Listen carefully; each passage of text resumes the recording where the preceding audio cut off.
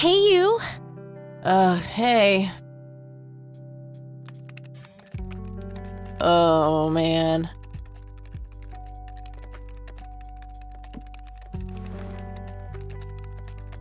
Oh, God, this is so comfy. I'm just gonna lie here and suffocate on my own vomit now. I had a thing I wanted to tell you. Uh-huh. This room sure looks different when it's spinning. So, I was browsing through the used book ads in the paper when Listen, Eileen, I'm totally excited about books right now, but...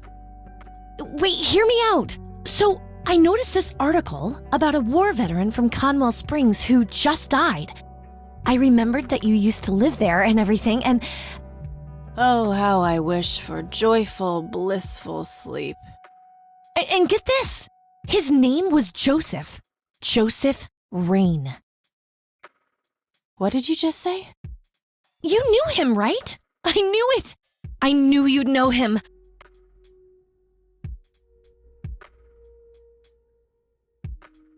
Yeah, was my grandfather. Hey, wait a minute, I never told you where I grew up. Oh, well, I might have sort of looked you up. That is not cool, Eileen, seriously. I just couldn't help myself. Well, one of these days you're gonna help yourself to a restraining order. I'm just telling you this as a friend. I know. Well, anyway, you should know that the funeral is tomorrow. Okay. Are you gonna go? I don't know. Good night, Eileen. Good night, Kathy.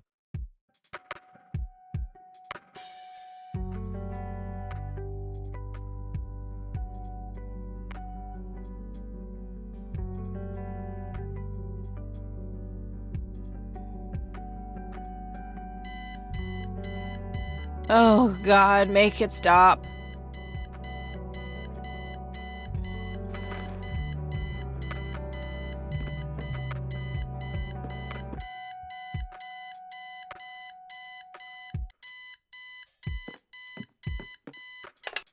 Looks like Eileen left a note for me here. Hi, Kat. Since it's such a long drive, I set the alarm so you won't miss the funeral. Thank me later. E. I'm so getting a new roommate. Well, I guess I should get going. I'm late enough as it is.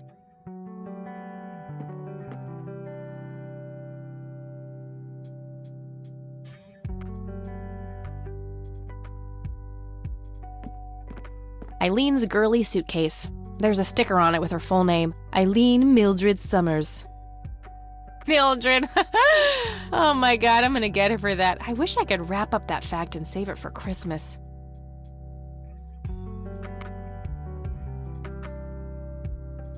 Makeup check, hair check, horrible mood and contempt for humanity check. Eileen's closet, filled to the brink with inherited clothes and Christian joy. We meet again, Mr. Bear. Don't give me that look. It's not my fault you ended up so close to my lighter. I think that movie is about a girl and a boy who hate each other at first and then they fall in love for no reason at all. Oh, wait. That's every romantic comedy ever. I'm fairly sure it's about some guy who falls in love with his golden retriever. Eileen makes her bed with surgical precision. That movie's not out yet. It's a promo poster Eileen got for being an extra. She tells everyone who walks in here the same joke. Spoiler alert, the boat sinks. Honestly, she can believe in what she wants as long as she doesn't try to shove it down my throat. Eileen's schedule. There's a note for today. Set alarm clock for Kathy. Can't have her miss the funeral.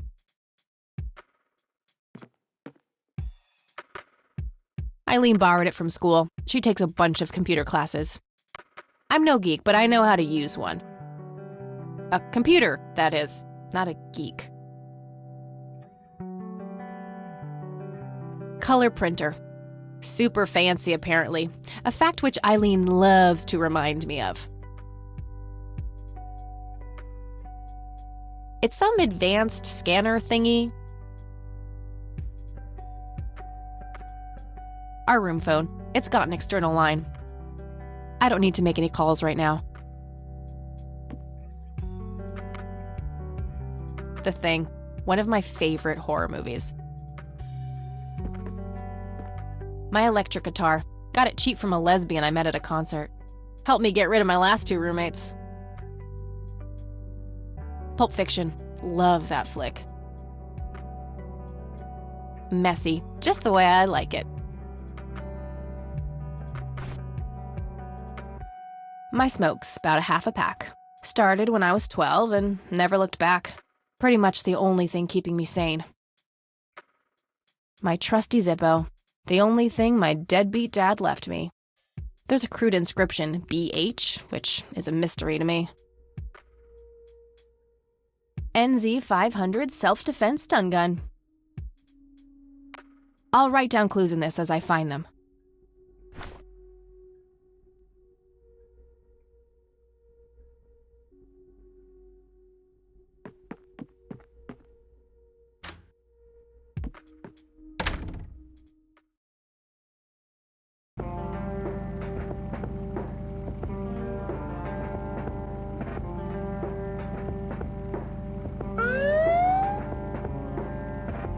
Ugh, just my luck.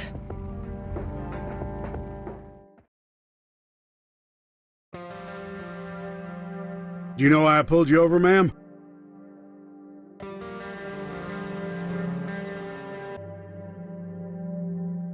It's gotta be to compliment me on my driving, right? Trying to be a smartass, ma'am? Nobody likes a smartass. Do you know how fast you were going? Yes. And? Yes, sir? A smartass playing dumb. Aren't you just a perfect blend of obnoxious? I guess so. Look, I'm really sorry, officer. I'm in a huge hurry to this thing, and the road has been empty for miles. You know how it is. Well, what I do know is that the speed limit here is 65. I clocked you at 77. You're getting a ticket. Oh, to the movies? I prefer horror flicks. Regular comedian, huh? Don't quit your day job.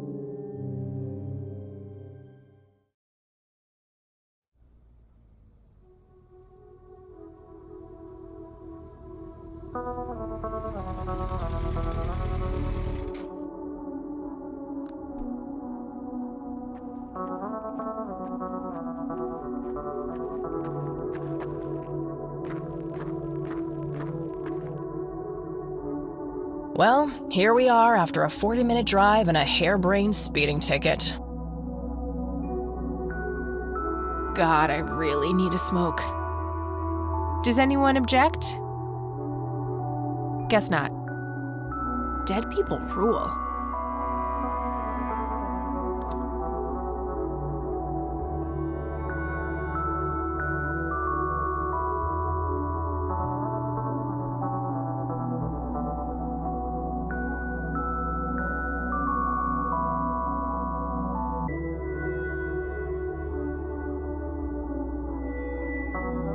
No time for that now. I'm late for the funeral.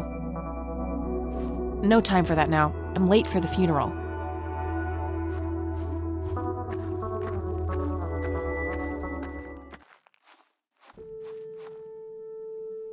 We are gathered here today to honor a person of great integrity, a pillar of the community, and a decorated war hero.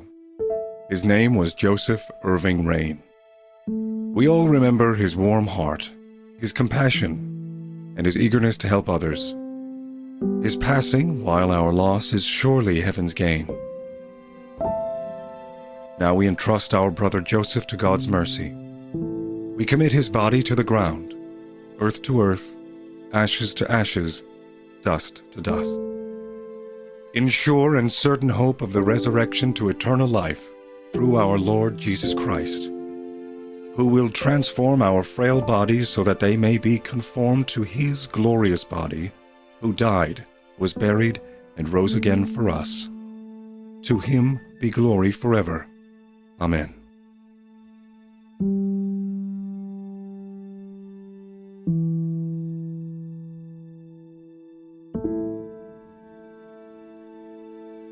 Oh, Kathy, you big baby, just talk to her.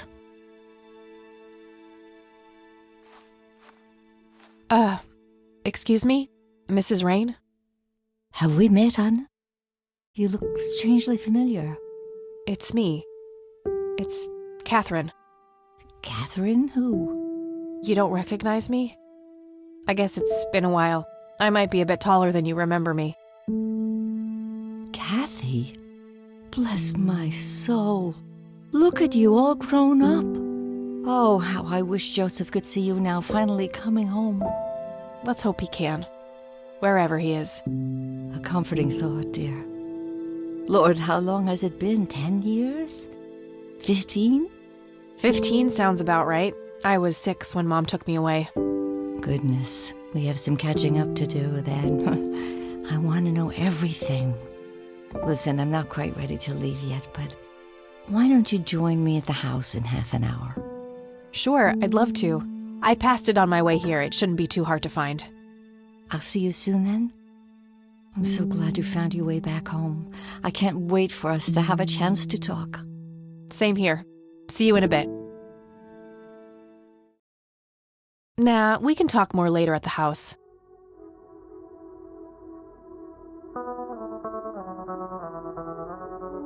Conwell Springs. I never thought I'd return to this place.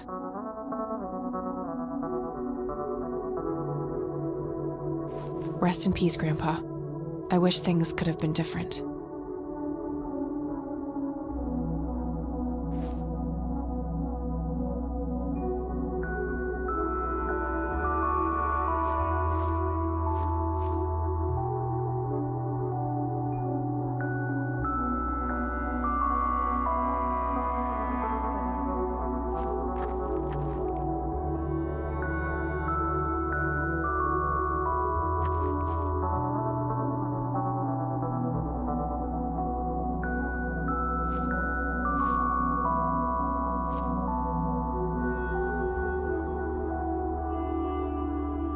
A family mausoleum.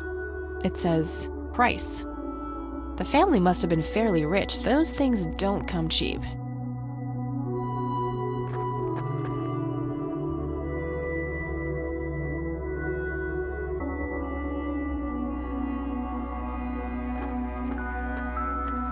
I'm sorry for your loss.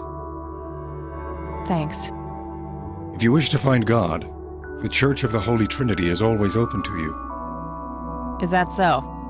Here, have a brochure. It's never too late to turn away from a path of sin.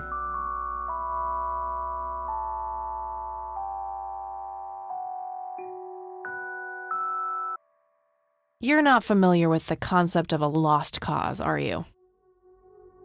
That's where you're wrong, my child. Anyone with the will to change can be redeemed in God's eyes. Sure thing, buddy. You've convinced me. I'll put find redemption on my bucket list. I'll pray for you. I wish you comfort in this time of grief.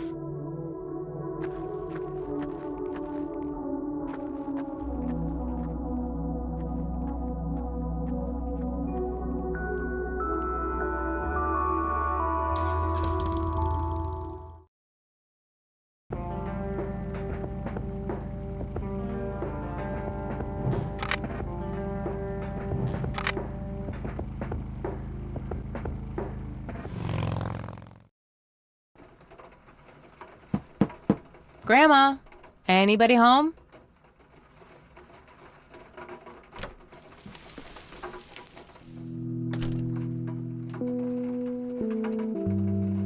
There's nothing quite like the soothing sound of rain falling on a window. A mere single pair of boots on display. Boy, do we live in different worlds.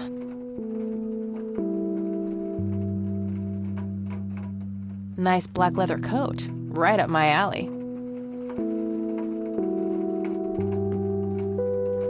Cute red horse. It's some old Swedish thing, I think.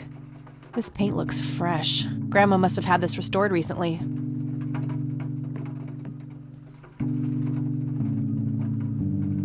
An old wheelchair. Not too dusty. Grandpa must have used it towards the end. A small table lamp.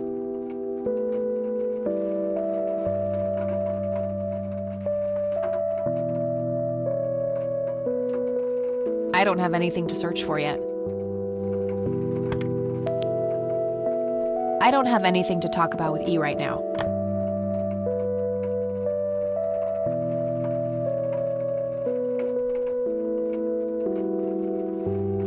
Some kind of winter forest scene. I've always wondered if it's supposed to be Conwell Woods or not.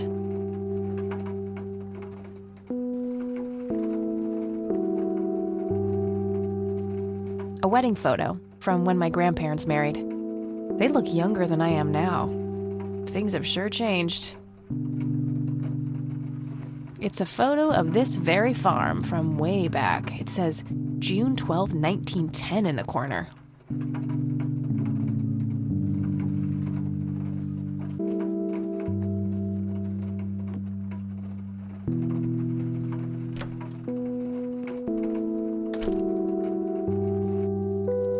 Oh, hello, dear. I was just wondering what took you so long. Sorry, I couldn't resist taking that old wheelchair for a spin. Oh, don't give me that look. I put it back. You haven't changed one bit. Always kidding around, just like when you were little. Come, have a seat. We have so much to talk about.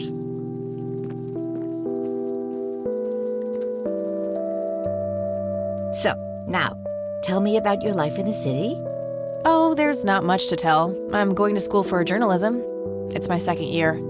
I ride a motorcycle in case you missed it there out front. Ah, that's right. Just like your father. Yeah, I suppose. I must ask, have you heard anything from your father? Anything at all? No, nothing since he bailed way back then. I expected as much. He disappeared without a trace. No matter, that's ancient history. How's Sharon, then?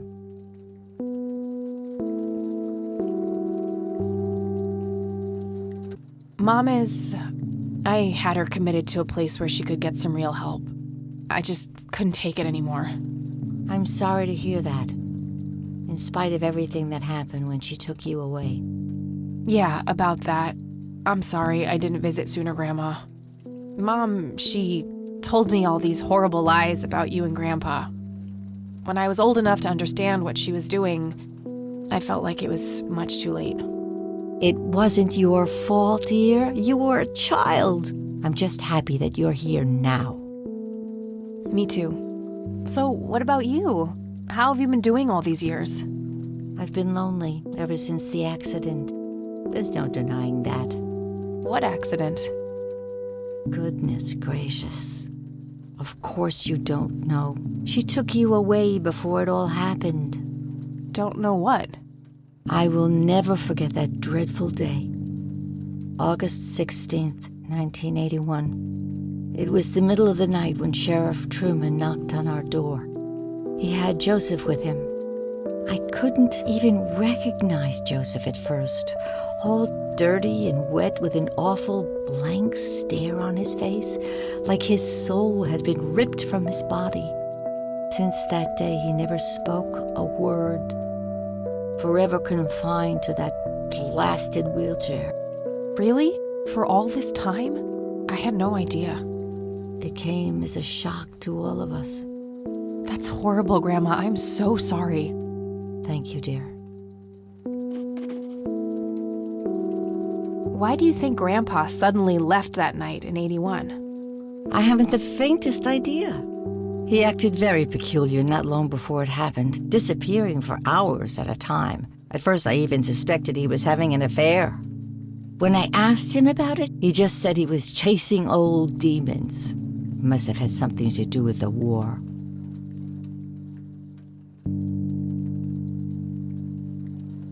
Maybe it was post-traumatic stress disorder? Grandpa always had a hard time showing weakness. I don't know, dear.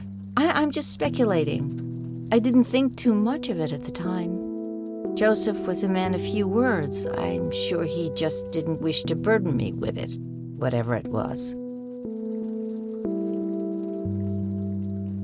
What do the doctors have to say about Grandpa's condition? Persistent vegetative state. That's what they call it. I've heard it all by now. One doctor said it was a stroke. Another claimed it was a seizure. The third hack tried to sell it off as a severe infection. It's all a load of tripe. I had an MRI performed on Joseph. It's one of those state-of-the-art head scans. Yeah, I've heard of them. Yes, well, according to the scan, his brain was completely intact. They thought it was a technical problem at the time, some kind of glitch, but the result was the same after 3 different scans on 3 different machines. Eventually, they had to confess that they simply had no credible explanation for the state he was in. And this injury just happened to occur on the very same night he mysteriously disappears? Indeed. I refuse to believe it was a coincidence. What did Sheriff Truman have to say about the matter? Not much. He said they simply found Joseph in that condition on the outskirts of town. The sheriff was convinced there was some kind of foul play involved, but the investigation turned up nothing. He later said that he was sorry, but that he was forced to close the case. You know, I could try to find out more about this. You're welcome to try, dear. Some kind of closure would mean the world to me. Okay, I think I'll head over to the sheriff's station for a little chat then. Would be nice to witness police doing some actual police service for once. Sure, you go ahead. Let me know if I can be of any more help. I don't think we need to discuss that anymore. Well, gotta go, Grams. Talk to you later. Bye, Kathy.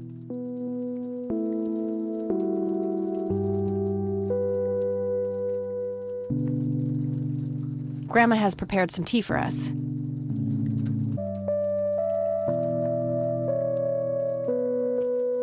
Nice leather chair. Freckles, the old farm cat, used to love that thing.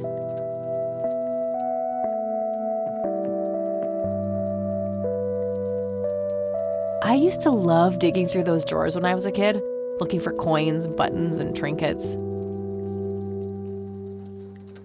That's my great-grandfather, Eric Wren. I never met him. They changed the spelling to Rain after he died, I think.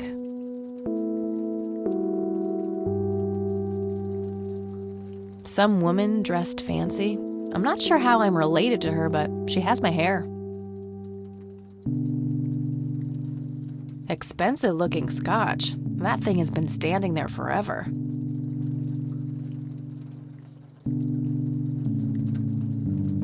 Grandpa in his Air Force uniform. Looks to be in his early 20s.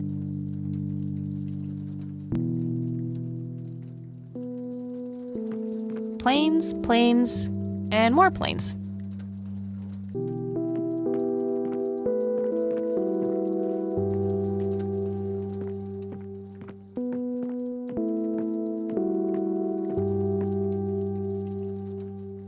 A painting of a blue sky with clouds. Probably supposed to be a backdrop for those angels. Grandma always had a penchant for little angel figurines like these. I bet E would love them. That's where the nice china is kept, only for special occasions. I have yet to see it outside the cabinet.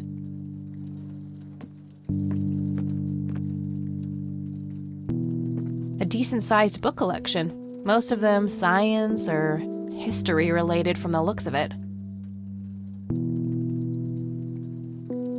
An intricate toy airplane with moving parts. I remember playing with that. Grandpa had a whole collection of them.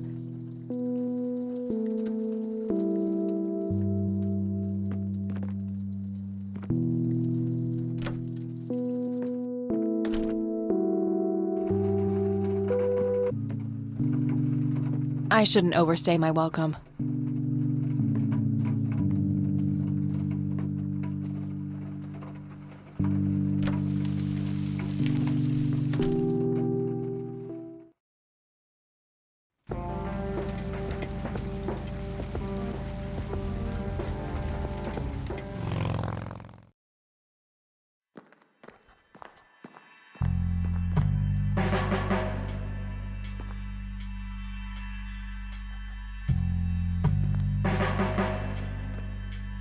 Hi. Hello. Do I have to commit a crime to get your attention? Because I seriously will. Ma'am, I'm really quite busy at the moment. Hey, wait! I know you! I'm pretty sure you don't. Yes, I do! You're Kathy! Kathy Rain! My reputation precedes me, in a kind of but not totally creepy way. Aw, come on, it's me, Lenny! Lenny Marks!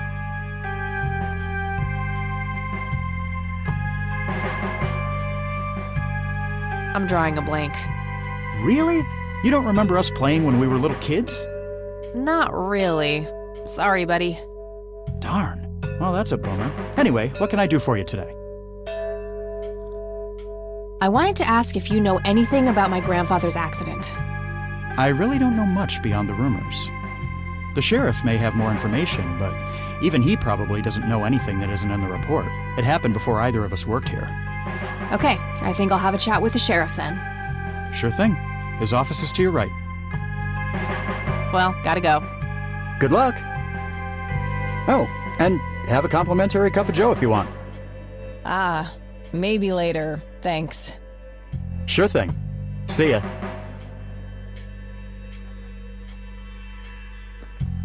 Various notices and a wanted poster. Fax machines, the pinnacle of modern technology. Hey, Sheriff, what's the deal with that bum? What bum? The one in the cell. Oh, I thought it was with you. Well, shit. A bunch of cops lining up for a photo. A medieval fortress near an ocean, probably supposed to be somewhere in Europe.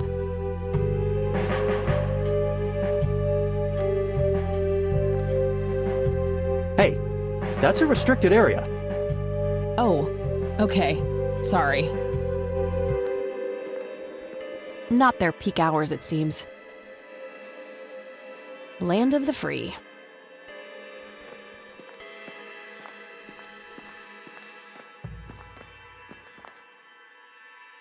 Just your standard coffee maker. What should I do with it?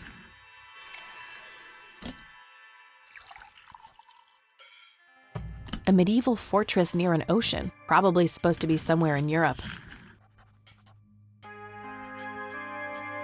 Lots of police reports. They all look fairly recent, though. Nothing older than 1990.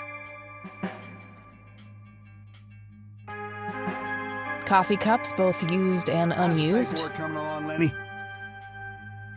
Okay, I guess. Maybe halfway through. That's no good. We're gonna have to cancel lunch today. Again? Oh, man. Your motivation shouldn't be limited by your growling stomach, Lenny. If you say so, boss.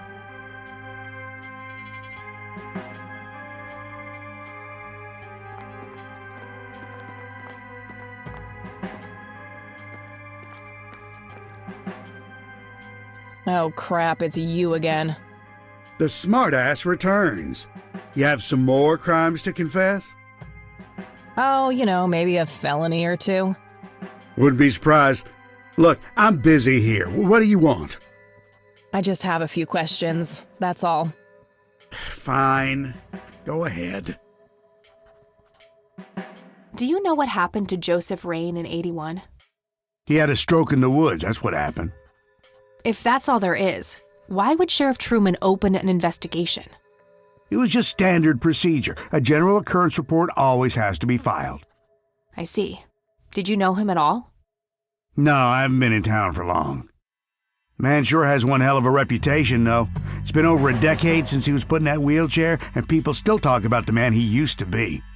It's like he was a cult leader or something. Sounds like a conspiracy theory to me. Could be, but you know what they say. Things too good to be true usually are.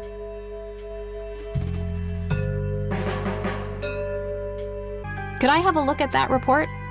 Absolutely not. They're official police documents. Why not? I thought filed police reports are public record. Not in this state, they ain't.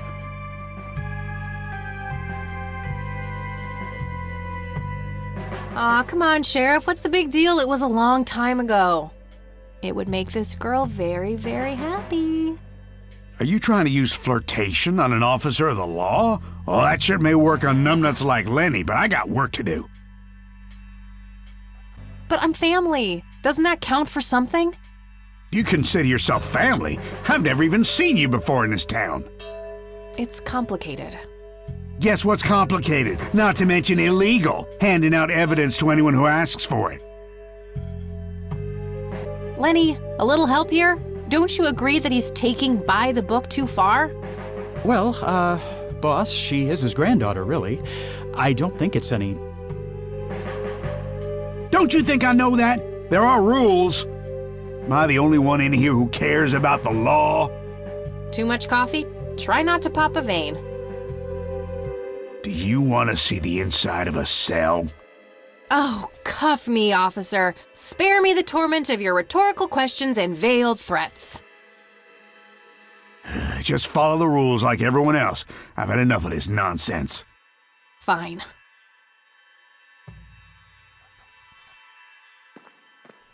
A gold medal of some kind. Just some photo. Nothing special about it. A photo of the sheriff shaking hands with some bald guy in a suit. Probably the mayor. It's always the mayor.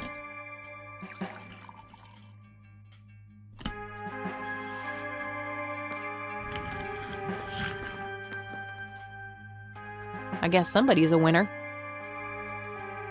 Tons of miscellaneous files. I don't see anything labeled as police reports, so those must be elsewhere.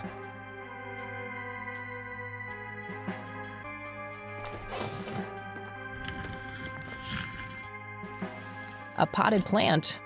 Looks a bit thirsty.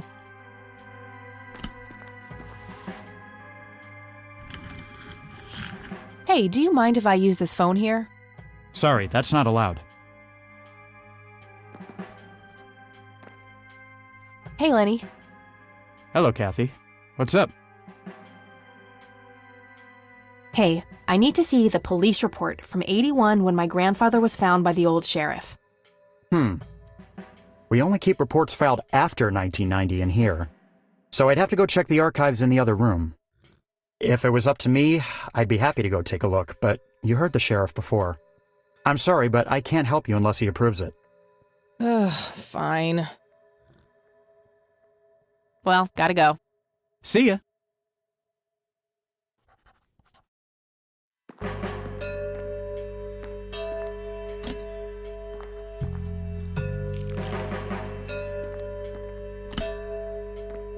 All right, let's see how this plays out.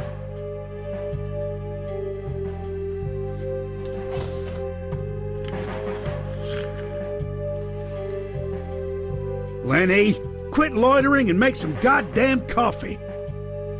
10-4, coming right up. Oh, it better be.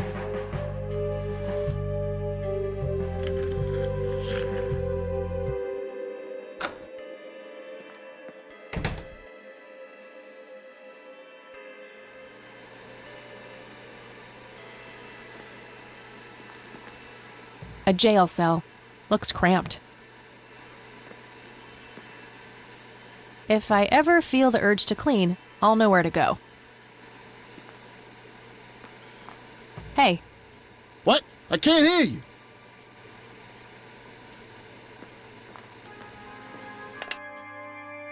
Thanks. That was getting annoying.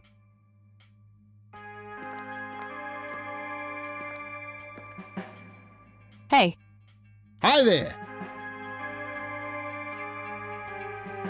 So, why'd they put you in that cell? It's all just a big misunderstanding. Is that so? Yeah, I didn't mean to steal anything. I was just using my pockets to move the beer to the checkout. That's the worst excuse I have ever heard. For your information, I happen to have a deadly fear of shopping carts. I take my last statement back. This excuse is even worse. Hey, it wasn't your father who was killed by a shopping cart when you were 8. I sure hope not. To be fair, mine wasn't either. It was just Uncle Bob. But that doesn't mean it was any less traumatic, mind you. To this day, I still get nervous breakdowns at grocery stores. I think I've heard enough, buddy. You're right. We should stop before the flashbacks begin. Okay, gotta go. See ya!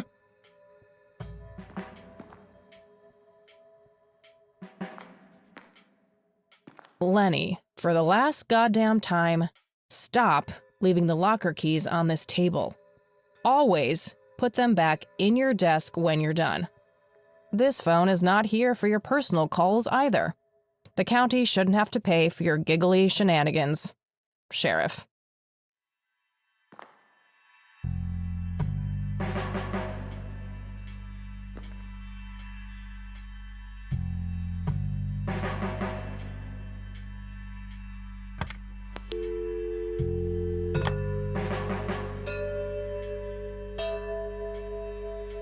No wanted posters. I'm disappointed.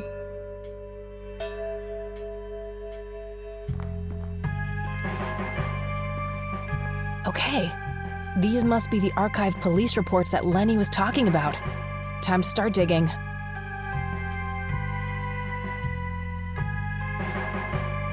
Yes, found it. August 16th, 1981. Let's have a look.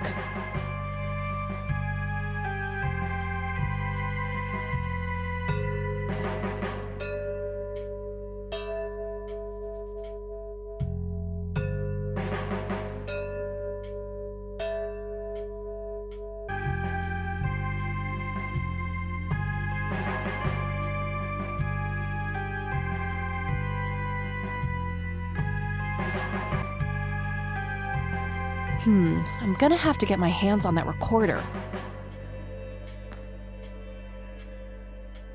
A computer monitor. Probably recovered stolen goods. There's no way small-town cops would be that up-to-date with the modern world. An axe, a sledgehammer, and some other heavy tools. Brilliant idea to leave those lying around next to evidence lockers and locked cells. A big red gas can with a hose. Somebody probably used that to siphon gas. Locker number 5 is right there, but it requires a key. According to the note on the table, the locker keys are kept in Lenny's desk.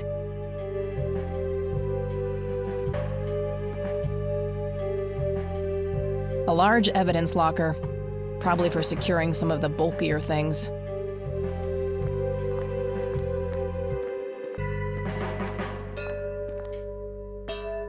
Hey. Hi there. You need to keep the blonde cop out there busy for a while. I do? $10 says you do. I'd say my services in this matter are worth at least $20. 9. 15. 8. Fine, 10. 7. Deal. Good. So, what am I doing again? Distract that young cop in the lobby. I don't care how you do it, as long as you keep him occupied for a while. Okay then, let me know when. Will do. Okay, gotta go. See ya!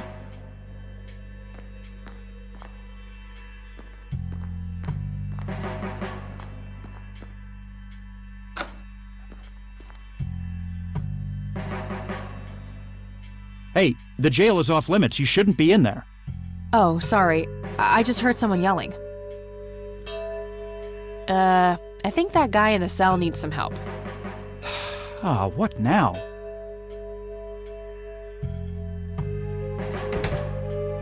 Okay, I have to make this quick.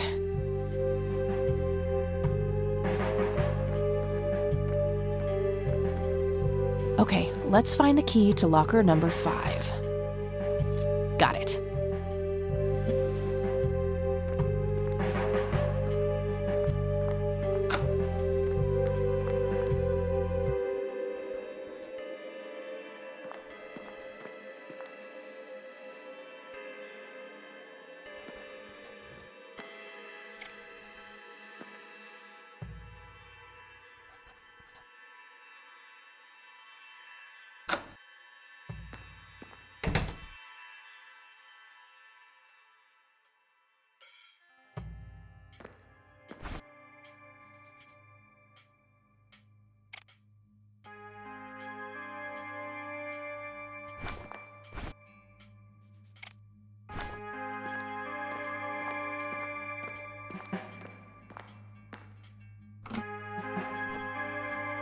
All right, got it.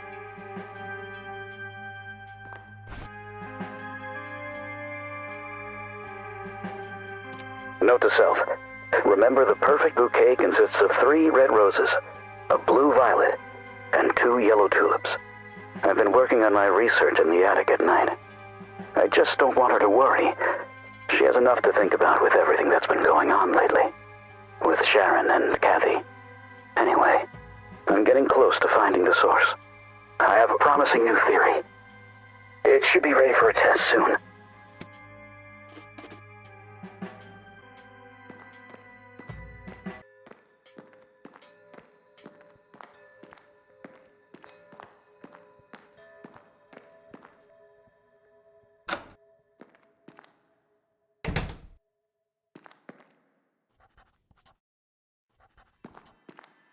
Hey, Kathy, wait. What? Do you eat foot? I mean, food? Absolutely not. I feed on human misery. Relax, Lenny. Yes, I do eat food. Oh, well, great. Can I buy you food sometime? And also buy food for me? And then maybe we could eat the food together?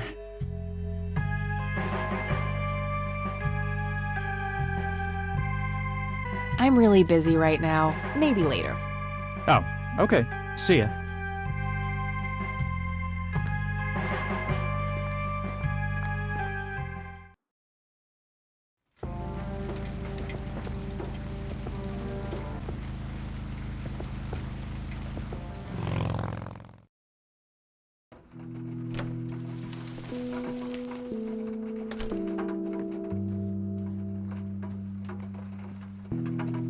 I should probably ask Grandma first.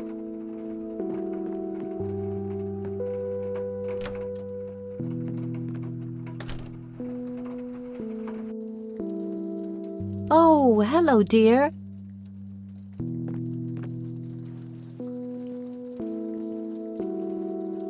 There are a few things I need to ask you, Grandma. Very well, dear.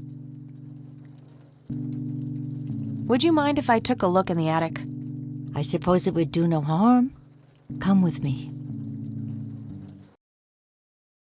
Thanks, Grandma. You're welcome, dear. Be careful now.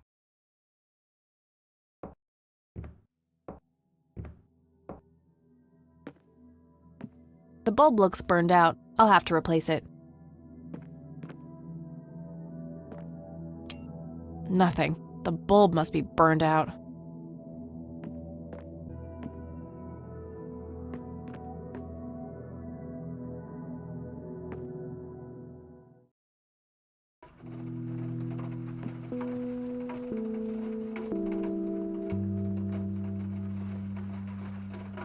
Free light bulb. Score!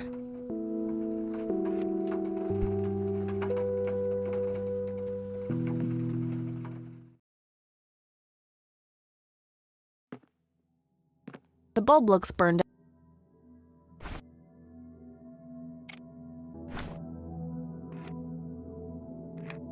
There we go.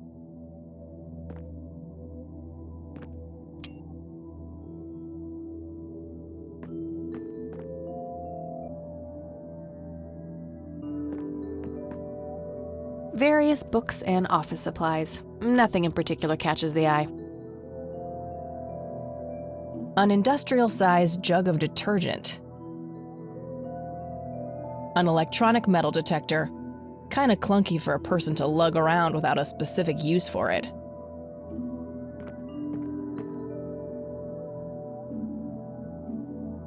A thick book about math.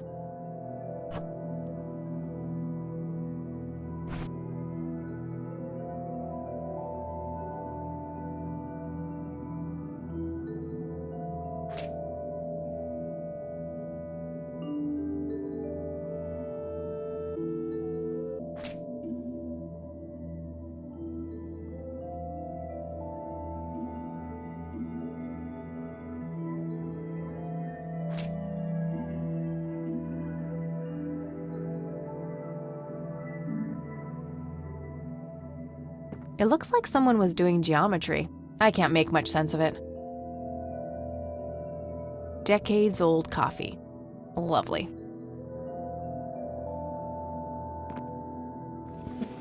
Empty.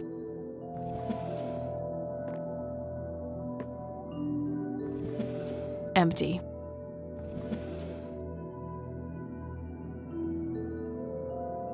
An old typewriter covered in cobwebs.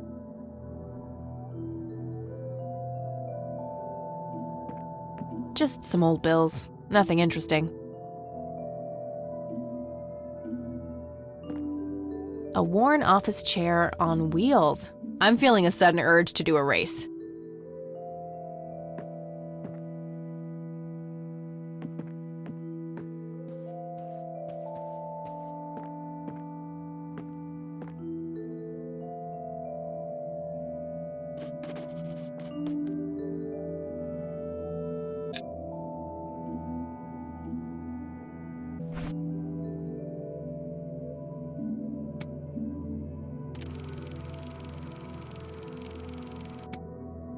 Note to self.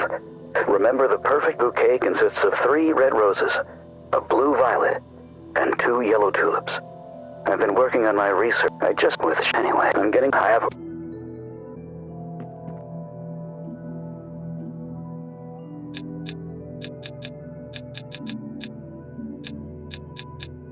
Yes!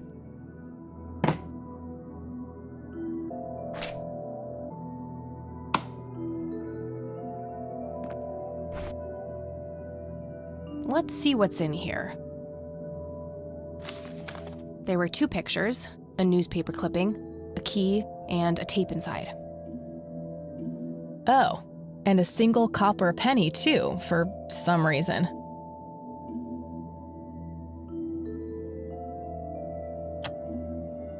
It's the penny I found in the briefcase. Looks like it was minted the same year I was born. Grandpa and me, we had this game where he would hide pennies around the house and I would go on a treasure hunt. Never in the attic, though. I thought it was too scary up there. It's a small key, fairly modern design. No identifying tag, unfortunately. Tragic drowning in Conwell Springs. In early morning on Sunday the 14th, a teenage girl found dead near Conwell Lake. The girl is survived by her mother, father, and younger brother. The funeral service will be held at Conwell Cemetery on the 21st of July. The notice is dated July 15th, 1975. Tragic story. I wonder why Grandpa saved this.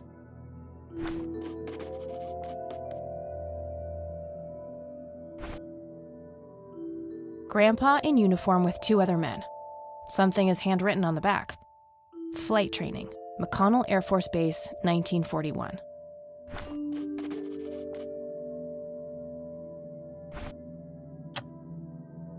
Looks overexposed. I can't make much out. I think I see trees in the background, but most of the picture is just bright white. There's probably some way to enhance this back at school. I'll figure it out tomorrow when I'm back. The tape I found in the briefcase, labeled answering machine. It should play fine in Mr. Dicto.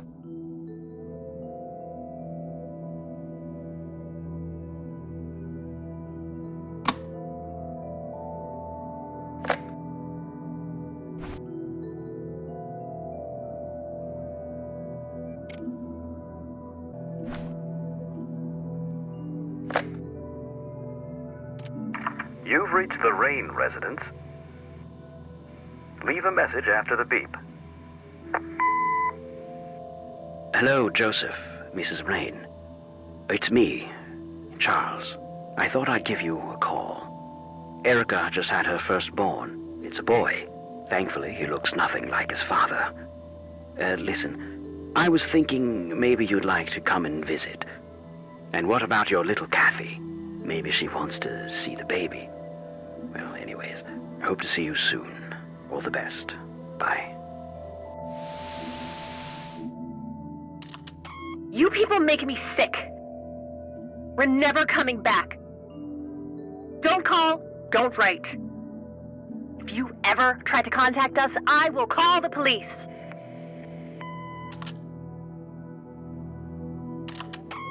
Joseph, you there? It's me, Cocky. It happened to me, too. You're the only one I trust now. Just call me back as soon as you can. I wonder who this Cocky is.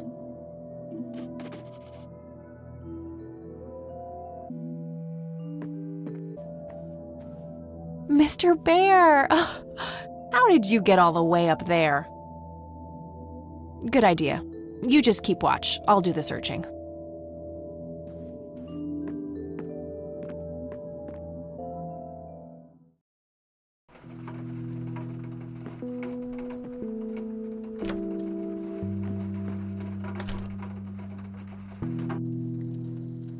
Oh, hello, dear.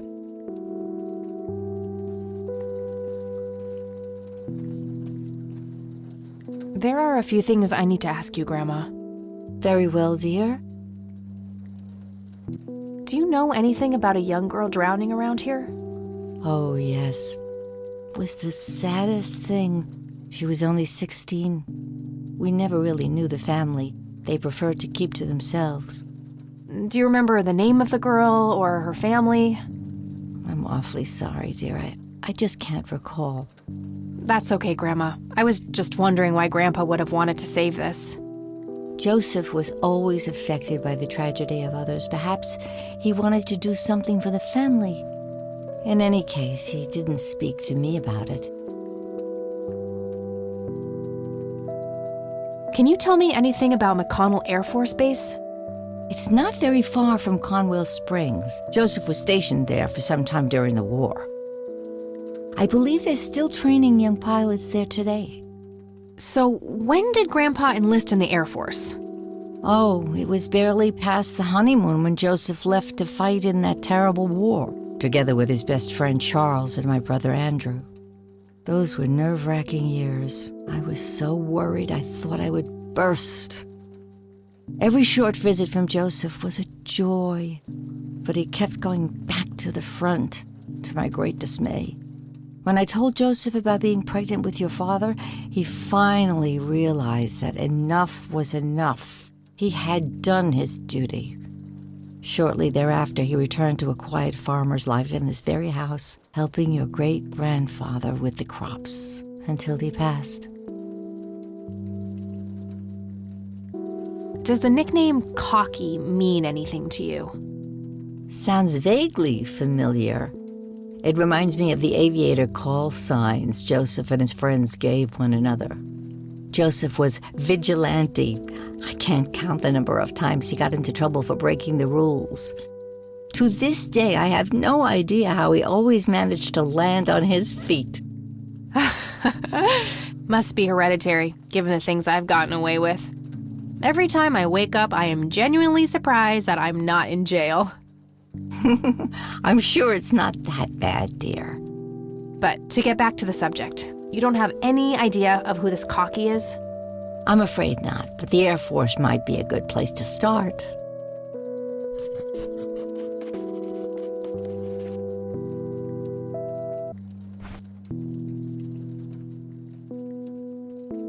Look at this photo I found in the locked briefcase.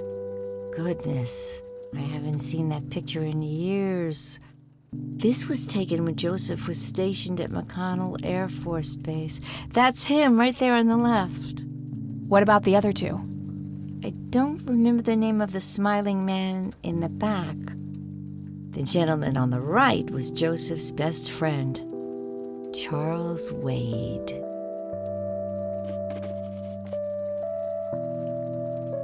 What can you tell me about Charles Wade? Well, I do know he has made quite a name for himself since he and Joseph went to war together. Apparently, he came up with some brilliant piece of engineering for the airplanes. They use it everywhere now.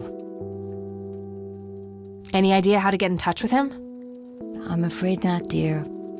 I haven't seen him for years. He and Joseph grew apart before you were born.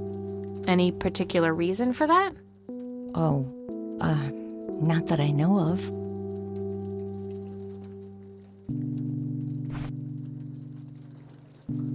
Grams, can you tell me anything about this picture? It looks awfully bright. Perhaps something was wrong with the camera. Yeah, maybe. I should try to figure something out tomorrow at the university. I found this book in the attic. Recognize it? Oh, yes. I bought it for Joseph's birthday once. He was always fascinated by numbers. He believed that math could explain everything in this world. He was a man of science. There's no denying that.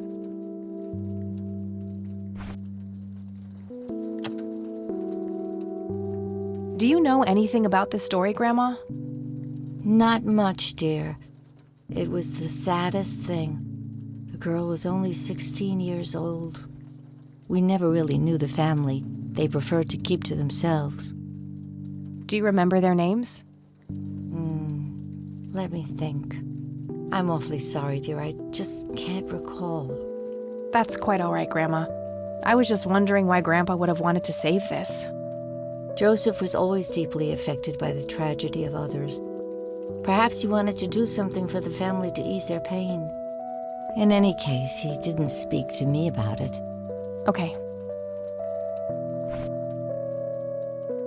Do you recognize this key, Grandma? I found it in the attic. I'm afraid not, dear. Does this coin mean anything to you, Grandma? I'm afraid not, dear.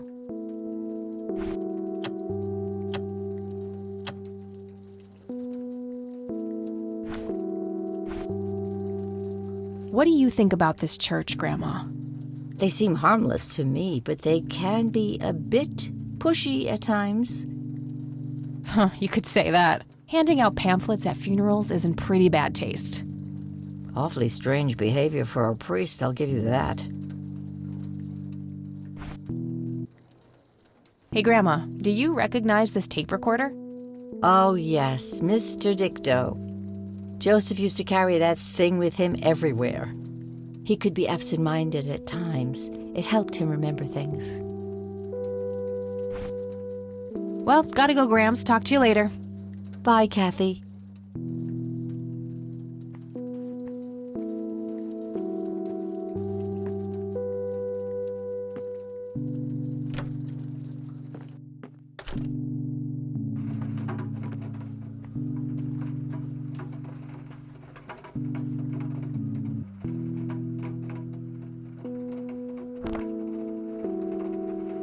No result for that. Nah, nothing like that in here. All right, got it.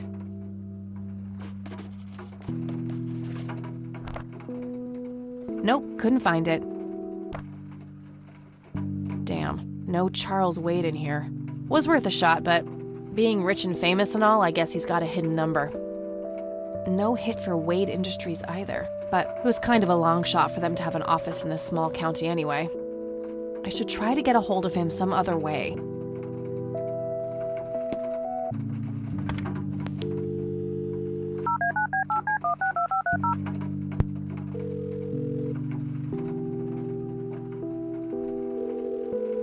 Hi, this is Eileen speaking.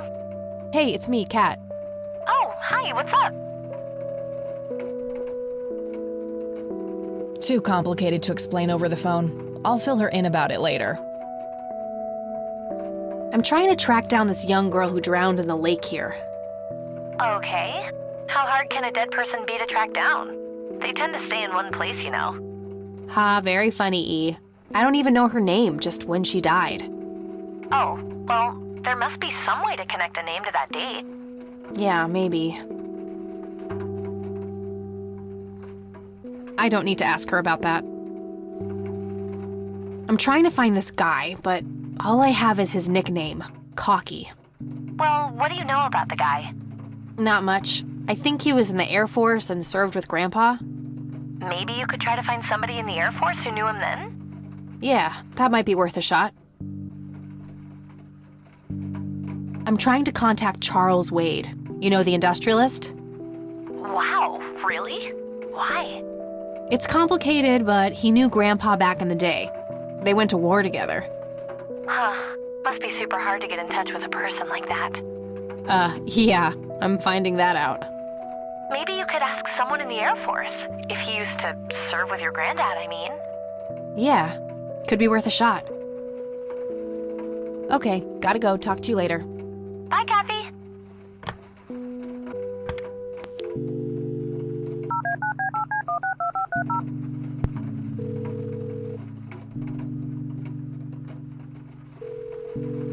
McConnell Air Force Base, how can I help you? Hi, I was just wondering if you had time to answer a few questions. Sure thing, ma'am. Ask away.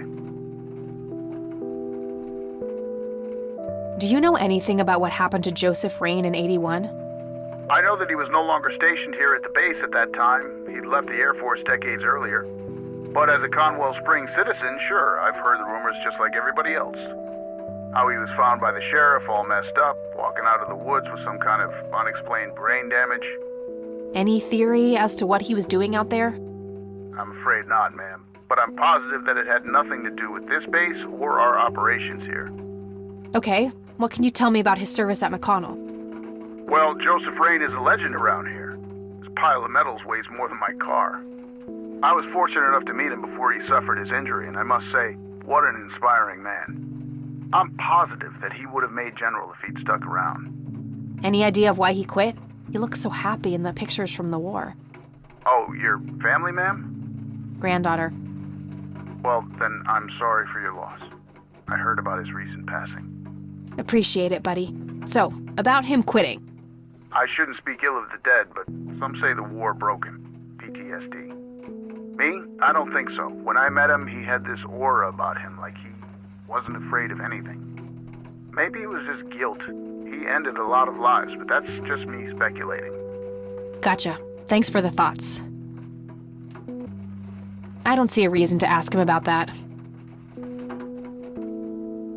What can you tell me about McConnell Air Force Base? This is one of the oldest Air Force bases in the U.S., established during World War I. The main purpose of it is to train fighter pilots. The McConnell Flight School is well-renowned all around the country. In the late 80s, the school started accepting a limited number of civilian applicants due to the high demand. Some of the most famous dogfighters in U.S. history, such as Ethan Fireball Jenkins, Joseph Vigilante Rain, and Brett Savior Myers trained at this very base. Charles Wade, the great industrialist, did too. Some claim that many of his revolutionary ideas came from the former chief mechanic here, the late Niles Bloom. Interesting. Thanks for the history lesson. Do you recognize the aviator call sign, Cocky? Afraid not, ma'am. I know all the call signs here, and I'm positive it's not one of them. This isn't current, though. It might have been used as early as World War II. Oh, that's unfortunate. We don't keep any official records of call signs. The only option I can think of is to get a hold of somebody who was around back then. Any suggestions? The only person I can think of who is still alive would be Charles Wade. All right, thanks. My pleasure, ma'am. Anything else I can help you with? I'm trying to get a hold of Charles Wade. Would you happen to know how to reach him? I'm sorry, ma'am, but Charles Wade is a public figure. He has explicitly asked us not to provide his contact details to anyone. Is there any way you could make an exception? I really need to talk to Mr. Wade. Oh, can do. I can't really help you out unless you have some sort of official business.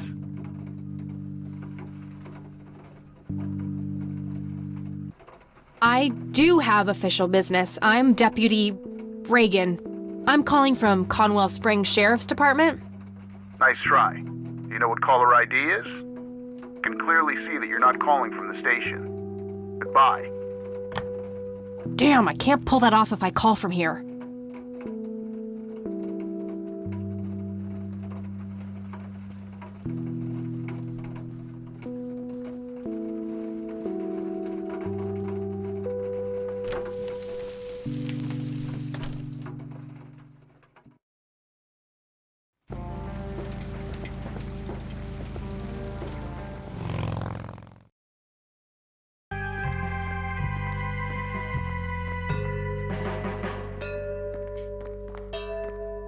Hey, Lenny. Hello, Kathy. What's up? Hey, Lenny. Do you remember anything about a girl drowning around here? Yeah, I remember my mom telling me about that. I was like 6 at the time, though. Do you remember her name? Oh, man. Not really. I was so little. I think it was something with an L. Linda? Laura? Something like that. All right, I'll keep looking. Nah, I don't want to ask him about that. Nah. What's your opinion on Charles Wade? He's okay in my book. Invested a lot in the local community over the years. He's been a prominent figure in town for as long as I can remember. Well, gotta go. See ya.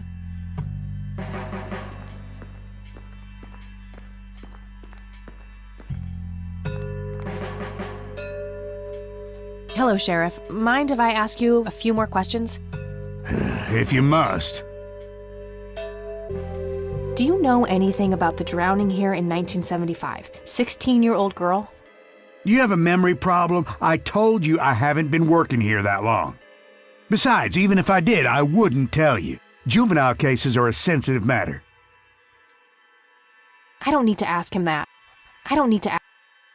What's your opinion on Charles Wade? There's a lot of people in town with their noses up that man's ass, that's for sure. That's so? Care to elaborate? Just another rich bastard doing what he does. They even renamed Main Street to Wade Street a few months back. What a goddamn joke. That's all for now. Good.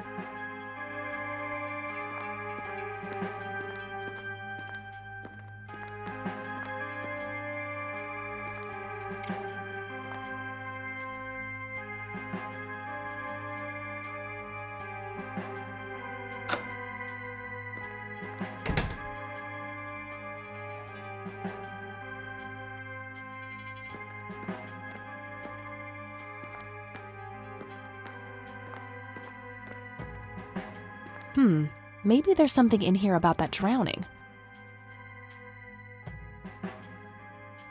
Nope, looks like I'm gonna need her name.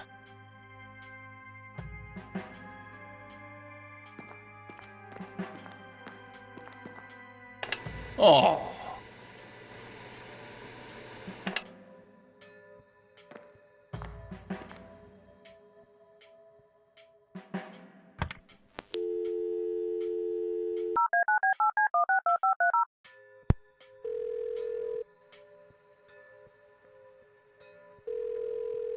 McConnell Air Force Base, how can I help you?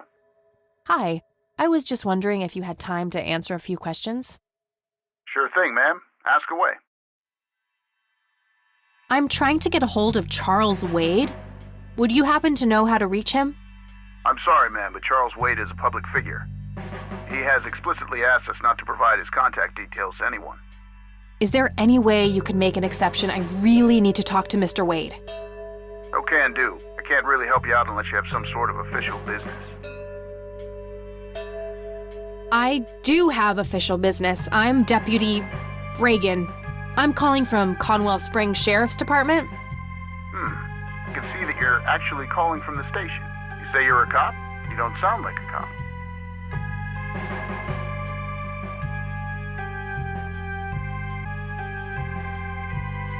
What the hell is that supposed to mean? It's just because I'm a woman, right? Women don't belong in law enforcement? Is that what you're saying? That's so sexist. Now that's hardly what... Do you have any idea what I have to go through every day? Nobody takes me seriously. The dirty looks, the sexual innuendos, Relax, okay? I'll check the files. It's 555-7641. Thanks, buddy.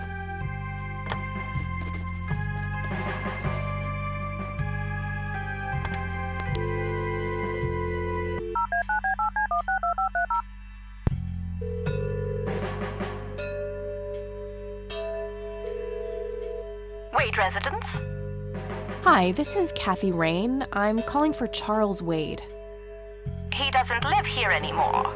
What's this about? What do you want with my father? I'd just like to have a quick word with Mr. Wade. It's about my grandfather, Joseph Rain. You're 20 years late, girl. My father has neither time nor energy to deal with you people. But... This conversation is over. Unless my father explicitly says he wants to talk to you, it's not going to happen. What a stuck-up, overclass witch. Well, she hasn't heard the last from me. I'm going to talk to that old man one way or another.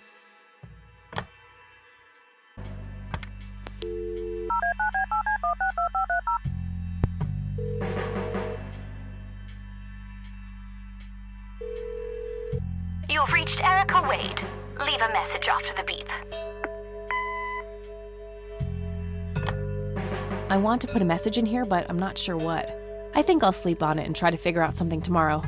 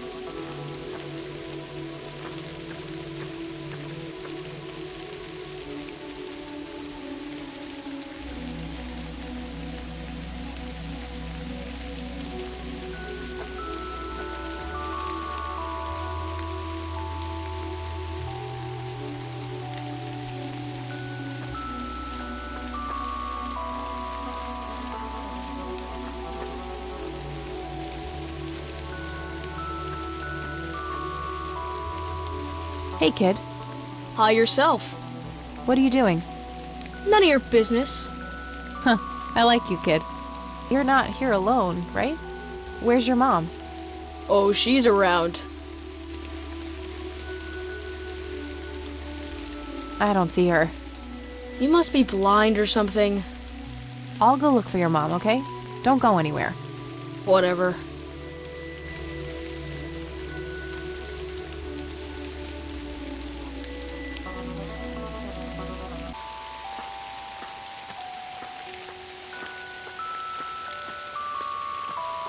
I shouldn't leave while that kid is alone.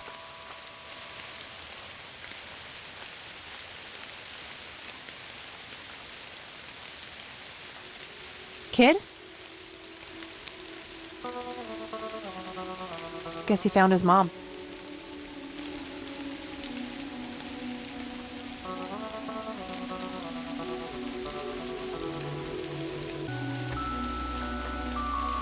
All right, this is the right date. Looks like her name was Lily Myers. I should try to get a hold of her family.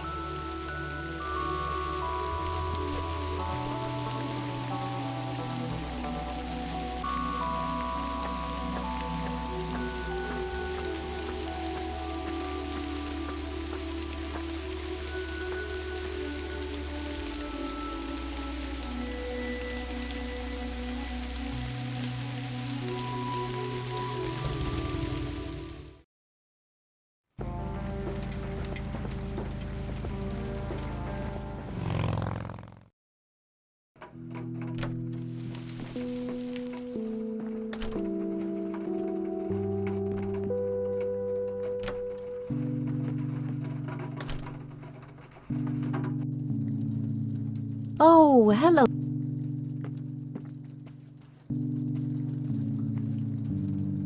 There are... Very well. I found out that the drowned girl's name was Lily Myers. Ring a bell? Oh, yes. Oh, how could I forget? Sue, Jack, and their children, Lily and Nathan. Do they still live around here? Mother and son do. I see them in town from time to time. They live somewhere near the lake. But not the father. No. He disappeared not long after Lily took her own life. Whoa, she killed herself. That's news to me. Oh, that girl had been troubled for years. Truman made an official statement later. It was no accident. I see. Do you know how I can reach the family? Not really, dear. Like I said, they tend to keep to themselves.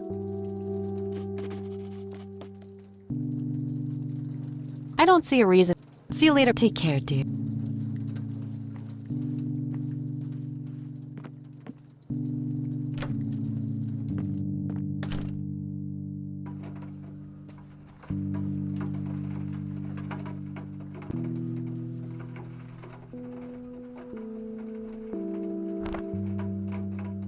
All right, found an address.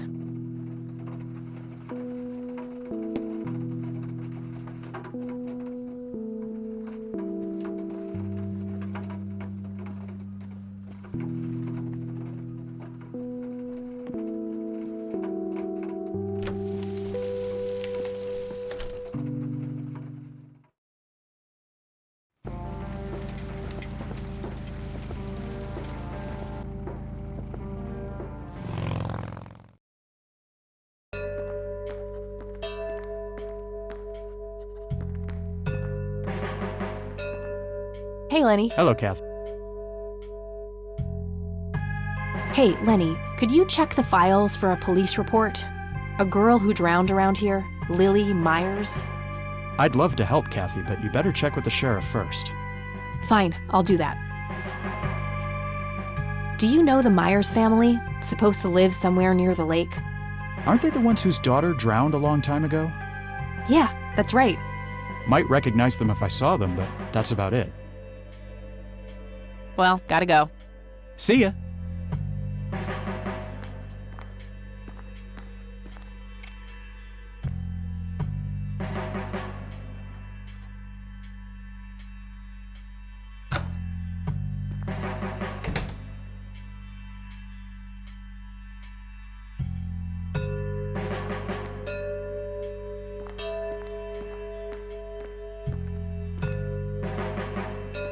Okay, there's gotta be something in here about Lily Myers' death. Okay, what do we have here?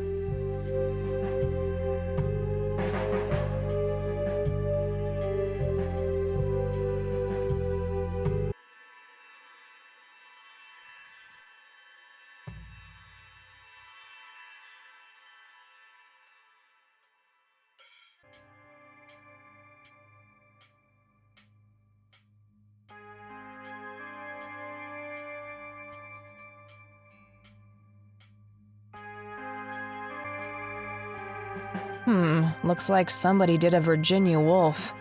I wonder if there's more to it.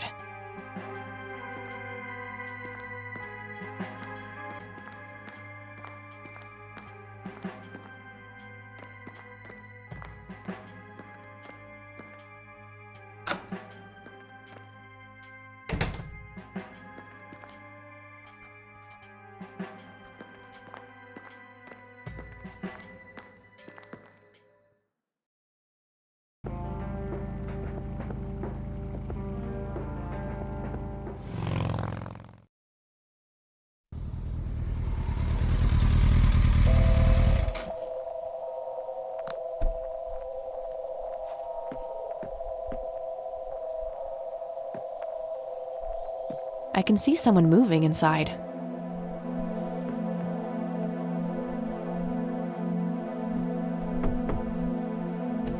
Yes? Can I help you? I hope so. My name's Rain, Kathy Rain. Joseph's girl, the one they sent away. Yeah, that's right. Well, what do you want? I had some questions about your daughter, Lily. Well, you know what? I don't have any answers, girl. Lily was precious, special. Lily died. That's all there is to it. My grandfather came to see you, right? To ask about her? Maybe he did. I don't see how that's any of your business. I'm not asking for much, Mrs. Myers. Then clearly you have no idea what it's like losing a child. Goodbye.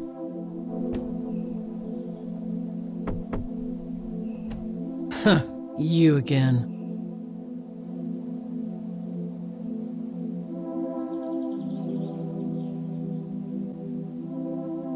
I deserve a few moments of your time. What you deserve is a slap in the face.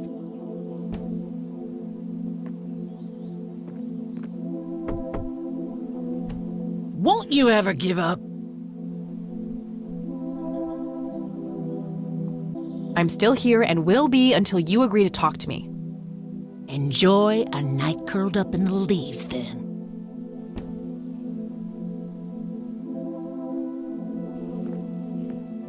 Somebody around here is a chain smoker.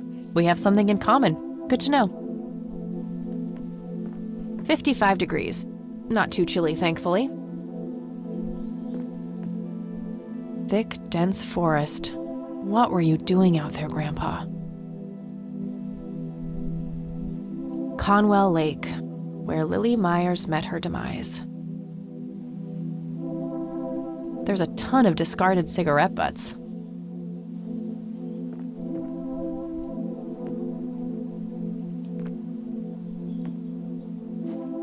Looks like there's a small dock with a couple of boats. I don't have a reason to go down there.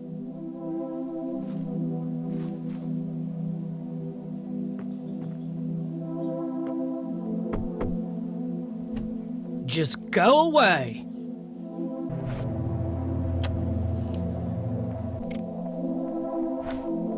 Care to join me for a smoke, Mrs. Myers? Well, I'm gonna have to think about it.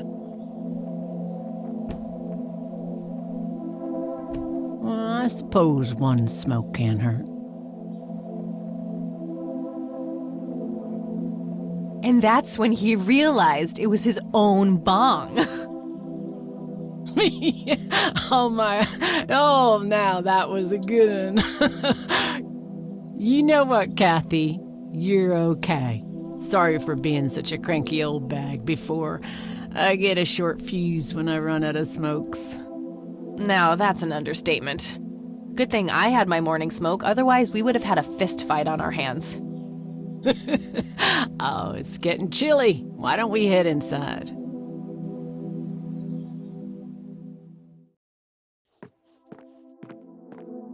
Now, this here's my boy Nathan. He's special. Nate, be polite and say hello to Kathy. Hi, Kathy. Hi there, big guy. Very lifelike. Contrary to popular belief, I don't believe the owls are more than what they seem. Nice view of the lake from here. Yet another burial ground for those sweet, addictive, not to mention cancer-inducing sticks of tobacco. I'm a huge fan.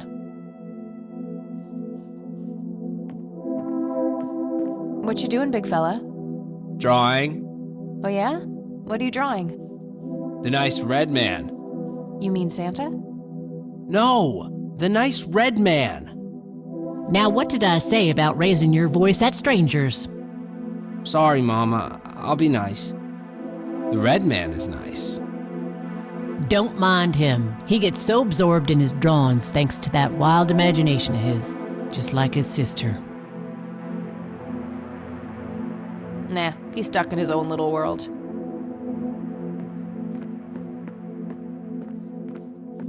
I can smell something cooking. Elk, by the looks of it. They're fairly common in Conwell Woods. Nice painting. It's signed LM.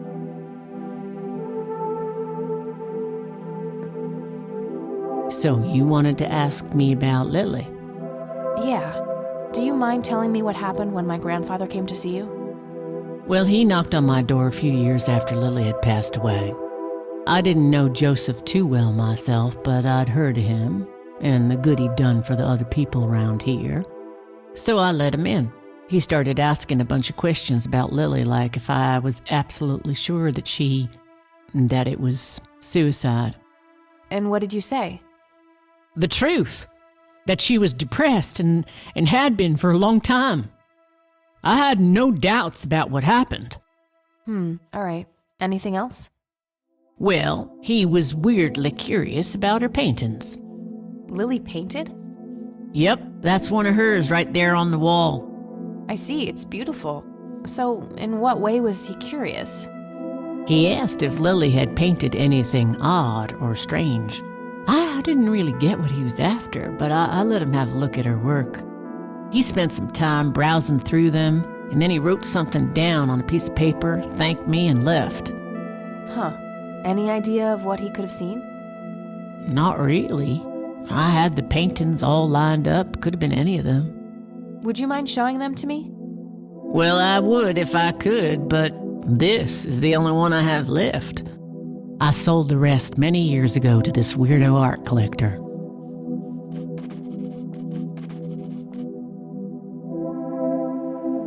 Tell me about this art collector person. Rich, fancy looking, in his 50s or thereabouts. I'd say he'd be around 70 now if he's still alive. He knocked on that door one day with a wad of cash in his hand. $5,000. He wanted everything that Lily so much as touched with a brush. Huh. Did he say why? Nope, but I got the feeling that most of that dough was paid so he could avoid any questions. I took the money. I still had Nathan to support. Did the stranger give you his name? No. Well, his face was far from forgettable, though. Big nose, bright blue eyes, looked black Irish. He had a thick black mane, turning gray, no beard. All right, Sue. Thanks. So, tell me about Lily's art. It used to be about cheerful things, landscapes, animals, bright colors. But as she drifted further into depression, she started painting horrible things, death and decay. And the last few pieces looked like something out of a nightmare. That's awful. Did Lily ever get any recognition for her art? Not really. Except from the guy I told you about who bought most of her paintings.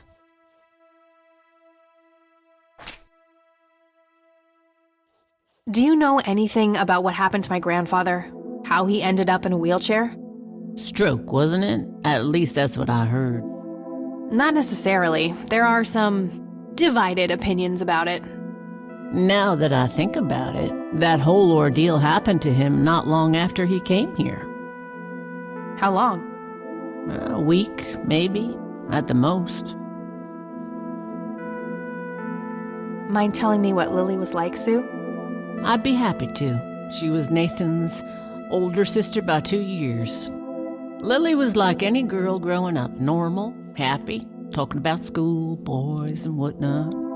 And she and Nathan were close back then, always playing together in the woods. When Lily was 10, she started drawing, always doodling on just about anything she could get her hands on. We didn't have much, really, and so she used what she could. Once I even caught her scribbling on toilet paper. On her 12th birthday, we gave Lily a thick sketchbook with an assortment of pencils. She was ecstatic. That was the happiest I'd ever seen her. From that day, drawing became her life. Eventually, her art teacher at school helped her to get started with oil painting. When Lily was 15, something changed. At first, I thought it was just usual teen angst, but no, this was something different.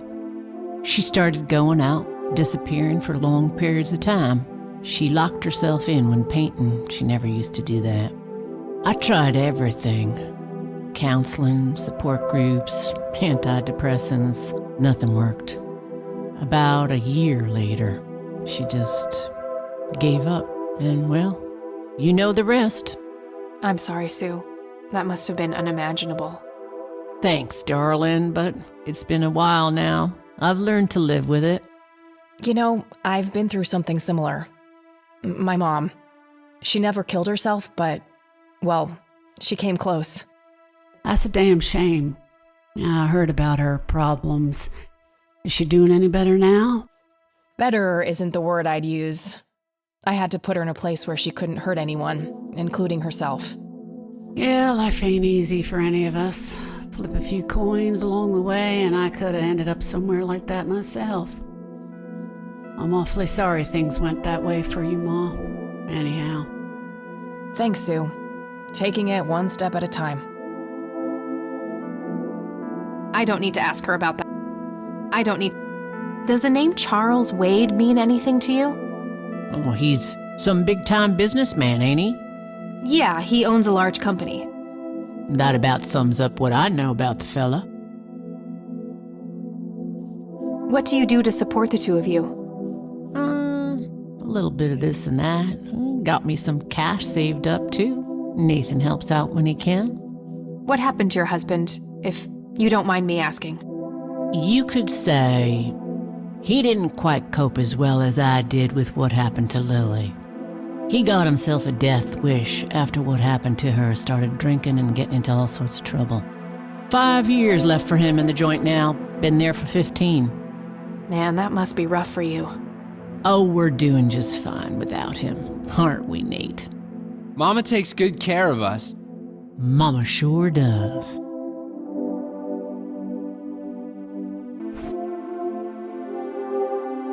No reason to.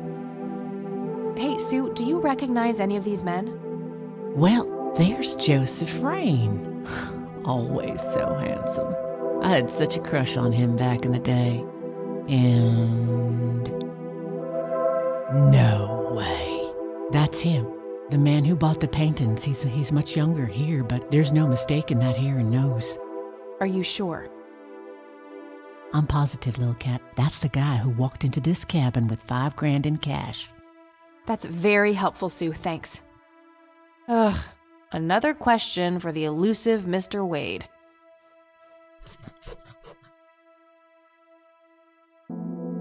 Do you know what this key opens? Well, that's a bit of a weird question, ain't it? But no. What do you think about this church? It's a good church. I go there from time to time. I bring Nate, too, when that boy needs the fear of God put into him. I think I'm gonna head off now. Sure thing, little cat. Come back anytime. It's getting late. I should head back to the city.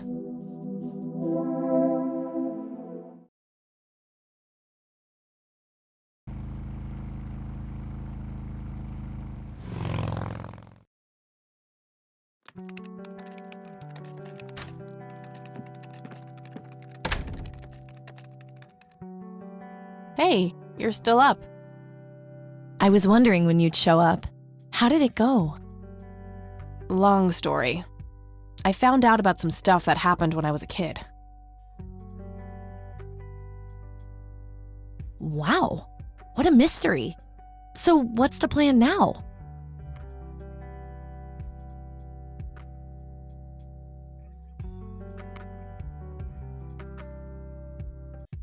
Grandpa is still gone, and nothing I do can change that. Besides, it's all dead ends anyway. What about this Charles Wade? You still haven't talked to him. And that strange bright picture you showed me? Those tapes? Listen, I know this guy. Eileen, relax. We can talk about it tomorrow, okay? Oh, it's way too late now. Oh, I couldn't possibly sleep now. I'm way too excited. Well, that makes one of us. Nighty. Good night, Cat.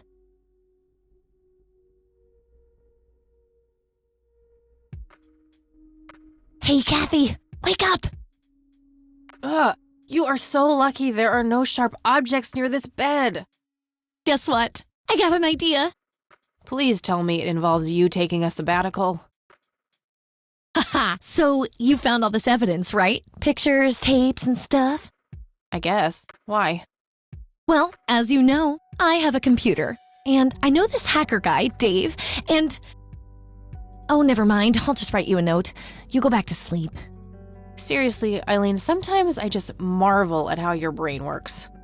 I know, right?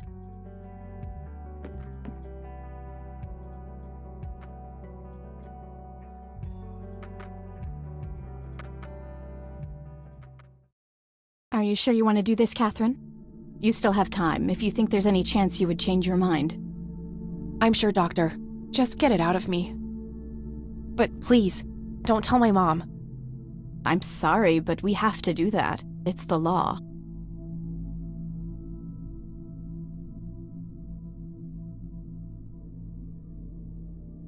Nobody has to know. Just pretend it slipped your mind. I have enough shit going on with her already. This would just add fuel to the fire. I'm afraid there's nothing I can do. Fine. Let's just get this over with then. Right this way.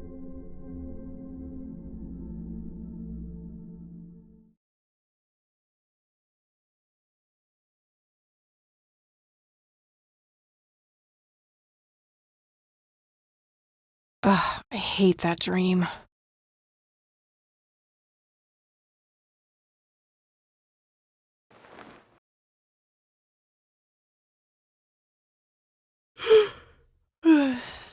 I guess Eileen went to class. I probably should too. Nah.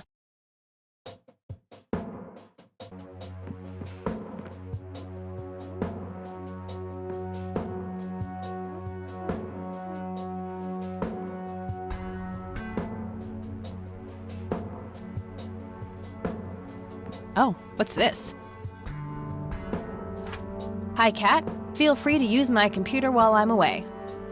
My password is Angel Love, without the quotes. If you call my friend Dave at 555-2492, he can set you up with some software. I'll be back in a few hours, super psyched about the investigation. E. P.S. No gum on the keyboard, please. Remember the last time? Oh, please, like she actually uses the space bar. Shit, looks like she forgot to write down the username. Oh well, shouldn't be too hard to guess. I think it's just some combination of her first and last name.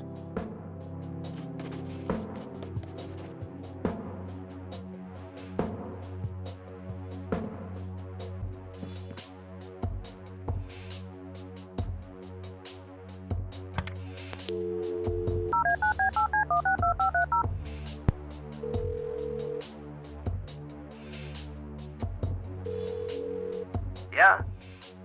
Hey, I'm Kathy. Eileen said to call you about some software. Ellie who? Eileen. Red hair, glasses, speaks so fast her gums ache. Oh, right. I thought her name was Errol. Figured it was kind of a weird name for a girl. You must have a hearing disorder. You must have a thinking disorder. Burn. Wow, just wow. So, the software? Oh, yeah. No, can't. Not really. I knew she was full of shit. Nah, I mean, sure, I used to be able to get pirated software, but not anymore. There was this misunderstanding and my network privileges were revoked. Me and Clyde, the campus IT guy, don't really see eye to eye. We used to play bocce together, and let's just say he is one sore loser.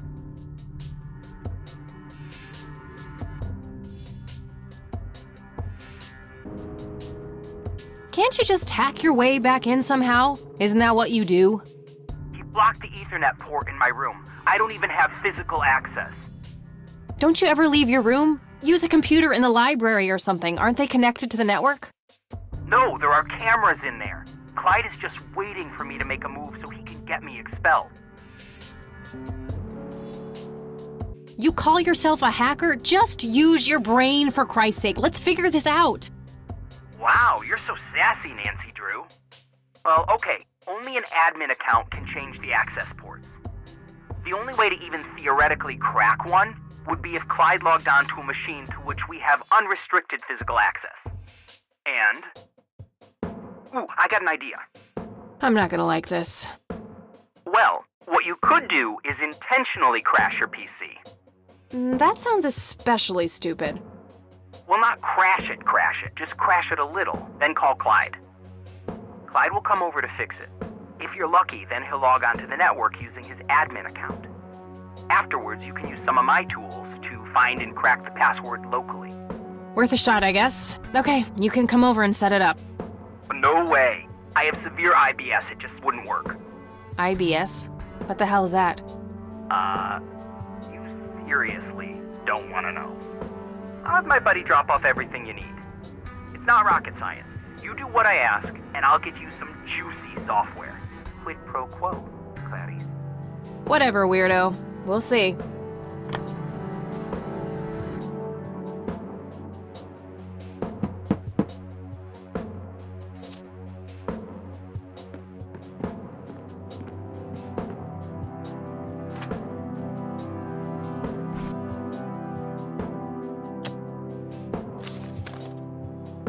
There was a floppy disk in there with a note taped to the back. It's labeled boot. 1. Boot your computer using the blue floppy. 2. Use the corrupt MBR utility to crash the file system of the computer. Take the floppy out and reboot. 3. Call Clyde at 555-8181. Tell him your computer crashed and give him the error code on the screen.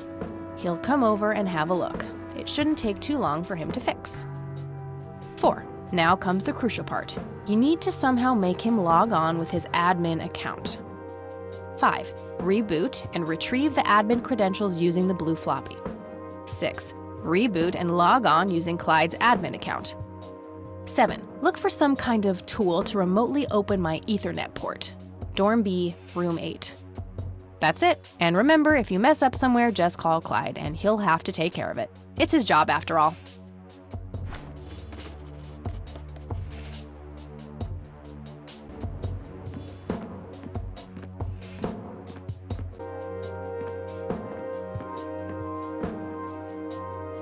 Eileen's girly suitcase. There's a sticker on it with her full name, Eileen Mildred Summers. It's some mid-color.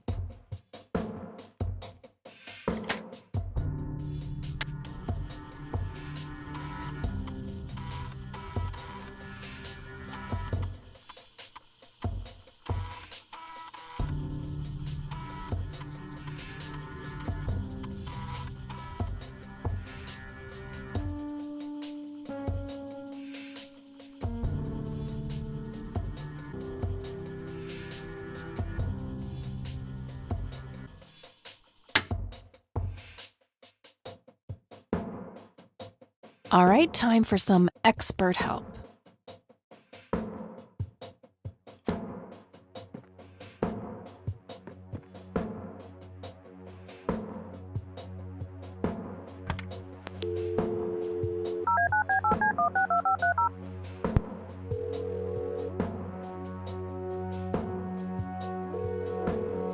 IT, this is Clyde speaking. How can I help you?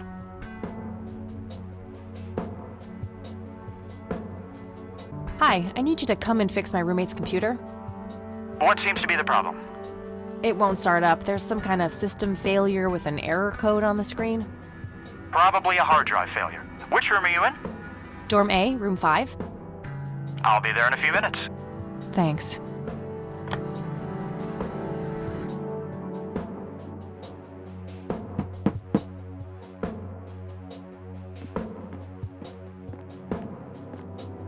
Hey, Clyde from IT. Hi, come in.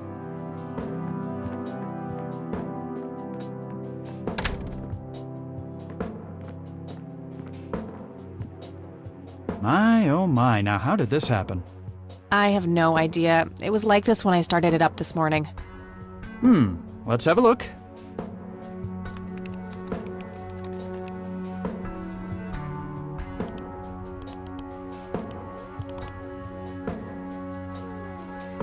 And presto, good as new. That's perfect. Could you try logging on real quick just to make sure it works? You go ahead, I'll wait.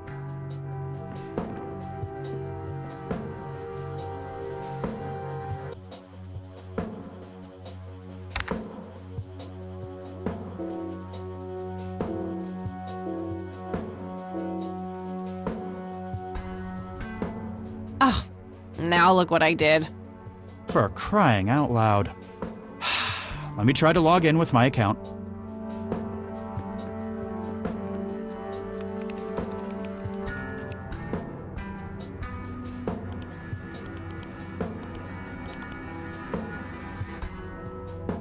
Okay, everything seems to be in order.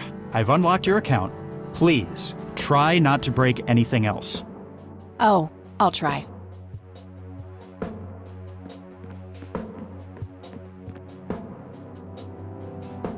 Phase 1 complete.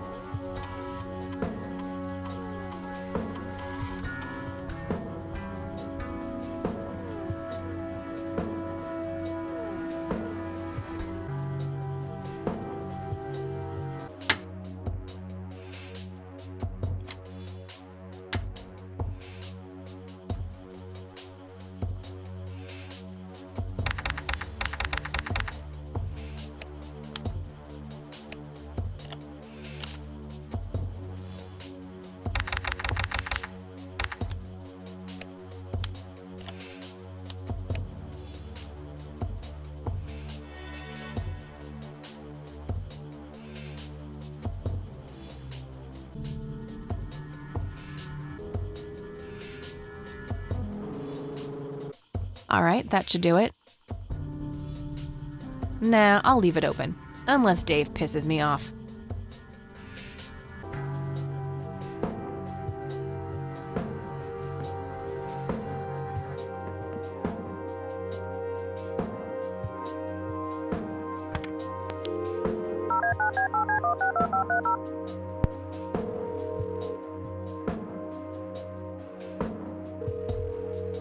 IT, this is Clyde speaking.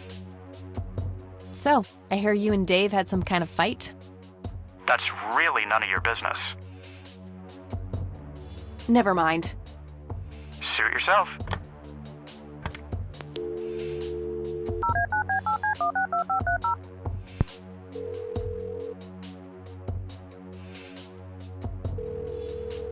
Yeah? Guess what? You got it? Hang on. Oh man, I could kiss you! Figuratively, that is. I am so gonna get back at Clyde now. What are those admin credentials, by the way? Not telling, buddy. Saving those for a rainy day. Huh. I suppose this nice floppy I've prepared for you stays in my room then. Sure, then I'll just have to log back on and click that pretty little lock icon again. Now this is just emotional blackmail. Quid pro quo, Dave. Fine. I'll have it dropped off at your room. God damn, you're like a she-Clyde. A Clydette. Huh, that is the worst insult I have ever heard. Later, Dave.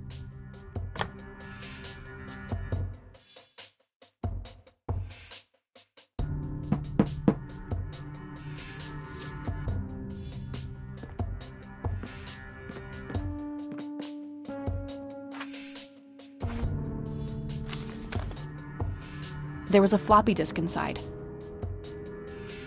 It's labeled Tools.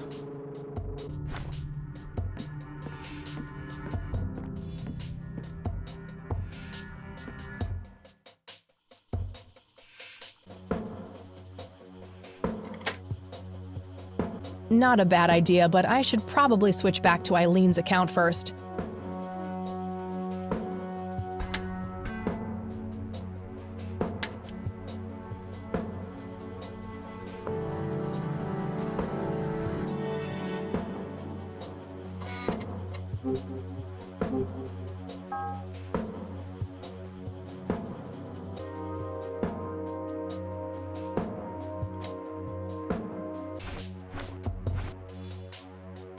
Looks over. There's probably some...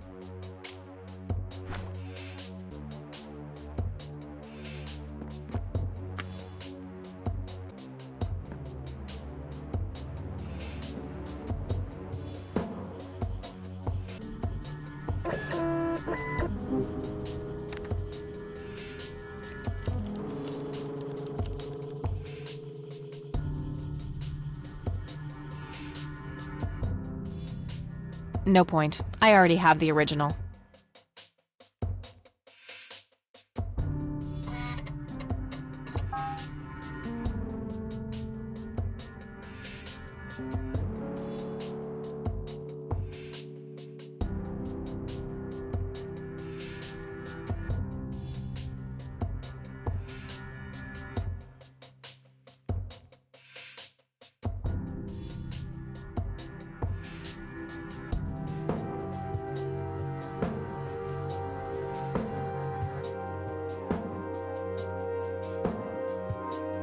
What the hell is that? Ball lightning? I'll print the whole picture for now, but there's probably more to find.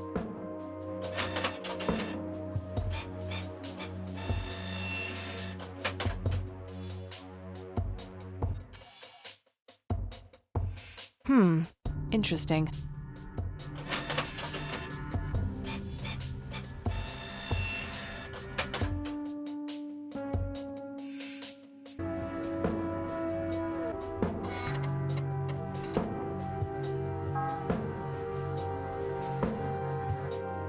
That shape has to be significant somehow. Okay, I'm pretty sure that's all there is to find in this picture.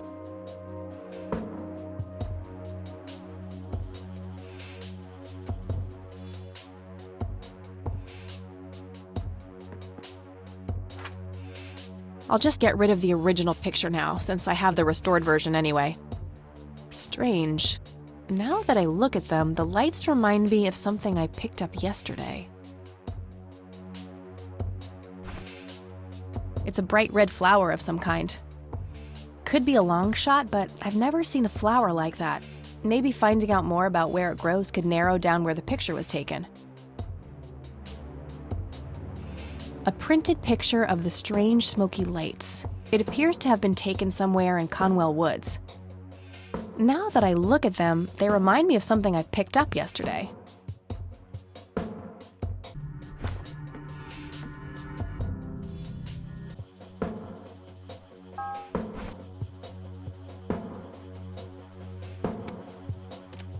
You've reached the Rain residence. Leave a message after the beep. You're the only one I trust now. Just call me back as soon as you can.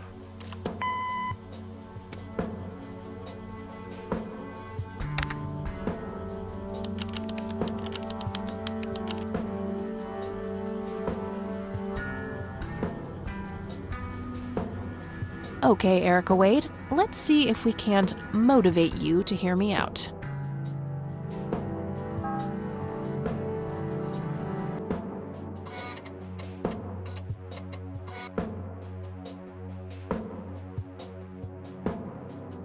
You've reached the Rain residence.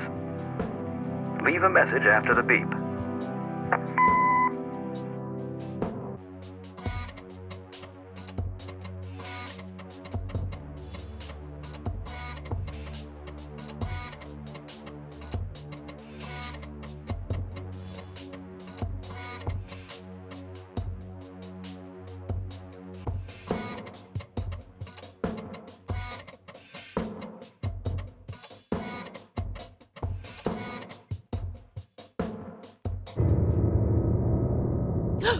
What the hell? Calm down, Kathy. Think. Just think. It has to be some sick joke left in the program by Dave. Yeah, that must be it. He is one twisted fuck.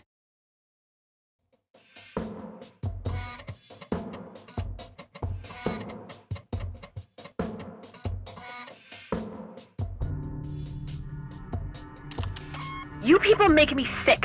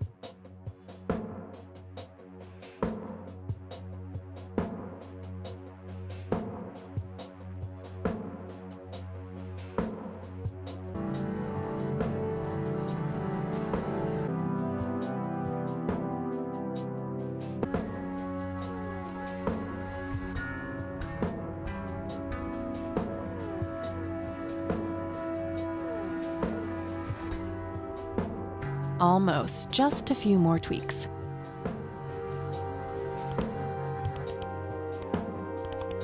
That should work.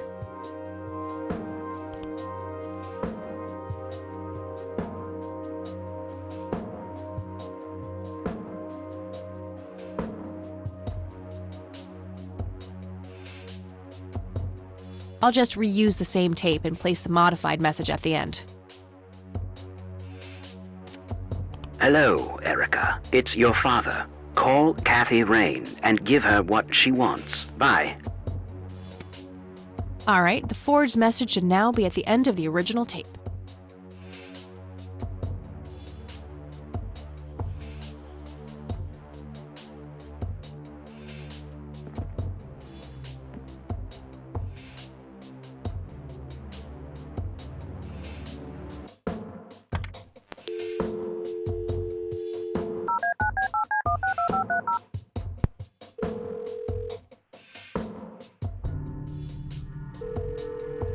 You've reached Erica Wade. Leave a message after the beep.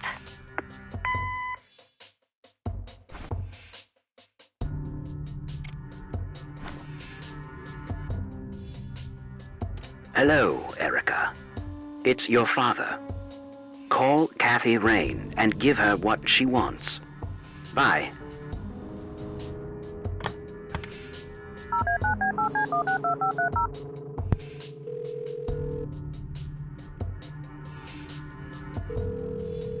You've reached Erica Wade. Leave a message after the beep. Hi, Erica. This is Kathy Rain. I spoke to your father. He asked me to get in touch with you and said he would call ahead. You can reach me at 555-8352. Bye. Your move, Erica.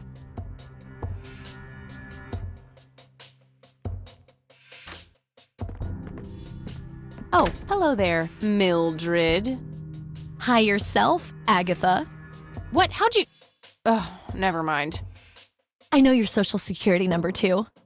Oh, God. Soon you'll start stealing my clothes and then walk around in them pretending to be me. Who says I haven't done that already? Okay, I admit that's pretty funny. So anyway, how did things go with Dave? Pretty good. I had to sabotage your computer. You had to what? Oh, chill outie. It was just a tiny little thing. I just needed an excuse for the IT guy to come by so I could steal his password. Clyde? But he's so nice. Why'd you want to steal his password? It's a long story. And then I used Mr. Wade's synthesized voice to craft this fake message, which I left on her answering machine. Now that's some out-of-the-box thinking. Yep, just might be silly enough to work. Yeah. Anyhow, feel free to keep using my computer. I need to do some homework anyway. Sounds good. I'm sure I found everything in the picture of those lights, but I have a nagging feeling that they're connected to something I found yesterday.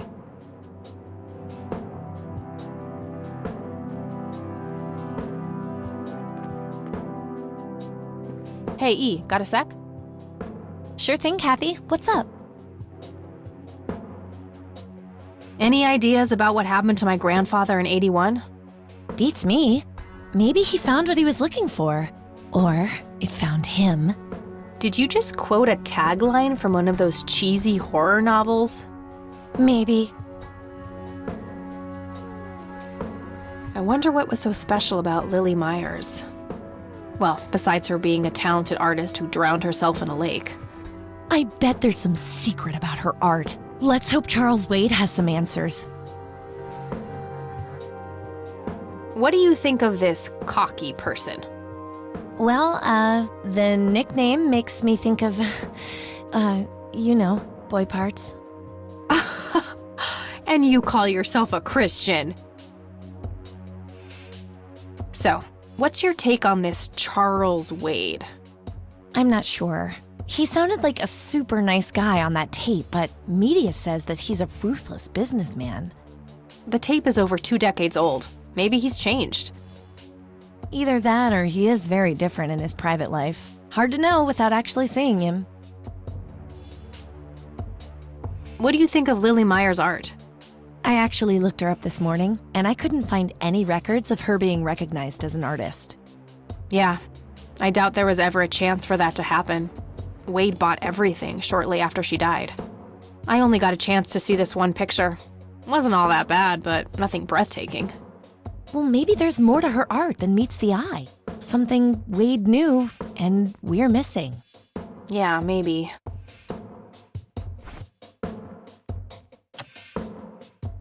What do you think about this flower? It's beautiful. What kind of flower is it? No idea. That's what I'm trying to find out. I got a botany book around here somewhere. I could look it up later. Sure, that would be great, thanks. Anytime. Hey, E, check this out. Wow, they're hypnotic. Looks like a will-o'-the-wisp. You know, the spirit of the forest. Now, that's just silly, Eileen. There has to be a more reasonable explanation for them. Hey, there's nothing silly about forest spirits. You should talk to Meadow, my Wiccan friend. She's really opened my eyes about these sort of things.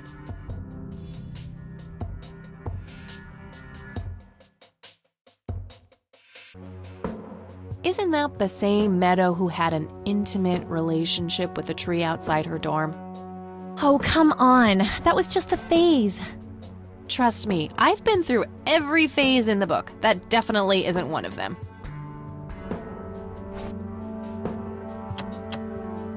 Dave really came through for me. The software on this thing is amazing.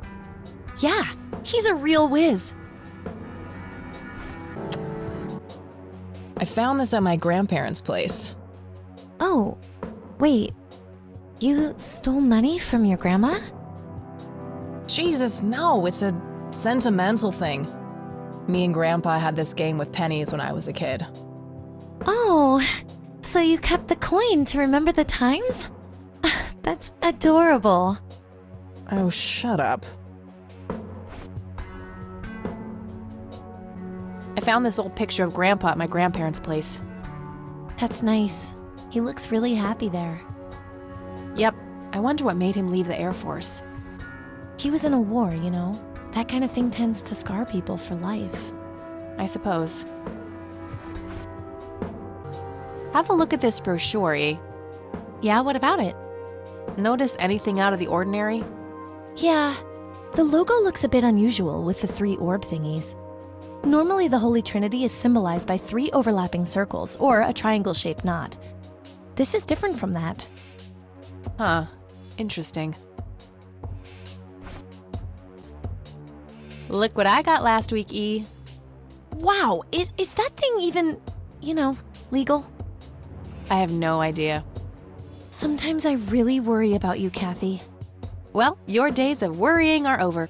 We're protected by 100,000 volts now. Oh, brother. I should get back to the investigation. Okie dokie.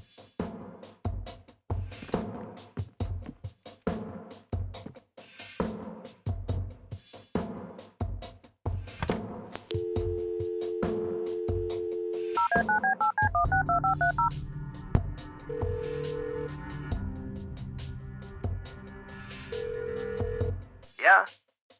Nice surprise you left me in the VoiceForge program, asshole. What the heck are you babbling about? You know exactly what I'm talking about. You are one sick puppy. I don't know which pill you forgot to take today, but I don't have time for this shit. I'm gone.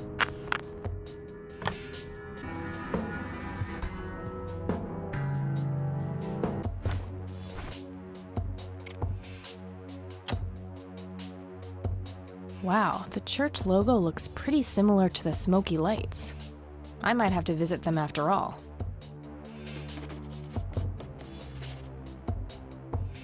Things are shaping up. I'm starting to get some good leads on the picture of the 3 lights.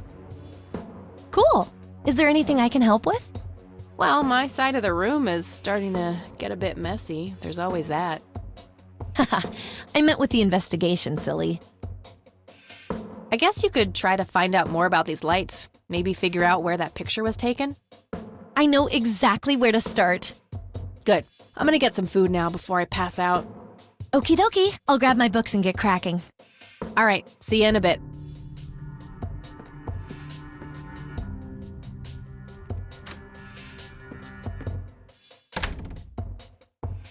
Hey. Hey!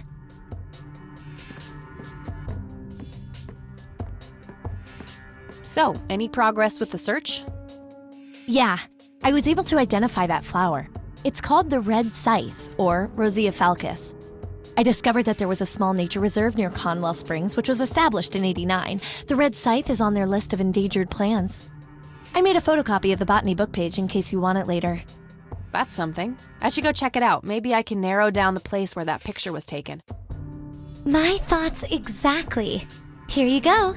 The nature reserve is marked out on this map. Jeez, you've been busy. Well, you know, beats homework. Amen to that. And, good work, Eileen. Happy to help. So what... Oh, hang on. I'll go get that. Okie dokie.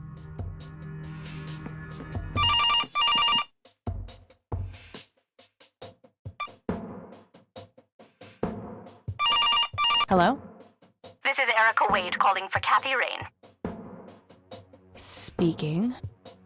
Miss Rain, this is terribly awkward. I realize now how rude I was before. I wanted to apologize and ask if there is anything I can do.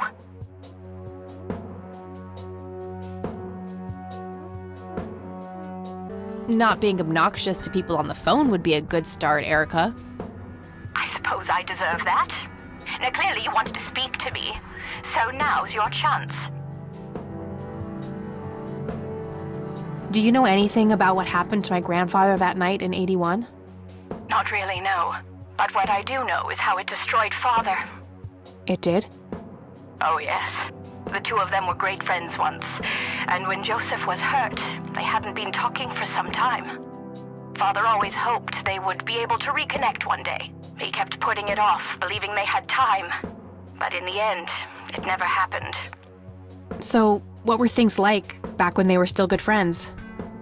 Oh, they were like peas in a pod. Always sharing their war stories and laughing together.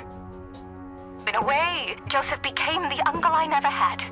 He was around a lot when Father went out on business trips. Later on, I even met you a few times, when you were just a baby. I don't remember any of that. Oh, no matter, you were so little then. Erica, I have to ask, why were you so defensive on the phone earlier when I tried to reach out? Oh, I don't know, Kathy. Our families haven't been in touch for a long time. I don't remember exactly when it happened, but we all started drifting apart. My guess is that it had to do with Father's growing wealth. Friendship needs common ground, and we started living in different worlds. What happened to your grandfather was the final nail in the coffin. Father just couldn't bear seeing him like that, neither alive nor dead. What do you know about Lily Myers? She was a young artist who lived somewhere in Conwell Springs. Killed herself, if I recall correctly. Dreadful thing. But other than that, not much. We never knew the family.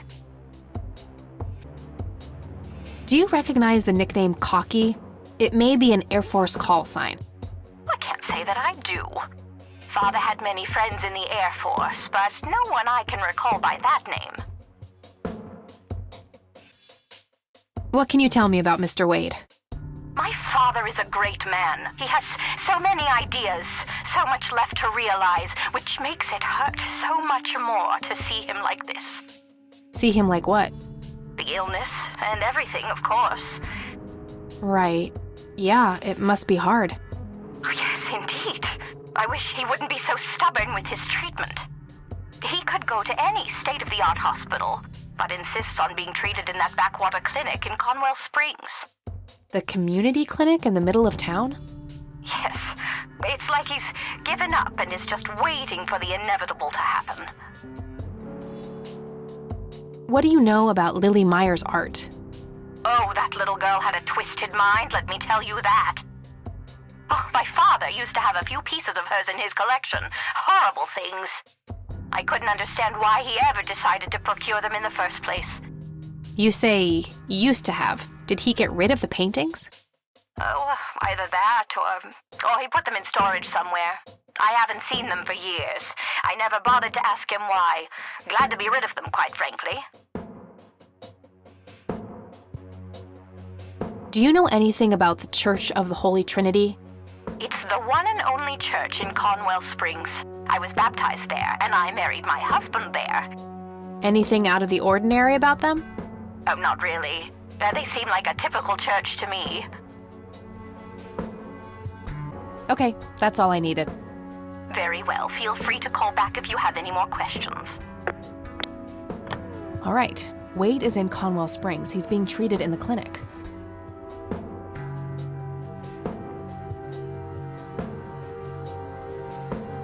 That was Erica Wade. Her father is being treated at the clinic in Conwell Springs. Being treated? He's sick? Looks that way. Small miracle they managed to keep it out of the press. Yeah, I suppose you are returning to talk to him? It'll have to be tomorrow. It's quite late for that now. I suppose. Scrabble? Oh, you're so on. I will crush you.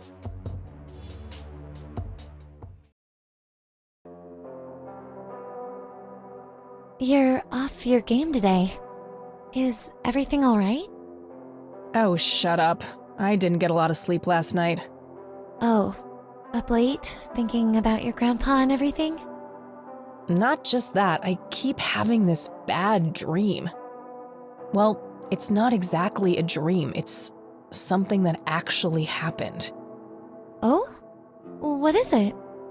I'm not sure I should tell you. You can trust me. Whatever it is, I promise I won't judge. Well, it's your funeral. So, I used to be 16 and also pregnant.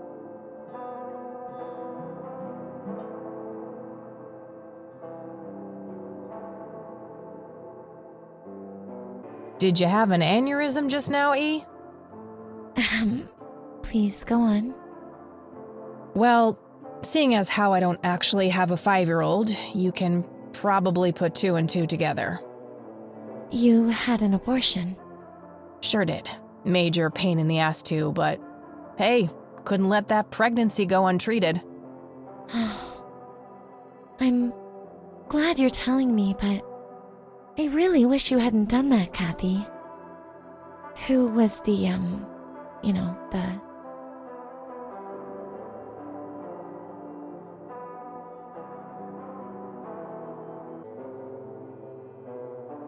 I don't actually know his name. Could probably pick out his Johnson in a lineup, though. Oh, ew! Sorry. But yeah, you have to see that the situation wasn't great, parenthood-wise. I respect your decision, but you know how I feel about this. That guy up there, he's pro-life, and I'm with him. I get that. I gotta say, you're being really cool about this, E. I was expecting you to clutch your cross, flip the table, and storm off or something. I'm not a walking stereotype, you know. Says the red-headed nerd with the glasses. Ha ha. But Kathy, if you keep having that nightmare, perhaps you should talk to somebody about it. Maybe. But I doubt obsessing over it is very healthy either. Your turn, E. Oh, fine.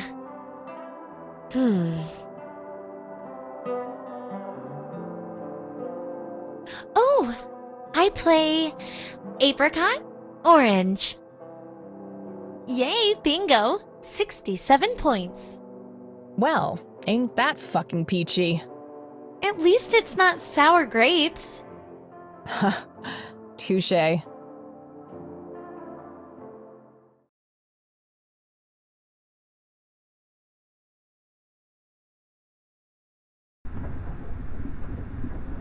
A tainted one approaches. Is it time?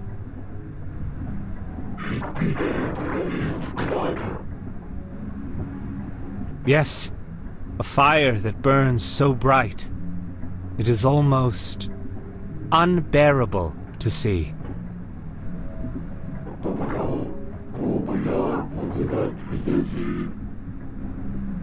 Indeed! It seems the apple doesn't fall far from the tree. Shall we sculpt some flesh friends, then?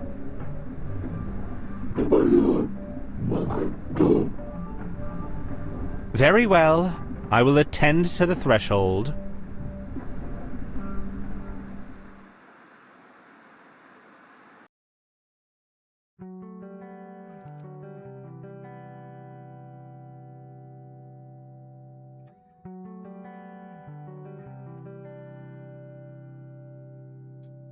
Good morning, sunshine. Please tell me I dreamt all those Scrabble losses last night. 3 times in a row. Rub it in, why don't you? I'll just go strangle myself now. Oh, you. Don't be a sore loser. So what's the plan today? Mr. Wade is the plan. I'll head for the clinic right away. While I'm at it, I'm gonna check out the church and the nature reserve. Okie dokie. What can I do to help? Why don't you continue looking into the lights? I have a feeling they're the key to solving all of this. You could also look up the history of Conwell Springs in general, see if anything unusual has been going on. I'll get right on it. Great. Thanks, E. Oh, by the way, don't forget to check out the page I gave you about the red scythe. It's a pretty interesting flower. Right. Yeah.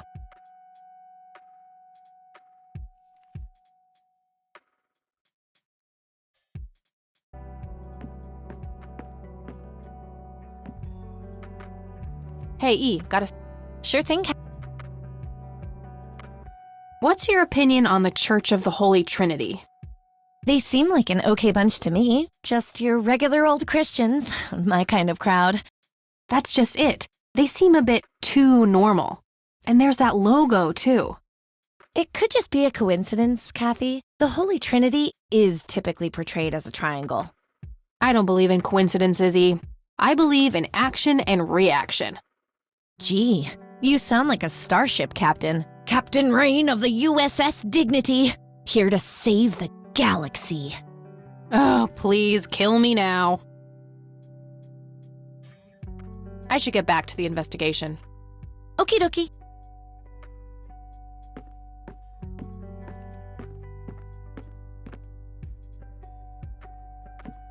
All right, I'm off. Peace out, E. Okie dokie. Good luck and see you later.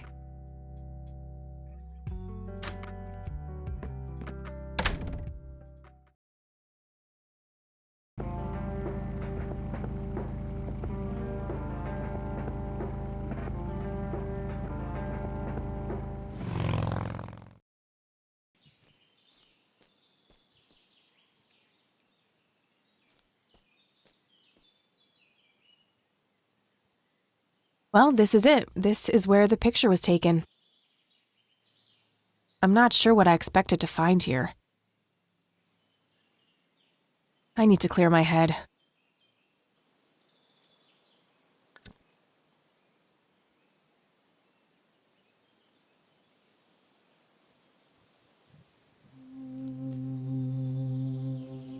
What the? Why, hello there! You have laid eyes on this dapper fellow once before, haven't you?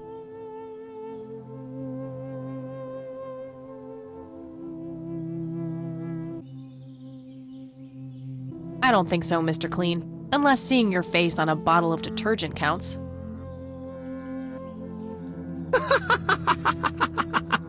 Always the joker, aren't you, Kathy?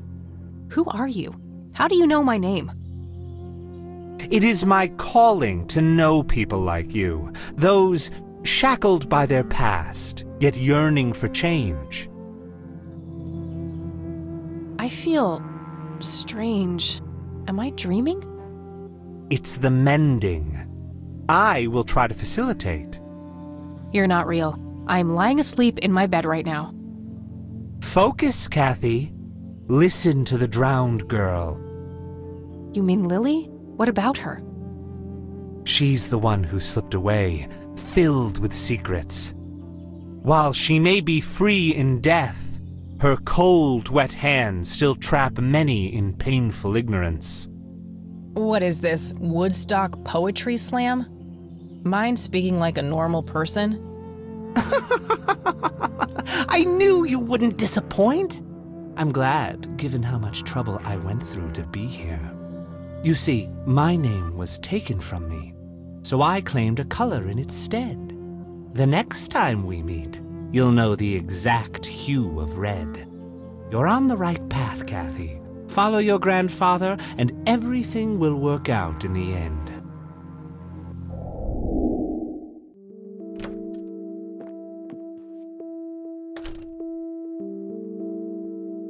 Wait, what? How did I get here? Am I going crazy? Am I turning into Mom?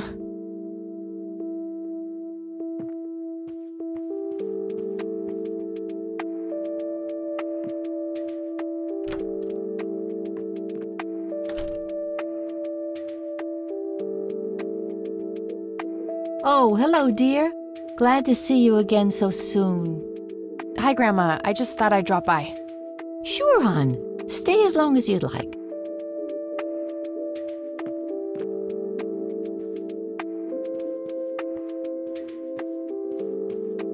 There are a few things I need to ask you, Grandma.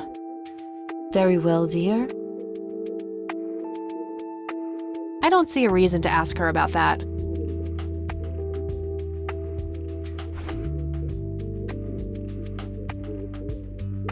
Do you know anything about this flower, Grandma? I can't say that I do. I remember seeing it growing in the woods, but I didn't think much of it at the time. What do you see in this picture, Grandma? I have no idea, but it's quite an eerie display. What is it? I'm trying to figure that out. I found the picture hidden in the attic.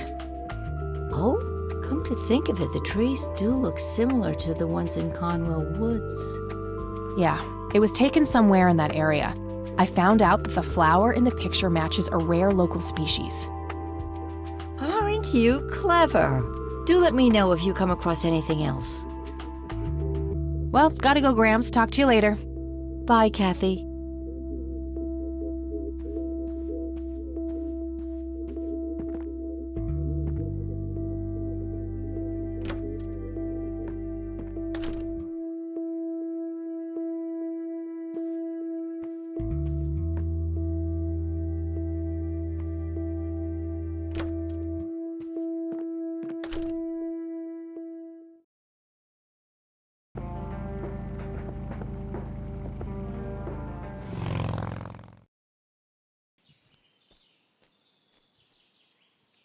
Hello? Creepy bald guy. Guess no one's home. That wasn't here before.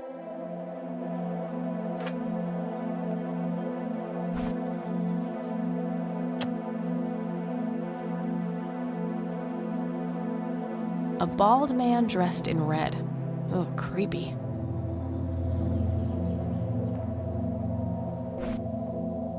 Here's an interesting segment. Another interesting trait of the red scythe is the smell, which is familiar to that of a pepper. The pollen of the plant has also been known to cause hallucinations in concentrated amounts. Native American tribes harvested and smoked the plant for that reason, but the flower never caught on as a modern recreational drug due to the difficulty of growing it.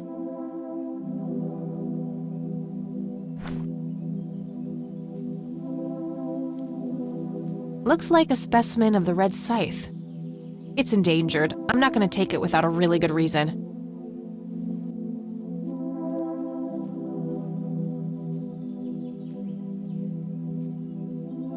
Hey, is this shovel taken? Good enough for me.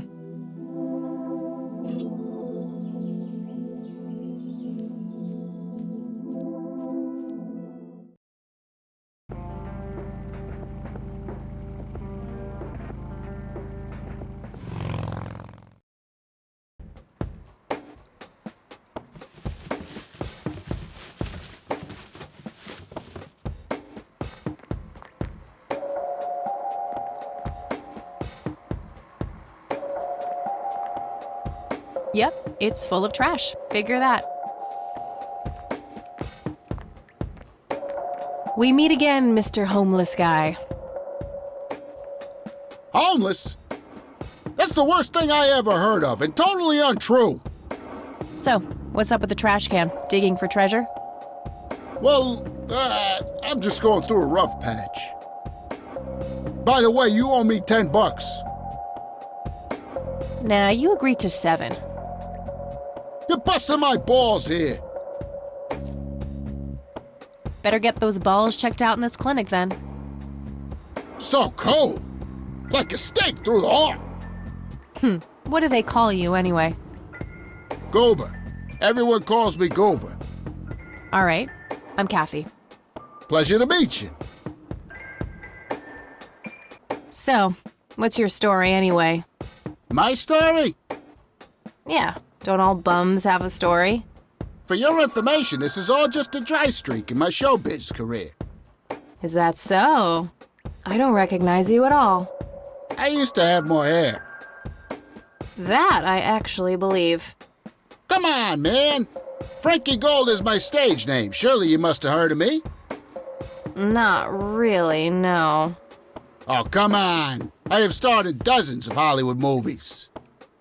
The Silence of the Lambert, Jacob's Bladder, The Usual Surprises, Natural Bald Killers. Not ringing any bells. Kids these days, no appreciation for quality cinema. Breaks my heart. So, tell me about this acting career of yours. What about it? Tell me about The Silence of Lambert. Lawrence Lambert, a real estate agent, suddenly turns mute overnight. For weeks, he tries to communicate with customers using a self-invented sign language, only to realize that true love needs no communication at all. He marries his housekeeper, who only knows 2 words in English, yes and clean.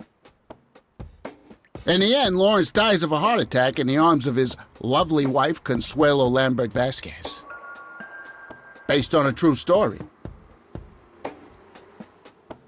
I'm not sure I want to know what Jacob's Bladder is about, but I'm gonna ask anyway. Jacob's Bladder. The tragic story of Jacob Cobb, a schizophrenic man who forms an imaginary romantic relationship with his bladder. During long and joyful monologues on the can, he starts referring to his nether regions by the name of Jenny. Sadly, before Jacob has a chance to elope with his sweetheart, he gets committed to an asylum due to increasingly erratic behavior. After a big fight with his paramour, Jacob refuses to pee for a week and he dies from a ruptured bladder. Give me the rundown on The Usual Surprises. A lighthearted comedy taking place during the surprise birthday party of 34-year-old Sid McBacon. The story is told from 8 different perspectives to keep the audience guessing who the protagonist actually is. The movie ends with the biggest surprise of them all. Sid suddenly dies of an epileptic seizure. I guess it's more of a dark comedy.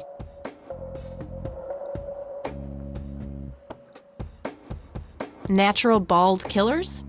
It's a dystopian vision of the future where people are valued by the quality of their hair. The protagonist, Eddie Zephyr, turns bald in high school. One day, he has simply had enough of all the teasing and the bullying, and he completely snaps and heads out on a scalping spree in search of the perfect head of hair.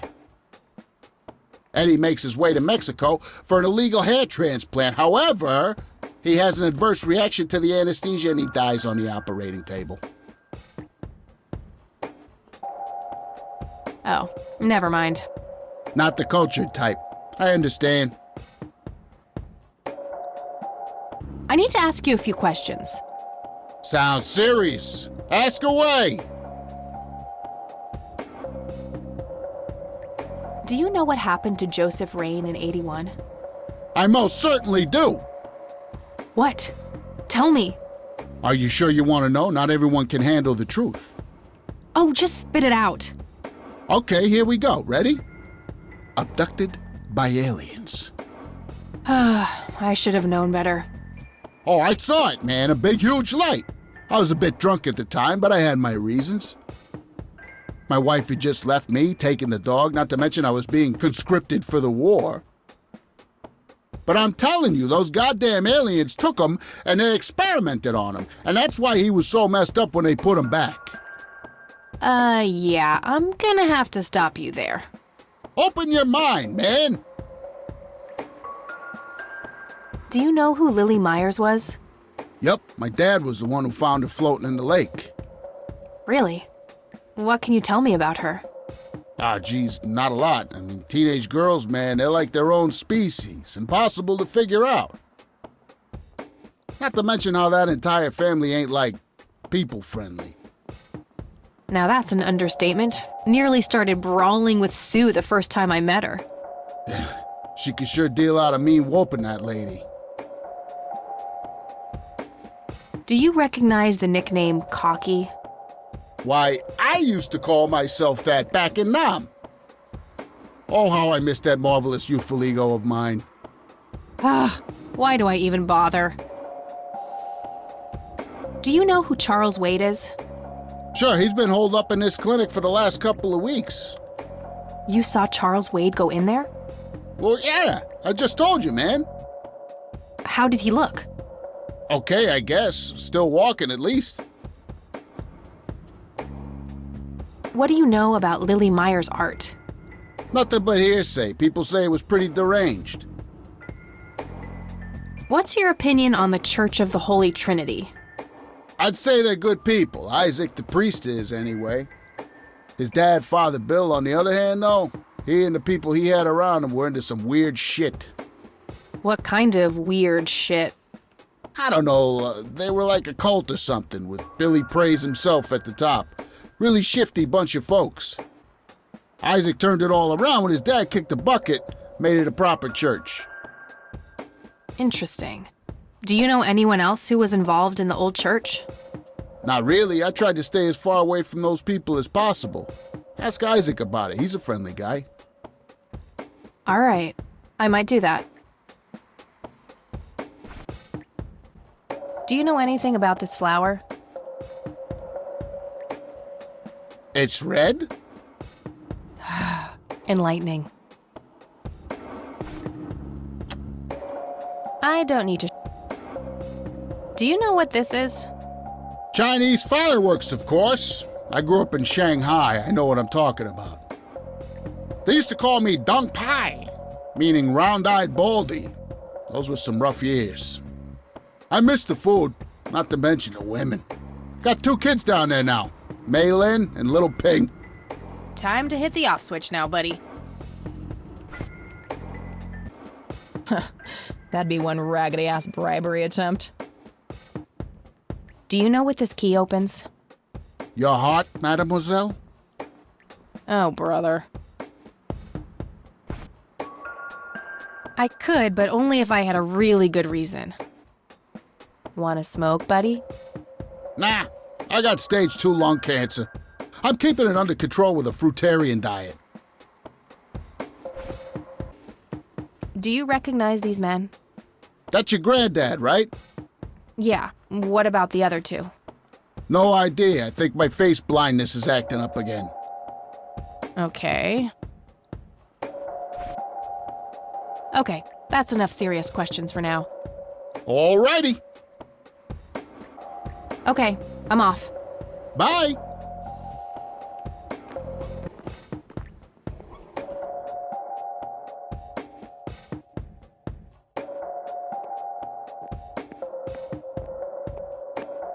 No thanks. I have better things to do. A calendar from 1991. Guess they really liked that year. Excuse me, nurse? Hey, nurse! Yeah?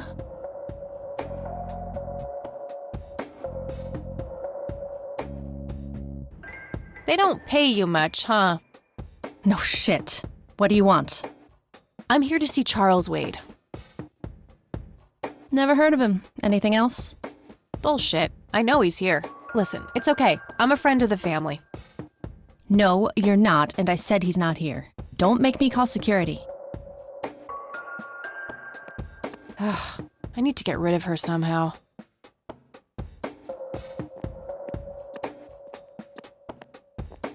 Uncomfortable, hard plastic chairs. It's like they're intentionally trying to keep people out.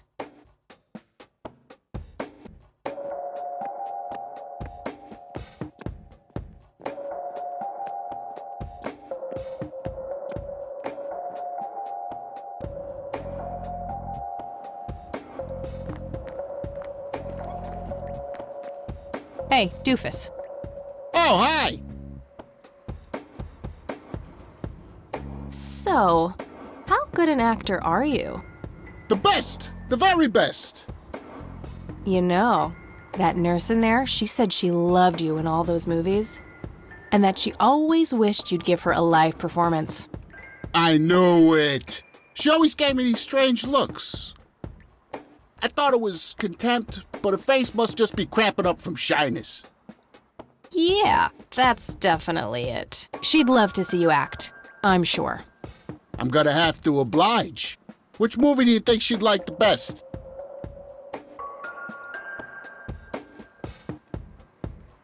Probably The Silence of Lambert. Oh, I'm gonna be loud.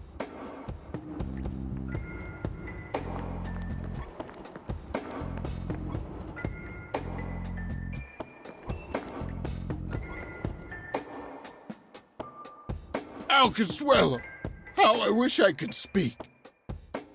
I have so many things left to say. My chest, no! It can't be! Hold me! Thank you, thank you. You've been a great audience.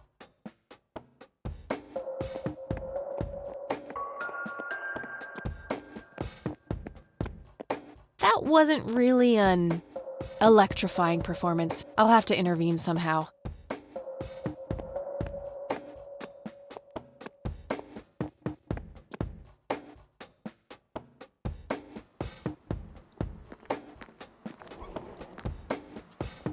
Hey, doofus. Oh, hi!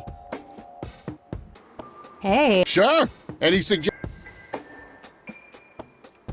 Definitely Jacob's bladder. I'm feeling the pressure.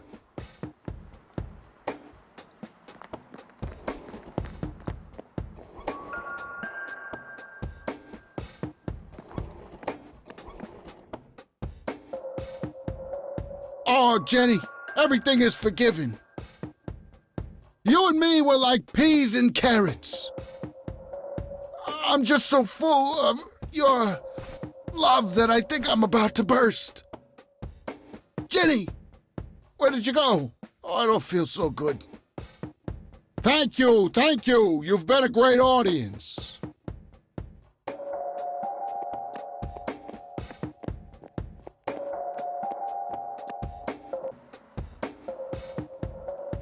Natural bald killers would be the obvious choice.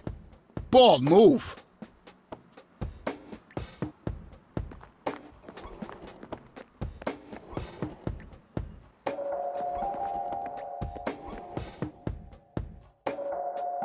Fernando, you've been such a good friend. I can't thank you enough for making me whole again. Turn this scalp into a breathtaking golden carpet, such as the world has never seen. Okay, Doctor, I'm counting down now. 10, 9, 8, 7, 6. Thank you, thank you. You've been a great audience.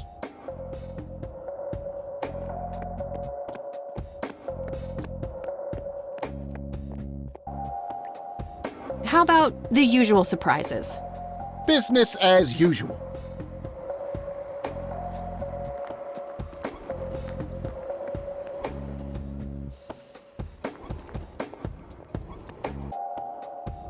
I can't believe you guys did all this for me.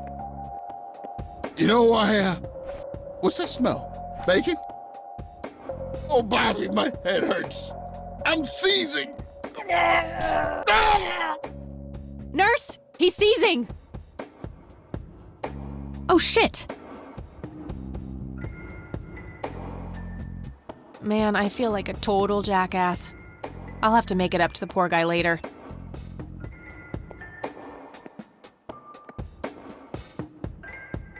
Rows and columns of files. Probably easier to use the computer if I need to do some digging.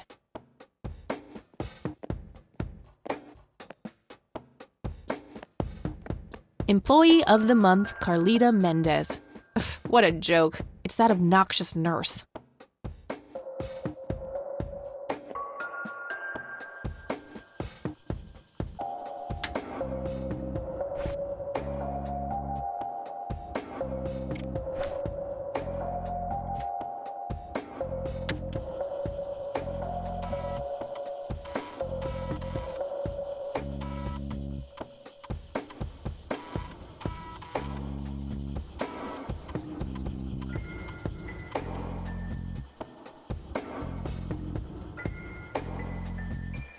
Crap.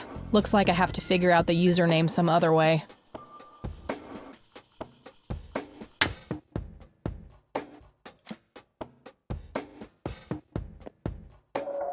Employee of the month.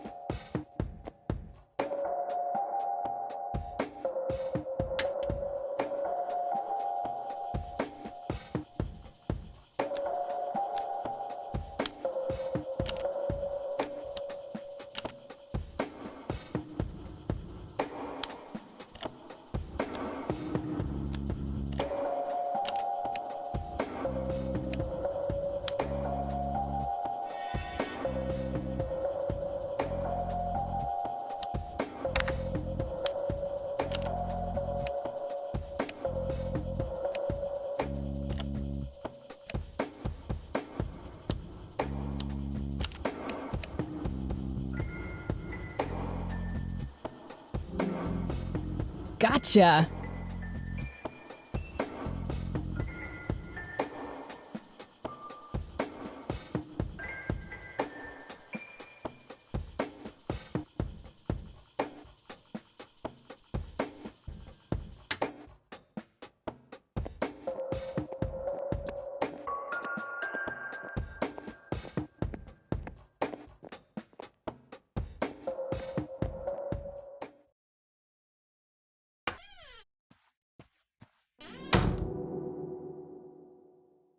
It's all right, Claude.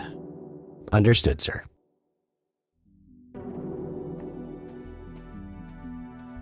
So, you managed to find me. I did. Well, let's get this over with then. How do you want your pictures? Shall I get some tubes to fill my face with? Will that suffice for your front page? I'm no journalist. Well, not yet anyway. Ah, she's but a cub. So, you're hoping for your big break. Surely this must be worth an internship at one of the big papers. Do you want me to call Thompson at the Times and get it over with? I still play golf with him every once in a while.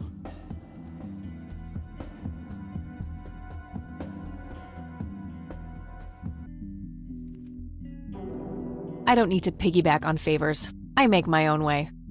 A stance I can respect. Very well, you have piqued my curiosity. Who are you? I'm Kathy Rain. Joseph was my grandfather. Now I remember. You were at the funeral. I was. You were late. I needed my morning smoke. Besides, it's not like Grandpa was going anywhere.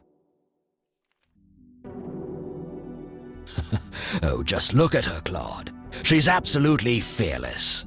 That's Joseph's blood running through her veins. She certainly has a smart mouth, sir. I must say, you have me intrigued, Kathy.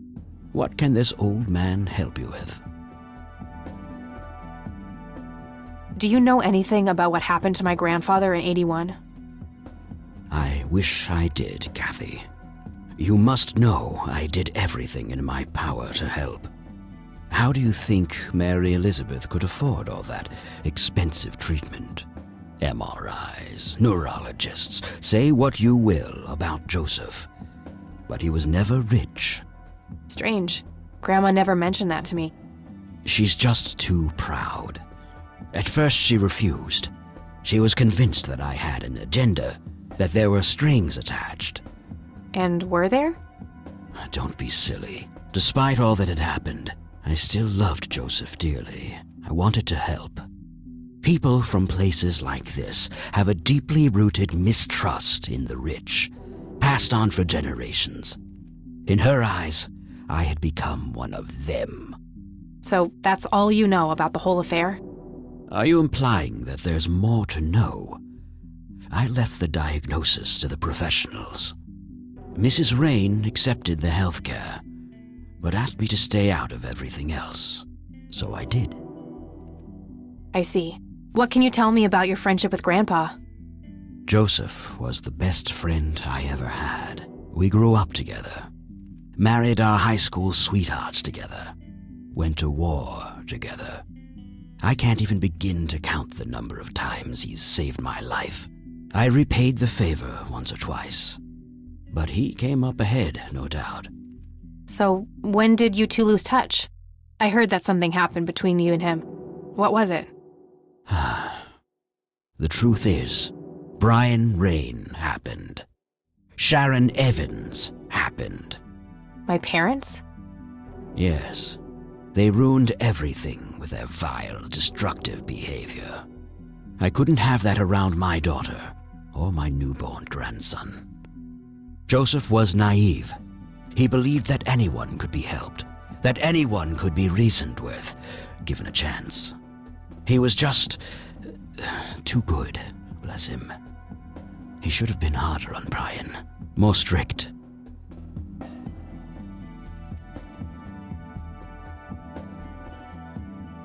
I wouldn't mind teaching my old man some manners myself, wherever he is. Yes, of course. You must understand this better than anyone. People like your father simply cannot grasp how far their bad influence spreads.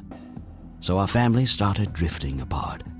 Eventually, my company grew much too large for this little town, and we moved on. Not long after that, your grandfather ended up in that wheelchair. That marked the end of our friendship, for obvious reasons.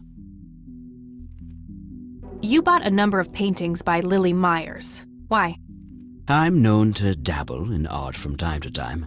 Martha, my wife at the time, was enamored with the paintings. I believe she first saw them at the high school which the Myers girl attended. Anyway, after the poor girl killed herself, I bought the paintings speculatively. When a young artist with any talent to speak of commits suicide, it can be a wet dream of certain connoisseurs. Shortly after procuring the art, I had it valued by an expert who determined that the value was 3 times the amount I bought it for. Today, I'm sure I would have made my money back tenfold or more if it wasn't for the art theft. What art theft? There was a burglary at the mansion I used to own here in town. It was all over the local news at the time. Well, shit. Eloquently put.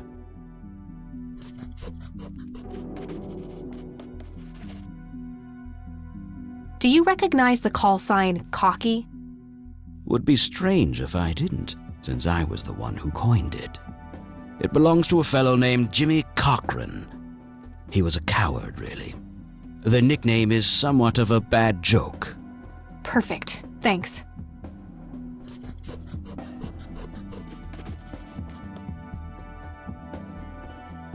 Tell me about Jimmy Cochran. Is he still alive? In a literal sense. He's been held in a mental institution for years. Let me guess. Since 81? Either 82 or 83. I'm fairly certain it was early 83. Do you remember the name of the institution? Something starting with an E. Emerson, Everton, or similar. Ingstrom? Ingstrom Psychiatric Hospital? Yes, that's the one. You know the place, Kathy. Yeah, I'm familiar with it. I've passed the building a few times in the city. So, do you know why Jimmy ended up in there? Some obsessive-compulsive syndrome. He became fixated with circles and started hurting himself, trying to scratch the circles out of his head. Creepy. I wonder what set him off. I think I'll check the place out tomorrow. Too late to head back to the city now. Can you tell me about the art theft? Well, somebody broke in, stole the paintings, and got out. Fairly clumsy job. Lots of broken windows. The strangest thing was that I had a Monet, a Rembrandt, and 2 paintings by Picasso, untouched. But every single painting by an unknown local artist, gone. That can't be a coincidence. Agreed. Somebody wanted those paintings badly. I assume there was an investigation. Yes, Sheriff Truman came by with his deputy a few hours later, but they didn't have much luck. They found a few hairs, which turned out to be from Ruffles, the family dog. Some stunning police work right there. Indeed. There was a single witness, though, who said he could make out multiple burglars leaving the scene of the crime, but nothing more than that. So, I take it the case was closed? Yes. I honestly didn't care much one way or the other, given the fact that my most expensive pieces were safe and sound. I think I'll have a chat with the sheriff about the matter, if that's okay with you. Certainly. I'll call ahead and instruct him to give you everything you need. That'd be great. Thanks, Charles. Anytime. But I'm curious, what's your interest in the paintings? I've learned that my grandfather went to Sue and asked to see them, right before he had his injury. Is that so? Strange. What can you tell me about the Church of the Holy Trinity? They seem like any other church to me. But then again, I'm not their usual clientele. Weddings, baptisms, and funerals are just about what I can muster. And I always leave early. Do you recognize this, Charles? Of course. Your grandfather, me, Jimmy Cochran, taken shortly before we went to the war. You guys look like you just won the lottery or something. Indeed. We were mere children, with no concept of what we were getting into. Do you know what this key opens? You must be truly desperate if you ask random people a question like that.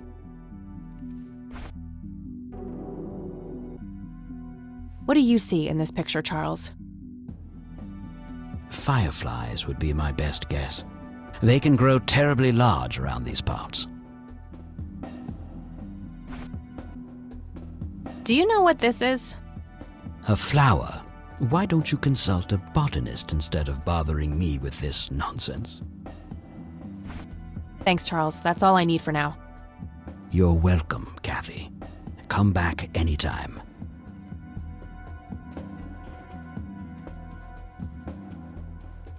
A private phone. Wade must get special privileges here.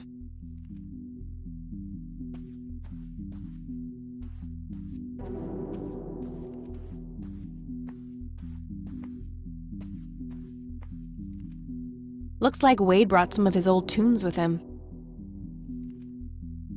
Just some boring landscape paintings.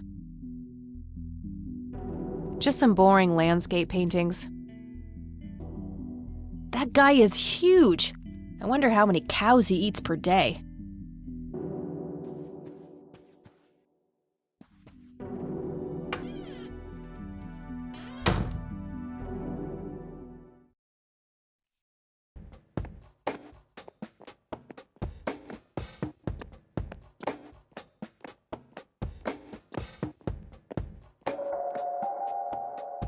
Was expecting plastic, but this looks like a real plant.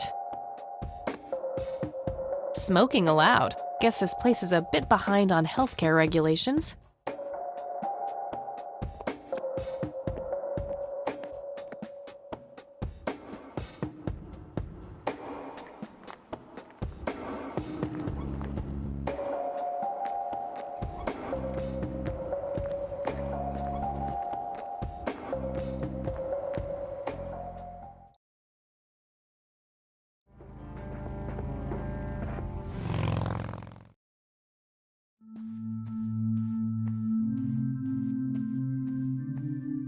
Hello, Father. Greetings, my child. I'm glad you decided to come here. Yeah, but just so you know, I'm not here to join your church or anything. Oh, I would never assume that. Good. So, with that out of the way, I have some questions. Anything you need. I'm Isaac Price. Kathy Rain, but I'm guessing you figured that out already. I did. Rumors spread quickly around here. So how can I be of service? Do you know anything about what happened to my grandfather in '81? It was the work of the devil, I'll say that much. Joseph was a kind man. He did not deserve such a fate. You heard my speech at the funeral, Kathy. I meant every word. He was a great man who did much good for this community. Did you know him personally? In a way, he and my father did charity work together. Joseph was around a lot when I was young. They collaborated on a few different projects for the homeless and for the troubled youth. among other things. So my grandfather was a member of the church? I wouldn't say that, no. He was a friend of the church, but he wasn't a religious man. He believed only in philanthropy. That being said, Joseph was the person who convinced me to become a priest. Really? Oh, yes. I was a teenager back then. Full of rebellion, every fiber of my being wanting to distance myself from my father. Joseph made me realize my sinful pride and showed me how I should follow my heart, regardless of what others might think. And for that, I'm eternally grateful. Does the name Lily Myers mean anything to you? It does. Before I was ordained, I was a substitute teacher in her high school. Really? Did you know her personally? We weren't close. I only knew her as much as a teacher would know any student. All right, so how did she seem toward the end? For one, she started skipping school a lot. And when she did show up, she was absent-minded and moody. She always looked depressed and hunched down like she had the whole world on her shoulders. Any idea of what caused this change? Not a clue. All I know is, when she returned from that last summer break, she was a whole different person. Do you know anyone who goes by the nickname Cocky? I have no idea. Sorry. What's your opinion on Charles Wade? No opinion.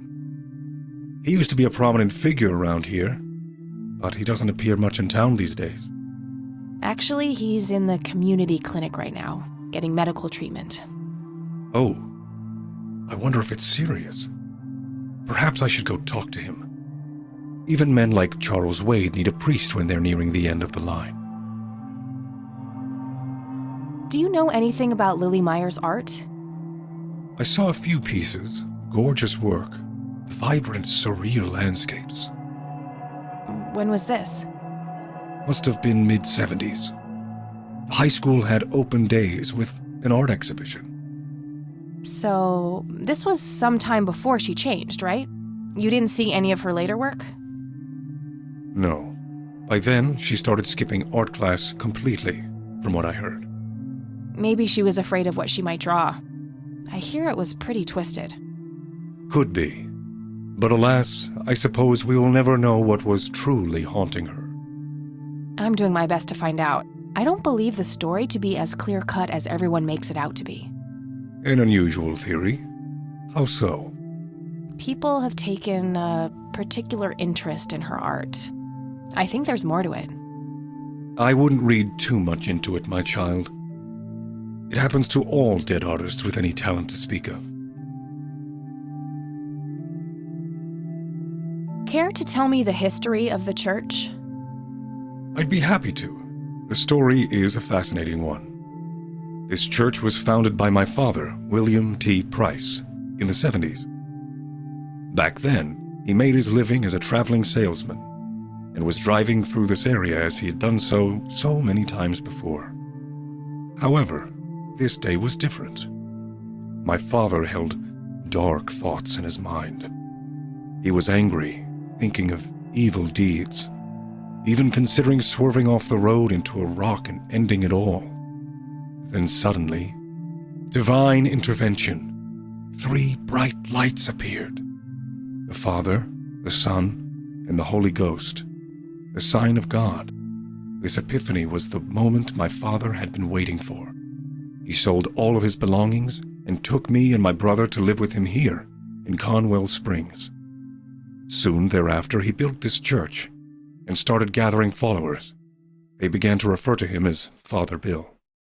I take it that window up there resembles what he saw when he had this epiphany? Indeed, the stained glass window depicts the Holy Trinity as witnessed by my father. Do you know exactly when or where this event took place? Why do you ask? Oh, just curious. It's a captivating story. Well, it was the spring of 1971, but my father never told anyone where. Okay, so what happened then? People flocked to Father Bill. He started teaching, writing scripture. The church flourished and continued to grow all the way up until his sudden death in 1983. That's when I stepped in to take leadership of the church. I take it that the church started declining after the death of Father Bill? Yes, naturally so. With such a magnetic personality, he was irreplaceable. But I assure you, the church is still very much thriving. Looks kinda empty to me. It's not really our peak hours. What's up with you handing out pamphlets at funerals then? Trying to reel people in at a weak moment? I'm going to assume you meant no disrespect, child. I'm simply providing divine guidance when it's needed the most. That's all I need for now, Father. May the Lord shine his light on you.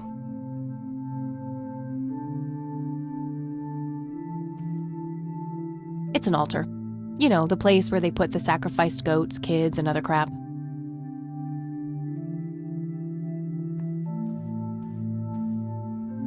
I really shouldn't. They might burn.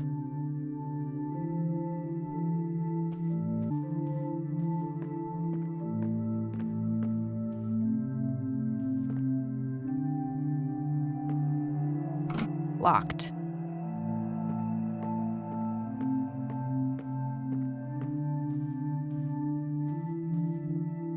Impressive window. There's no doubt about it, those are the smoky lights.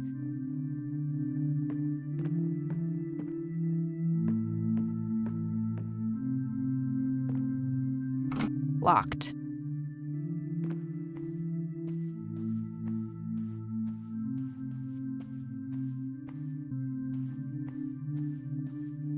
Hello, Isaac. I've got a few more questions for you. I'm all ears, my child. Do you know who Jimmy Cochran is? I don't recognize that name, no. Do you know anything about an art theft at the Wade estate in the 80s? I have just a vague memory of reading about it in the paper. Do you recognize the men in this picture, Isaac? Only your grandfather. And that's just because I was given a similar picture at the service the other day.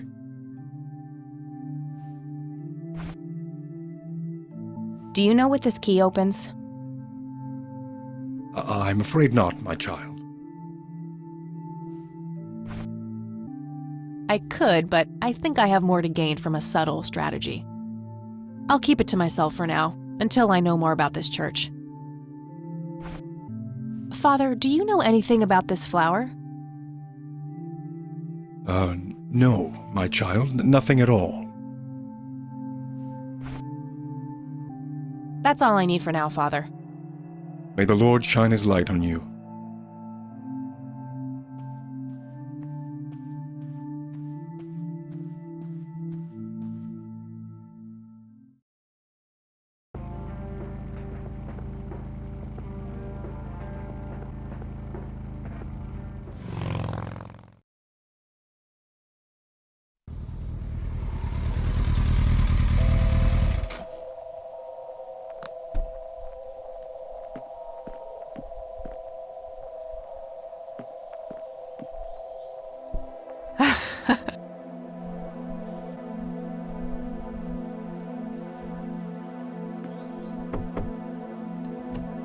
Oh, it's you again. Come on in.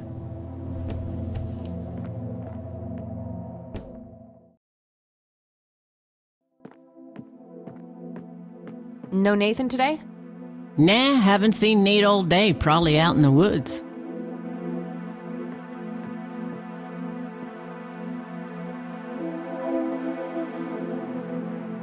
The left half is torn off.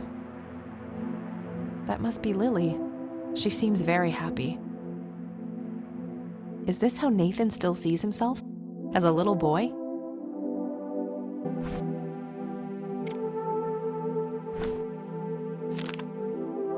Looks like Nathan knows the strange red man. I need to talk to him about this.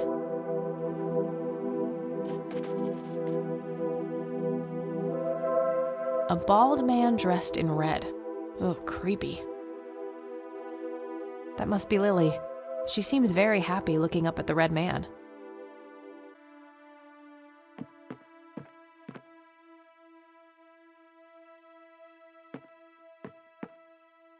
I had a few more questions, Sue. Shoot. I don't need to ask her about that. Did you know that somebody stole Lily's paintings from Wade? Huh? I knew he got robbed a few years back, but I thought he still had them all. Do you know who the Red Man is? Oh, that's just Nate's imaginary friend. The Red Man has been around ever since my boy was little. I see. So there's no actual person in town he could be referring to? No way! According to Nathan, the Red Man hasn't changed in 30 years.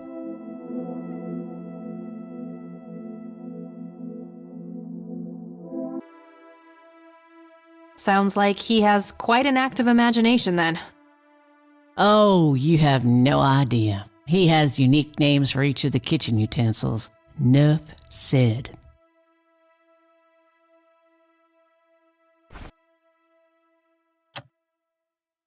Do you know anything about this flower? Sure. Smoked it a few times back in the day, before it was endangered and all.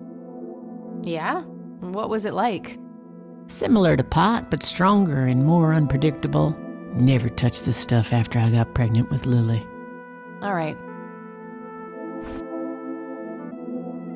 Sue, what do you see in this picture? My God, that looks like one of Lily's paintings. Wow, really? Can you describe it? It was a nighttime scene, just like the photo, but the lights were floating above the lake. There was a pale hand reaching up from beneath the surface trying to touch them. The forest in the background was on fire, making the sky purple and red. There were probably other details too, but that's what I can remember. Sounds captivating. Wish I could have seen it.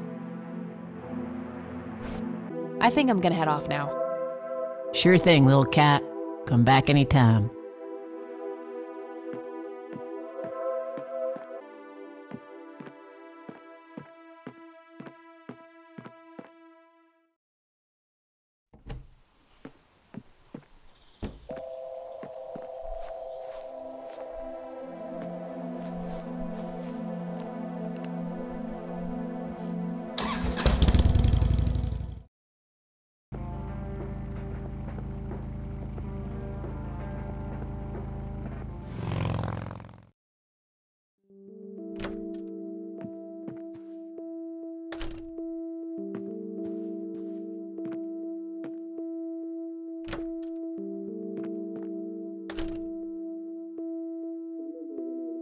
Oh, hello, dear.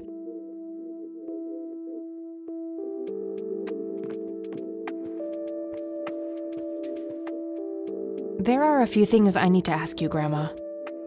Very well, dear. Do you know who Jimmy Cochran is? He was a friend of Grandpa's. I believe he teaches at the flight school these days.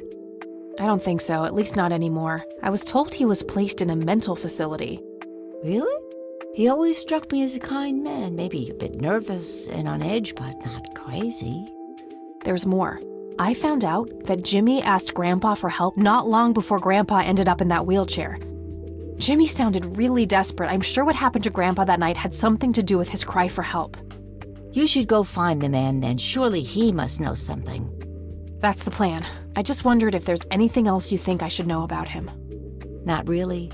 We haven't stayed in touch since Joseph was injured. I know that he had a wife, Agatha, and a son, James. Agatha passed away from cancer years ago, but as far as I know, James still lives in the city with his family. Okay, thanks, Grandma. I don't see a reason to ask her about that.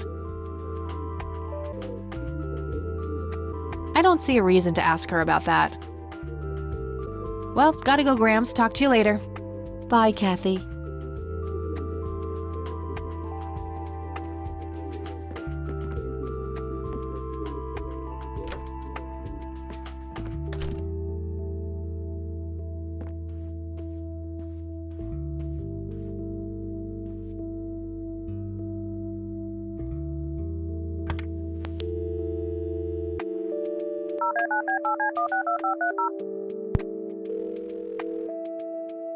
McConnell Air Force Base, how can I help you? Hi.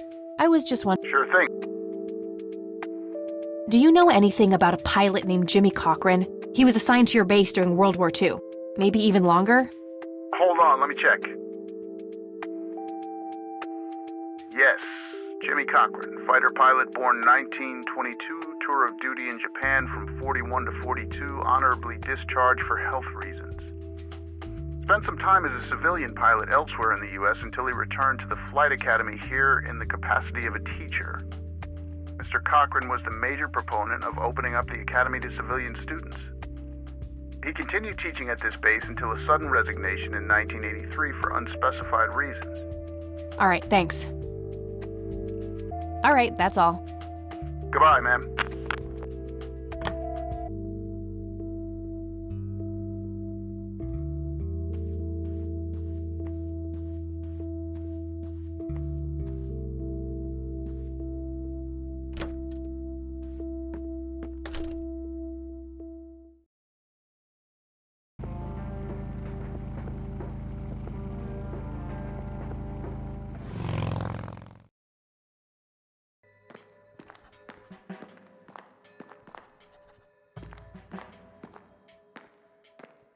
Hey, Lenny. Hello, Kathy. What's up? Do you know who Jimmy Cochran is? Not really, Kathy. Sorry. Nah, I don't want to ask him about that. What's your opinion on the Church of the Holy Trinity? I think it's a nice enough church. Why? I don't know. The priest seemed odd. Kinda pushy. Yeah, I get your point. But I know the guy. He's harmless. If you say so. Do you know anything about a weird bald guy dressed in red around here? You're joking, right? Oh, never mind. Do you know what this is? I have no idea. Looks creepy, whatever it is. Where did you get it? Grandpa had it hidden away in the attic. Probably for a good reason, then. Be careful out there. I don't want... Hey, Lenny, do you recognize this flower? Yeah, I accidentally inhaled pollen from one of them when I was a kid. I remember being sick and delirious for days. Scary. Where did you come across this flower? Somewhere in Conwell Woods. Not sure where exactly. All right. Well, gotta go. See ya.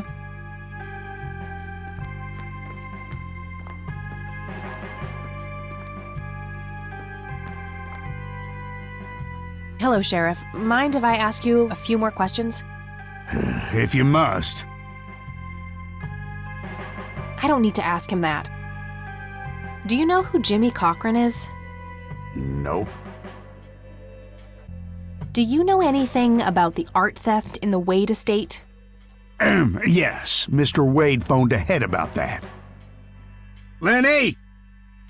Yes, boss? Get the report from the burglary in the Wade estate back in '86? On it, boss. There you go, Kathy. Thanks, buddy.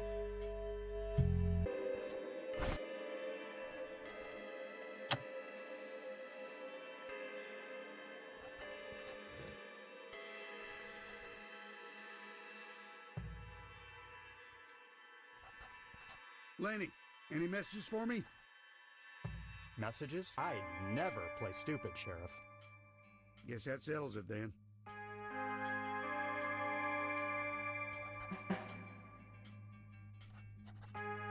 This weekend, you'll have to get her I gotta find this Goldfarb guy. Like what? Maybe he knows more about the burglary. For Christ's sakes, all moms are the same. Just use your imagination. I'm expecting something nicely wrapped on my desk by the end of the week. Okay, boss. Hey, Lenny. Hello, Kathy. What's up? Does the name Franklin Goldfarb mean anything to you? Sounds familiar, but I can't place him. Well, gotta go. See ya.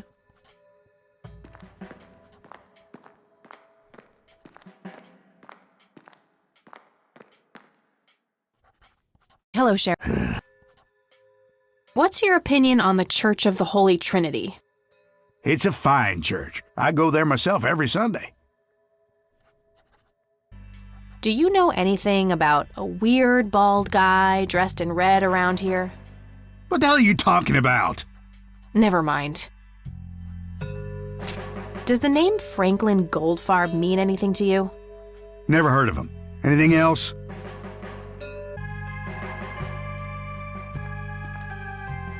Do you know what this is? It's just some kids playing pranks with flashlights.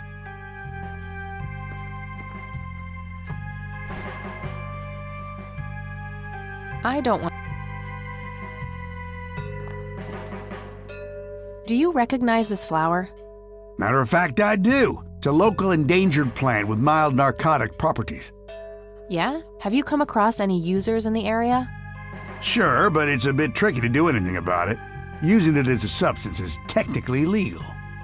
Ah, so the illegal part is picking it in the first place.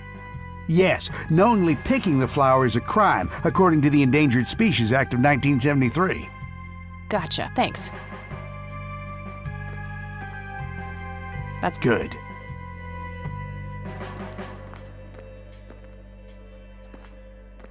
Uh-oh. I think it's time to switch to decaf.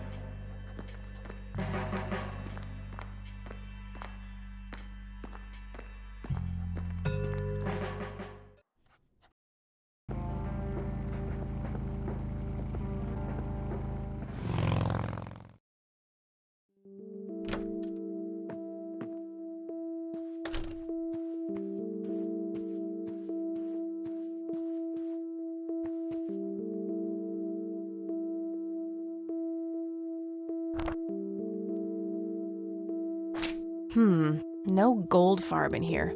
Maybe he moved? I should ask around and see if anyone knows him.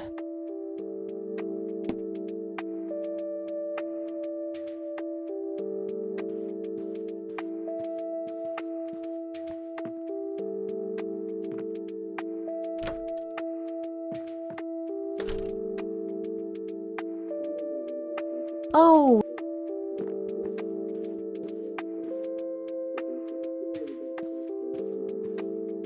There are... Very well. Does the name Franklin Goldfarb mean anything to you? Oh, that poor man. He used to be an upstanding citizen, you know. Now he's constantly drinking and keeps babbling on about that imaginary acting career of his. Sad thing. Do you know where I can find him? He's homeless, dear. Lost his job a few years ago and never really got back on his feet. Okay, now I know who you're talking about. Thanks, Grandma. Looks like I'm gonna have to have a chat with Goober. Bye, Grandma. So long.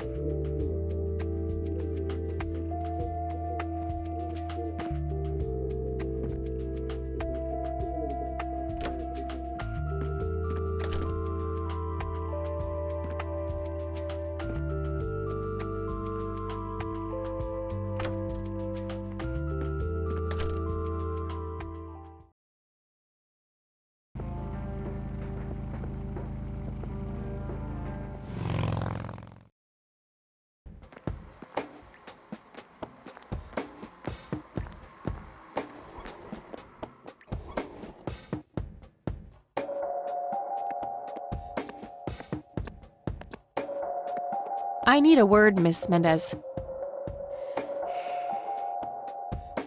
Wait, how do you know my name? It's written on that board behind you, genius. You have the eyesight of a bald eagle or something? What can I say? I'm a freak of nature. What happened to Goober, anyway? Who? The guy who had the seizure? Oh, he ran off somewhere. Kept babbling about a religious near-death experience. Okay, thanks. I don't have anything else to say to her.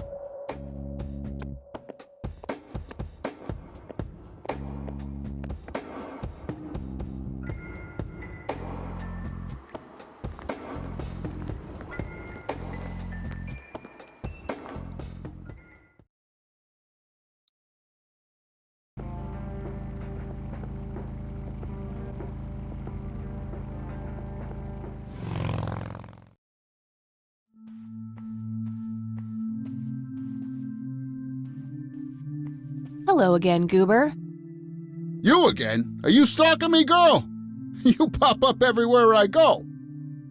I'll try to tone down the charm, but I can't promise anything. Huh, yeah, you're quite the charmer. I know. I just said that, man. Listen, I feel kind of bad about the electrocution. Oh, that's what it was. What a cherry on top of my stellar performance. Yeah, it was pretty convincing. So what brings you to the house of God? Come to repent? I'm afraid that ship has long since sailed, buddy. I had a few things I wanted to ask you about, though. Shoot, Missy! I don't need to ask him about that. I should probably confront him directly about him being a witness. I don't need to ask him about that. Your real name is Franklin Goldfarb, right? Oh, nobody calls me that. Regardless, I know for a fact that you were a witness to a burglary a few years back, at the Wade estate? Yeah, what about it? Why don't you tell me what you saw exactly? I heard the alarm go off, glass breaking, then I saw 3 guys running away, carrying a bunch of stuff. What did they look like? It was dark, I don't know, they were definitely 3 big, bulky guys. They what? Oh, nothing, that's it. Didn't see anything else. Bullshit, spit it out. Well, one of those guys dropped his ring when running away. I sort of pawned it. A ring? What kind of ring? Platinum with an inscription. 2 letters, B something. Man, I don't remember. My photographic memory stopped working in 1979. Which pawn shop was that? Pete's Pawning and Plumbing. It closed down a long time ago, though. Owner left town. There's a coffee shop back there now. Too bad. Guess that's a dead end. Thanks anyway. Didn't I see 2 letters fitting that description recently? Not on a building. It was something small. Did the inscription on the ring look anything like this? Wow, actually exactly like that.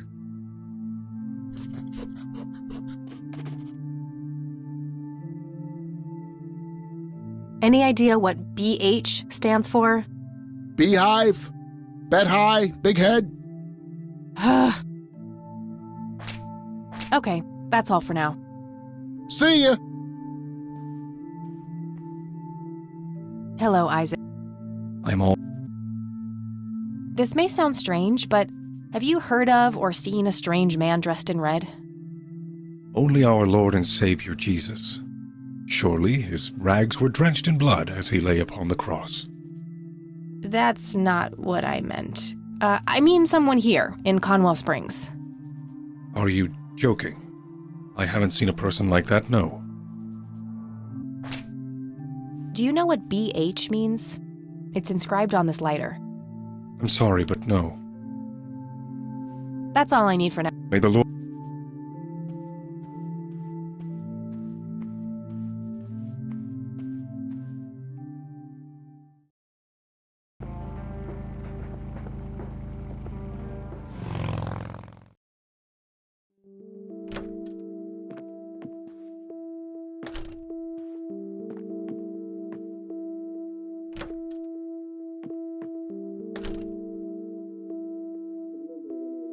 Oh!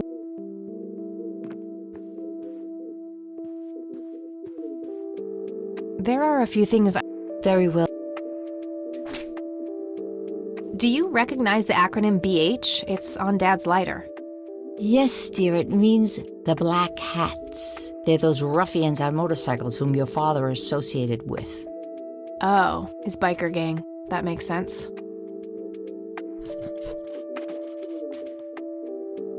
What can you tell me about the Black Hats? I refuse to talk about those hoodlums. They turned your father into a horrible person. You should stay far away from them, Kathy. They're awful people, just awful. Bye, Grandma. So long.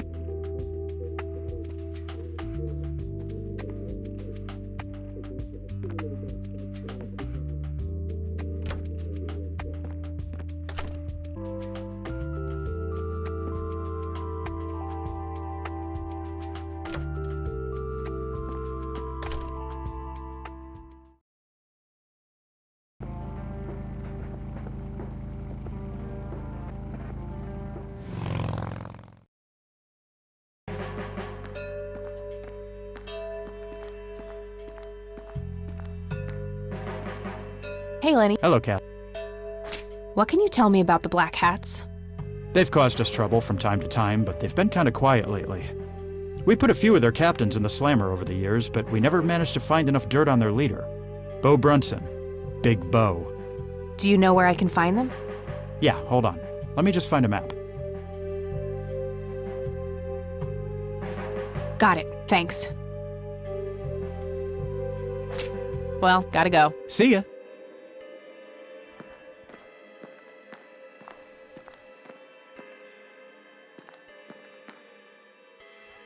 Hello. What can you tell me about the Black Hats? Why, you care to join?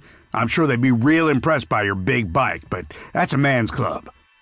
Let's just say I have a healthy curiosity. I'd say your curiosity borders on mental illness. You have a death wish? Bikers don't mess around with little girls. You gonna help me or not, Sheriff? Not really. Go bother Lenny with it. That's all for now. Good.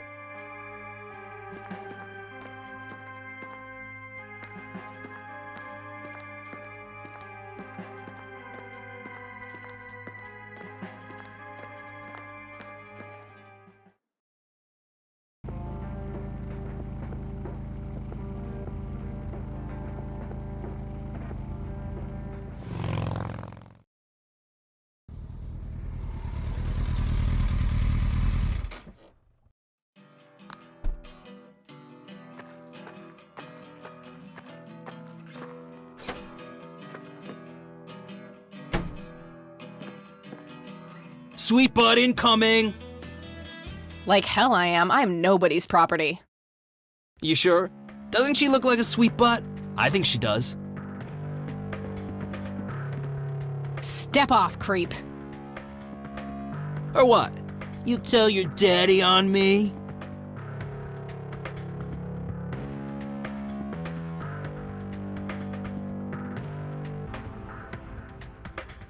You think I need my daddy to kick your pathetic ass? Oh, I love it when they play hard to get. Let go of me! God.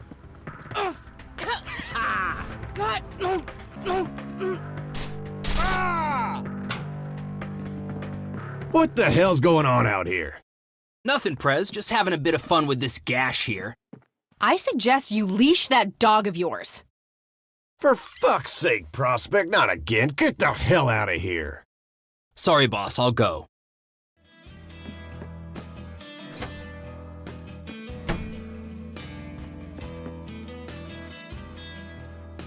He'll be disciplined for that.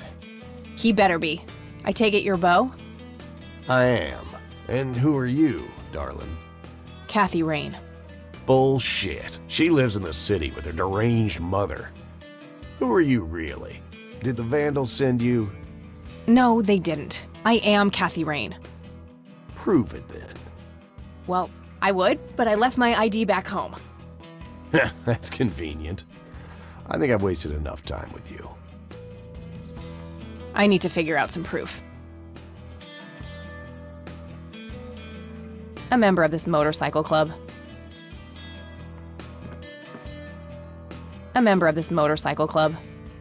I'd rather just talk to their leader. A member of this... I'd rather...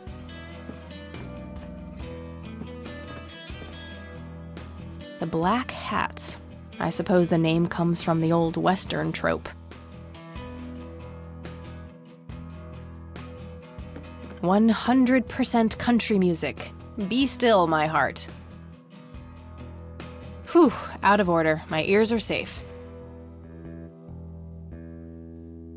My father's in one of these photos. I'm barely resisting the urge to rip it to shreds.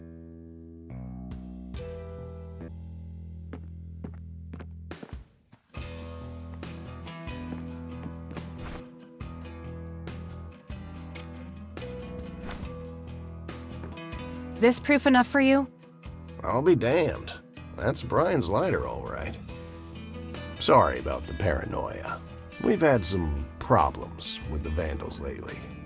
I get it. Can't be too careful. So, that's your ride out there. Corley Motors, right? 78? 76. You got the same taste as your old man. He always rode Corleys. Probably the only thing he and I have in common. Did you set up those mods yourself? Looks custom made for your, small frame. Yeah, took some time to get the measurements right. I imagine so. Girls like you don't often ride heavy bikes. I'm not most girls. Ain't that the truth? Most girls don't just waltz into places like this either. I guess you'd know. Anyway, I had some questions for you in the club. Go ahead, then. Your old man was a good brother, so I'll indulge you for now. Do you know anything about what happened to Joseph Rain in 1981? No, we had our differences, me and him, but that's a horrible fate for a man. I'd rather be dead than a vegetable. So I take it you and him didn't get along. No, I could write a book about that man. On one page I'd praise him, on the next I'd want to smash his skull in. He could be a real self-righteous prick when he wanted to, that's for sure. But everyone knew he was the real law around here. Truman was a tool. I respected Joseph, and he respected me, but he hated how Brian looked up to me. Joseph always blamed the club for the path Brian chose in life, even though it was just due to him being a shitty father.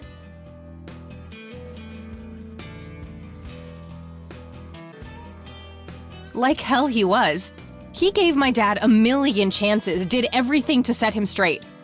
Is that what you think? You could barely walk back then. You shouldn't presume to know shit. Well, my mom told me.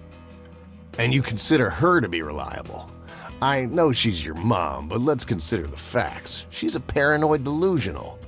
Joseph wasn't a saint. He saw everything in black and white. He was only kind to whomever he considered to be good by his narrow moral standards. The ones who wouldn't fit in that small mold didn't get any chances. None whatsoever. Do you know anything about Lily Myers?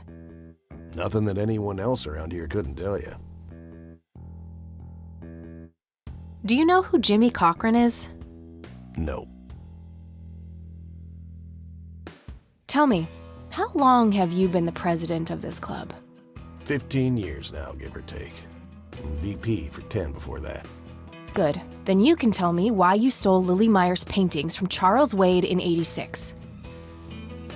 I don't know what the hell you're talking about, but I'd recommend you be careful with wild accusations like that.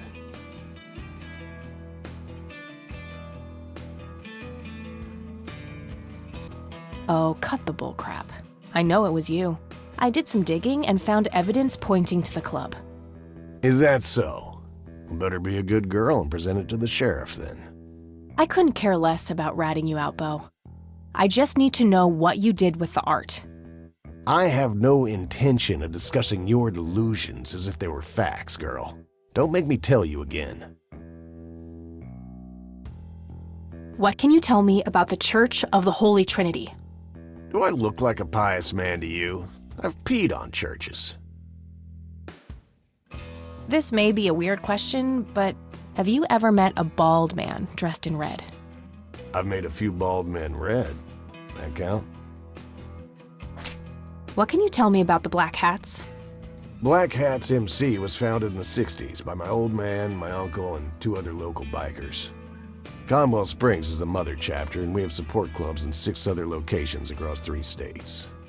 There's a total of 16 members here, 12 patch, 4 prospects. I'm the acting president of this chapter as well as of the whole club. Have been for more than 15 years. The law give you any trouble? It used to be tough when your granddad was around. He and Truman ran a tight ship. And now? Now they try, but Boyks and the boy are a nuisance at best. Care to join me for a smoke, Bo? Sorry, darling, I'm trying to quit. Hey, Bo, any idea of what this key opens? You ask weird questions, you know that? Do you know what this is? Whoa. What? Do you recognize that? I saw one of those with my own eyes a few years ago. Really? Where? Middle of the woods, the road to the city. Those things came from nowhere and gave me this crazy headache right on the plate in my head. At the time, I thought it was just a nasty case of migraine. You have a plate in your head? Yeah, titanium from a shrapnel wound I got in Nam. I see. Titanium isn't the least bit magnetic, is it? How the hell should I know? I'm no scientist. Do you remember where exactly on the road it happened?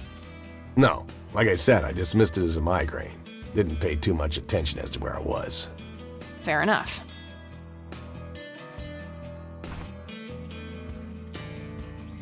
I don't...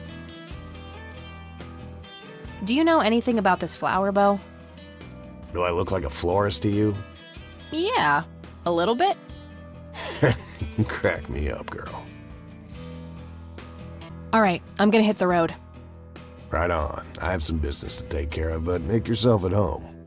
Thanks, Bo. See you around.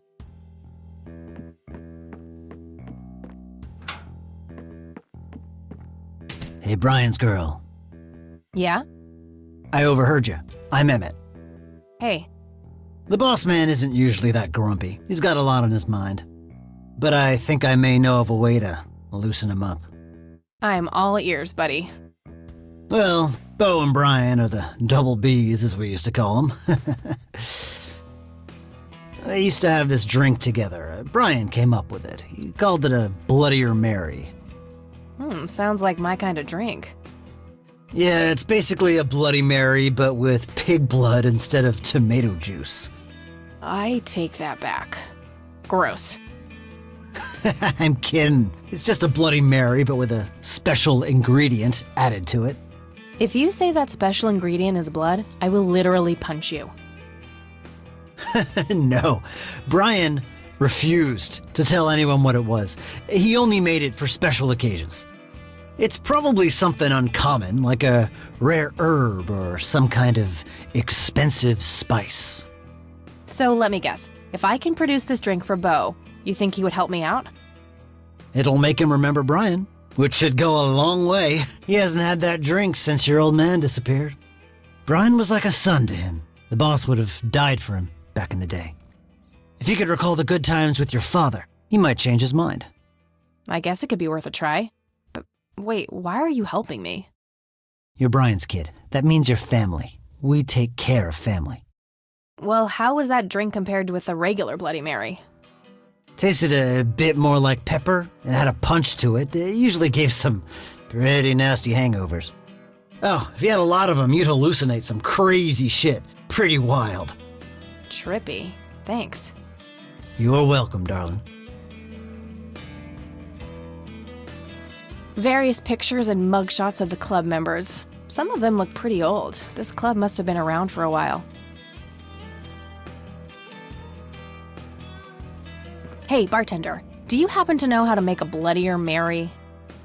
You mean a Bloody Mary? No, this is something different. Afraid not. I can make you regular Bloody Mary, though, if you want. Maybe later. I need to figure something out. All right, then. Hey, Emmett. Yeah? Remind me again. What's the difference between a Bloodier Mary and a regular Bloody Mary? Tasted a bit like pepper and had a lot more punch. Gave some pretty nasty hangovers. And if you drank a bunch of them, you'd hallucinate some crazy shit. All right, thanks. Anytime.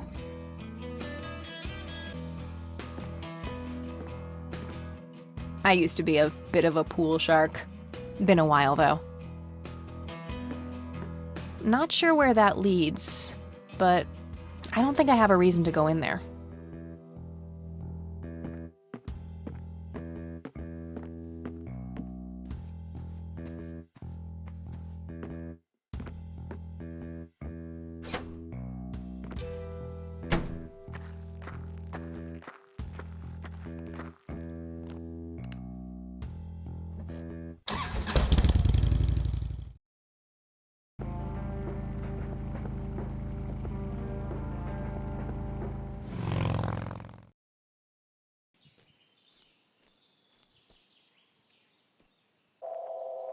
Sorry, endangered flower, but I really need to make a drink.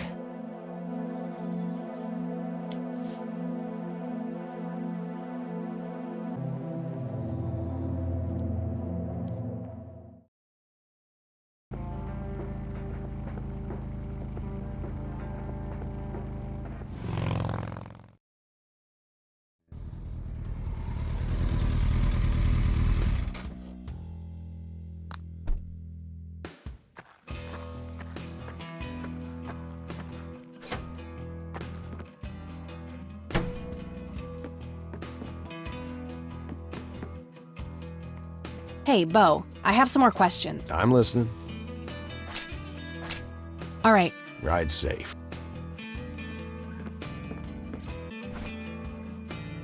It's a specimen of that red scythe flower. Smells a bit like pepper. I think this is what I need for the Bloodier Mary.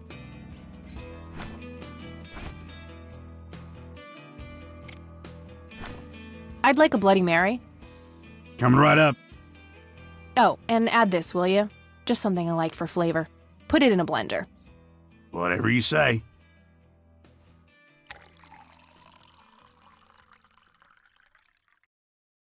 One Bloody Mary. Enjoy. Thanks, buddy. The club will cover that, Jose. Sure thing, VP. Thanks again, Emmett. You got it.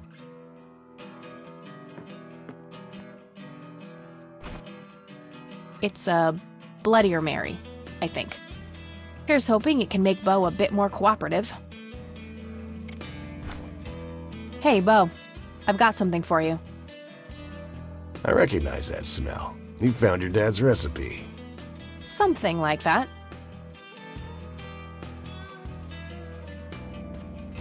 Man, is this a trip down memory lane. I keep expecting Brian to walk in here any second. You know, all this nostalgia is making me remember how much I really owe your old man. Yeah? Yeah, so here's the deal. In '86, Carl, my VP at the time, came to me and said he had a job lined up for the club. Some guy had offered him good dough for stealing a bunch of paintings from a mansion. He needed 2 brothers for the job. I was busy with other things at the time, so I gave my permission as long as the club got the usual cut. He returned a week later with a nice wad of cash. I didn't realize it was Wade he had knocked off until I read the paper. If I had known that, I'd advised against it. Wade is a powerful man with friends in city council. There's no reason to piss him off. Got it. So, what do you know about the guy who hired you for the job? Not much. Carl said it was some bearded preacher. Whoa, Isaac from the Church of the Holy Trinity? Could be. I don't know who that is. It was a priest. I know that much. Thanks, Bo. I'm gonna follow up on this right away. That's it? You're not gonna ask me about what happened to your old man? Not even curious? I couldn't give 2 shits about that asshole. Bullshit. Don't expect anyone to believe you're that angry with someone you don't give 2 shits about. Either he's dead or he abandoned me. Do any of those options look appealing to you? They don't, but you should know that no one from the club had anything to do with it. I meant it when I said Brian was a good brother. He had no enemies here. Not then, and not now. Comforting to hear, Mr. President. Shut up and listen, girl. I'm trying to tell you something. Brian used to talk about heading to Mexico, about riding off into the sunset and getting away from all his newfound responsibilities. And I think part of him was serious. You deserve to know that there's a chance he's still out there somewhere. Sure. Let's hope that bastard is living it up somewhere. Just take care of yourself, you hear? You too. That day went by fast. I think I'm gonna ask if I can stay the night at Grandma's.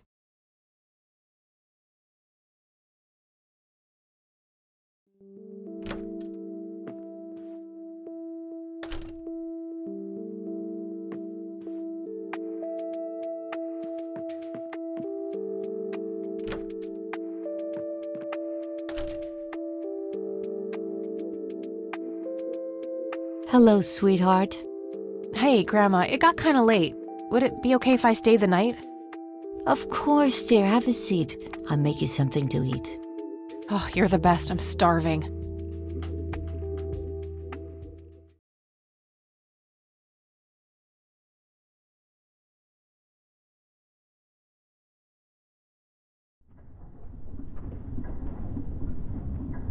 Do you see? You are bound to her, and she to you. The separation is an open wound, a tear that can only be cauterized in agony. For our God is a consuming fire.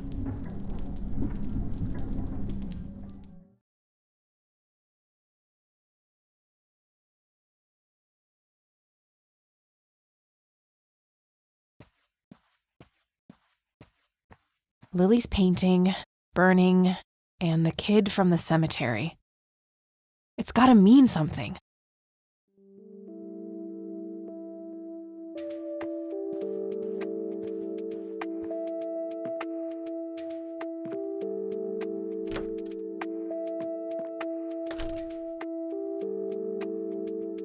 Oh, good morning. Hi, Kathy. What the? Morning. Wow, this is quite the surprise. You have such a lovely friend, dear. We've been chatting all morning. Oh, I have no doubt. She's quite the talker, this one. You sleep even longer here than you do back home. Oh, gee, must be the blissful lack of distractions here, E. Can I talk to you for a sec, outside, alone? Okie dokie, if your grandmother doesn't mind being left all by yourself for a while. Sure. You go ahead, children. I'll be right here if you need me.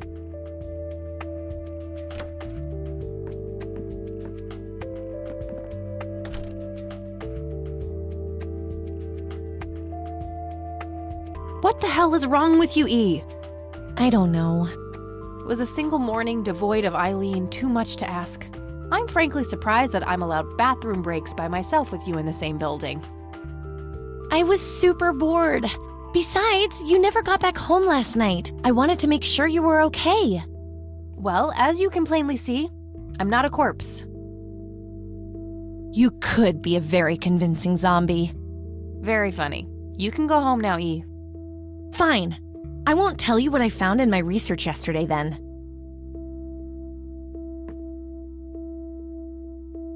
Ugh, I hate you. I'm so glad you asked. I looked up a few statistics for this county, looking for any anomalies. First off, there's a high number of missing persons reports in the area. That wouldn't be too unusual if, let's say, the county had a high crime rate. But it doesn't. Violent crimes are actually lower than in other comparable counties. Huh. That's just outright creepy. It gets even better. It turns out that this county has the highest number of clinically insane in the state. And guess what? Conwell Springs County is tiny. Per capita, the difference to the county in second place is humongous, over 1,000%. That makes some sense. I found out that this cocky person is Loctite at Ingstrom's. Wow, we should go talk to him, right? He must have some answers. That's the plan. I should probably fill you in on the rest I found. So, I'm gonna head over there today and confront Isaac about the paintings. Don't you think it's a bit risky, Kathy? It could just backfire and piss him off. Oh, I'm hoping it will. Nothing wrong with some good old provocation to make people show their true colors. You never gave him the picture of the lights, right? Nah, I didn't want the guy to faint. He sounded pretty brainwashed about the Holy Trinity thing. And none of the church people know who I am, right? I guess not. So? My point is that you grilled the priest good yesterday. You already tried it your way. I'm a fellow Christian. Maybe I could try something different, like make up a cute cover story and pretend to want to join their church. If he still won't trust me, I can show him my copy of the picture. Maybe it will make him open up. I suppose it would give me enough time to drive back to the city and talk to Jimmy before it gets too late. Yay! Oh, let's do it! I'm so excited. I can't wait to lie to people. You know that's a sin, right? Oh, I'm sure Jesus will make an exception this time. After all, he loves me. I'm not gonna waste any time then. Let's catch up on the phone tonight. Okie dokie. Talk to you later.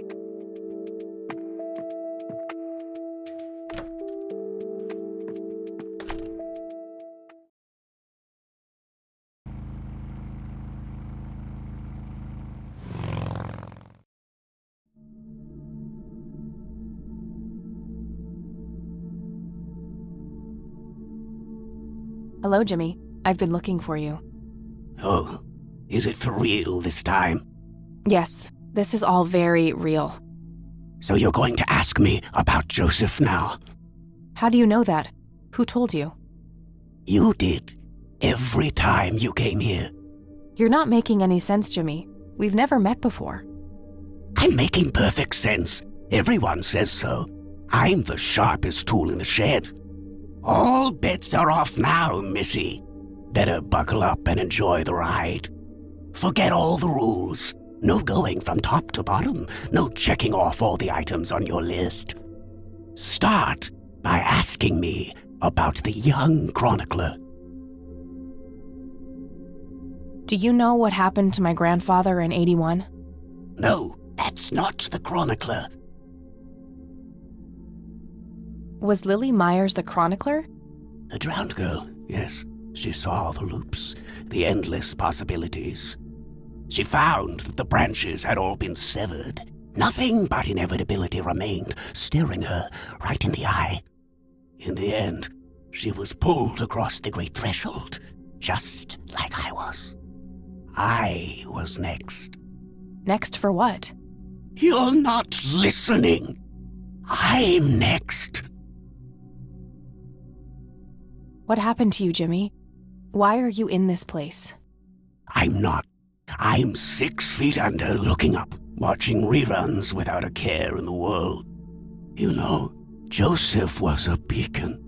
His passing sent ripples traveling in all directions, touching all of us with burning intensity. In my case, resulting in immobilizing guilt. After all, I sent him out there. It was all my fault. What was? What did you ask him to do? Be patient. We'll get there eventually.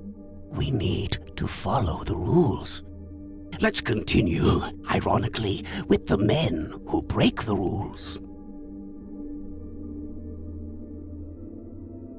What is so special about Lily Myers' art? That's not the men who break the rules. You mean the black hats? They're the men who break the rules? Indeed. Your father broke every rule in the book, did he not? That's a mild way of putting it. I feel your pain, but you will be free of him soon enough. I've seen you atop a great pit, dropping the last remaining memento of him into the empty blackness below. Your mother, on the other hand, that's a story with a different ending. You know Mom? How is she? Why don't you see her yourself and find out? It's complicated. Last time we met was ugly. Looking away won't make it any less ugly, Kathy. I know, just not yet. Very well. Let's go see the man you reunited with his family. The man in red? Is that who you're talking about? Yes, indeed. Who is he really? The collector of souls, the one who beckons and prepares. Some call him a spirit guide, others a devil dressed in red. You are doing so much better than the last time. Now, ask me about the first thing you can think of. What happened to my grandfather in 81? Oh, poor Joseph. Wrong place, wrong time, wrong friends, wrong life. An unstoppable force meeting an immovable object. There had to be course correction, Kathy.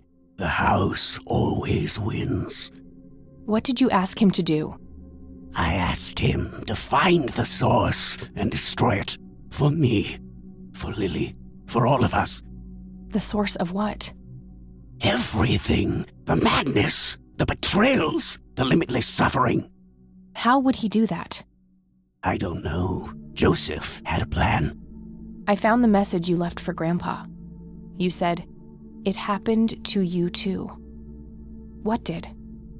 Meeting the lights, of course. Don't you have my picture from the night in the forest? You mean this? Oh, yes. They felt so warm, so comfortable, luring me in. But when they got close, I could feel my mind split in two. I found myself with one foot on either side of the line, the thin line between hell and here. It felt like breathing through my nose with my mouth underwater.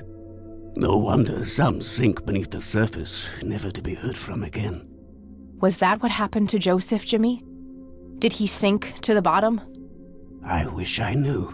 I'm just a man stuck with his ear up against the wall, picking up a word here and there. I am so tired, Kathy. I can feel the lights even now. Endless static in my head, like a TV tuned to a dead channel. But what are they? Where do they come from? The cradle of obscurity. The alpha to our omega. The distorted mirror. Why are you constantly speaking in riddles? Why do you assume I have a choice? We are nearing the end. Ask me about the misguided faithful. Is the Church of the Holy Trinity the misguided faithful? They are, yes. What makes you call them that? Isn't it obvious? They believe the lights are divine. The lights are neither divine nor unholy. They are but a twisted reflection of us. The judge and the jury, our innermost child, our greatest fear. Everything we long for and desire. It's more than most of us can take. The cup runneth over.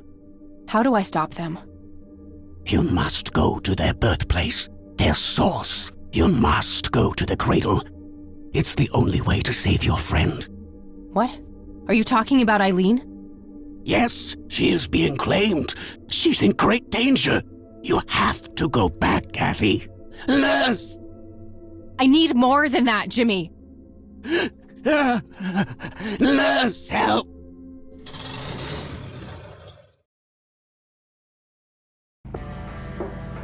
I need to find Eileen.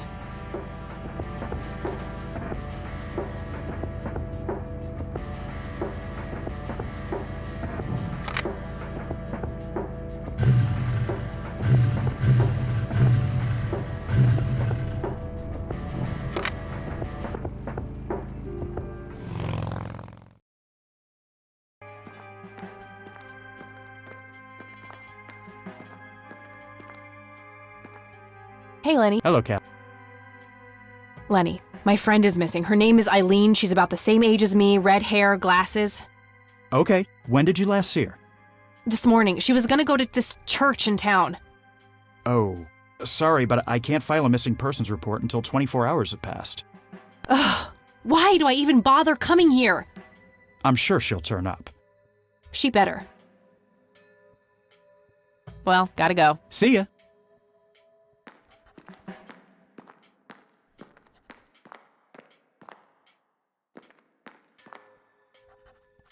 Hello, Sheriff.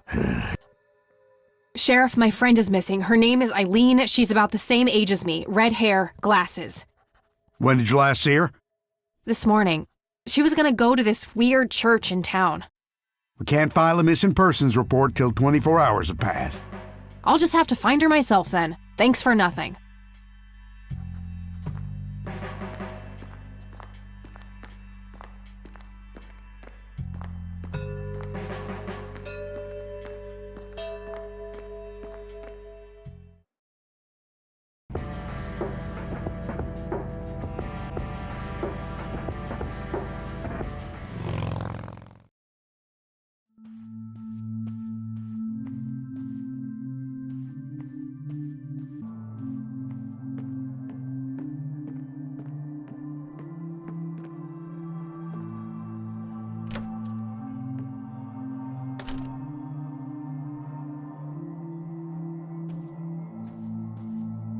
William T. Price.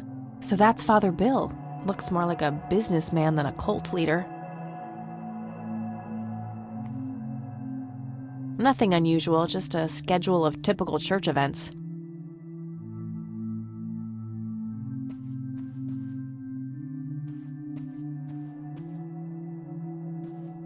A small cabinet with a lock on it.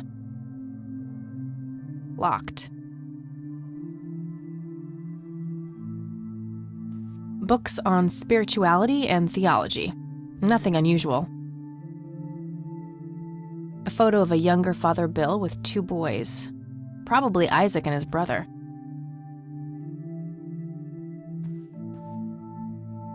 Oof, no corpses, just a bunch of priest outfits in there. Nothing interesting in the pockets either. Wouldn't be a church without one. There they are again, watching my every move in this place. Isaac's desk. There might be something useful inside. Found a large old key in here. Hey! What are you doing in here?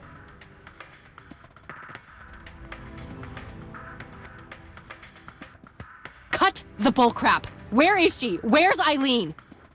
What in the Lord's name are you talking about? Red-haired girl, I know she came here to see you. Tell me where she is, or I'm calling the cops. I don't think that's quite necessary.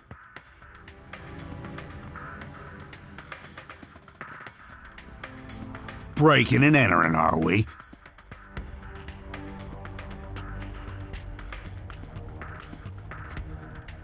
Oh, shit. It's not what it looks like. Oh, really? Is it some kind of optical illusion? If you just listen for a second, I can explain. You can explain all you want through the bars of a cell. Hands behind your back, now!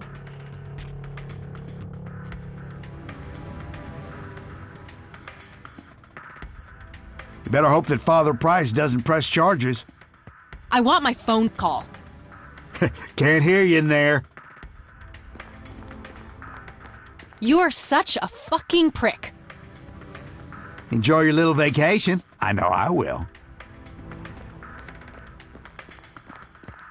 Well, this blows. And I smell like goober. Fan-fucking-tastic. I need to get out of here. Who knows what that freak is doing to Eileen right now? Looks like the mop is within reach. Maybe I can make some use of it. Okay, now what?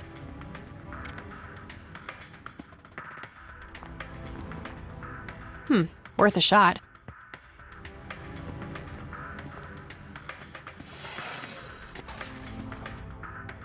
Oops!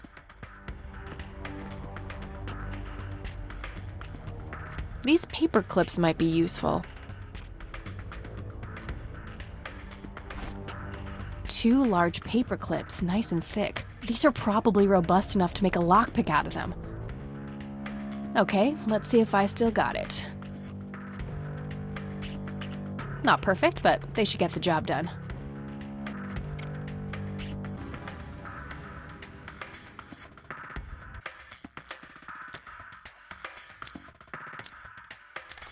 I'm so good.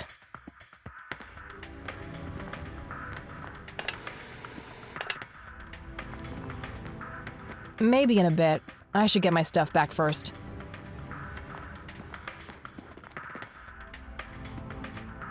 Locked. What a shocker.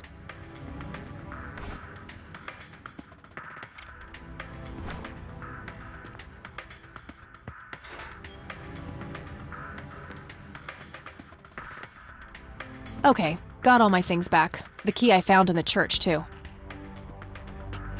Oh, wait. What's this? Something is written on the back side of the photo of the lights. Jimmy must have done it when I wasn't looking.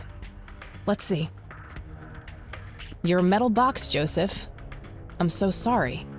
I forgot where I hid it. Weren't we in a different troop before we were men? Or are these memories not mine? Poor Jimmy. Between the ramblings, it sounds like Grandpa gave him something to hide. I'll have to look into that, but first things first. Getting the hell out of here.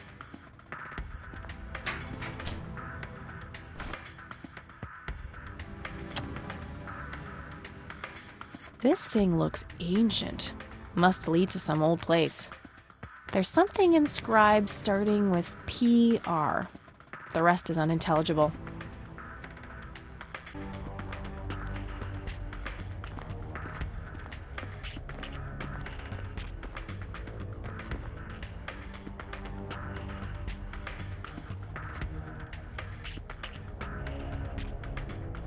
I need to do something about Lenny.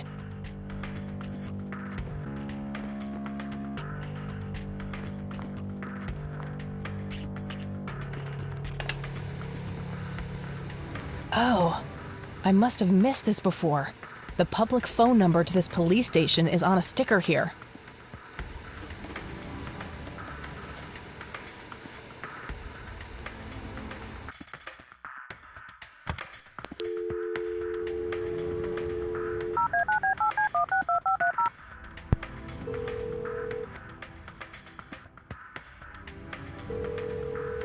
This is the Conwell Springs Police Department. How can I help you?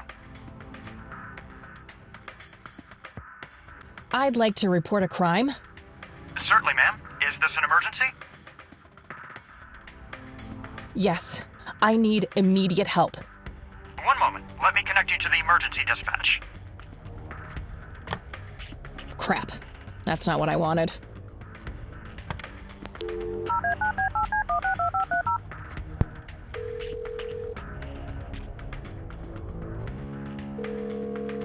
This is the Conwell Springs Police Department. How can I help you?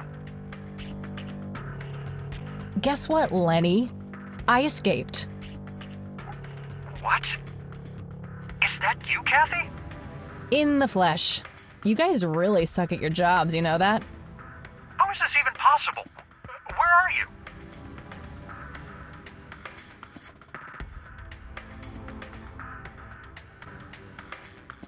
On my way to find my kidnapped friend, since you guys are totally useless.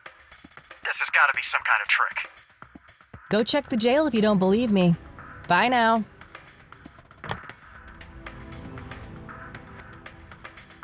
Okay, I gotta figure out some way to trick him. Fast.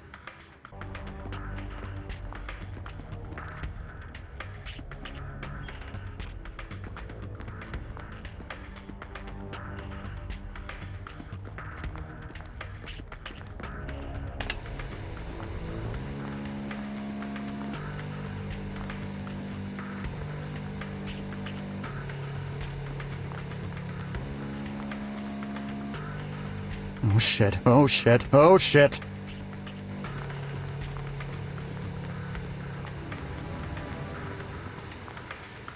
Come on out. I know you're hiding in there. What the heck?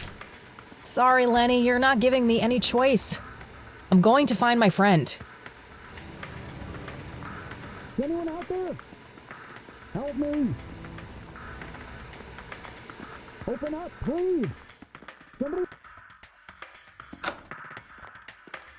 What are you wearing? Oh, it's all.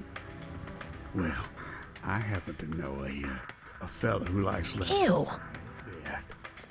Now that's a very good girl.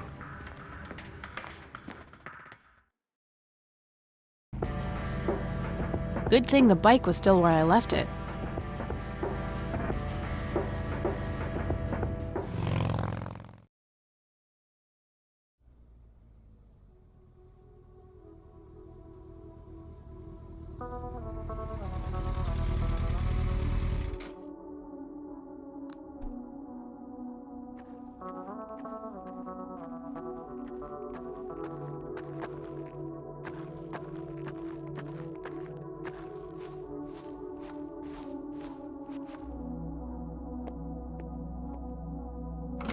Locked.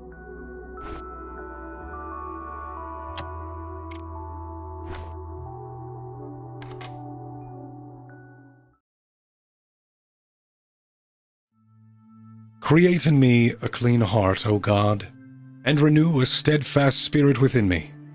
And the Lord replied, I will give you a new heart and put a new spirit in you. I will remove from you your heart of stone and give you a heart of flesh. I have swept away your offenses like a cloud, your sins like a morning mist.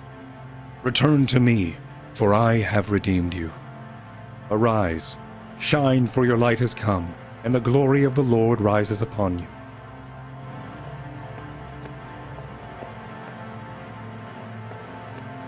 Hey, what's that?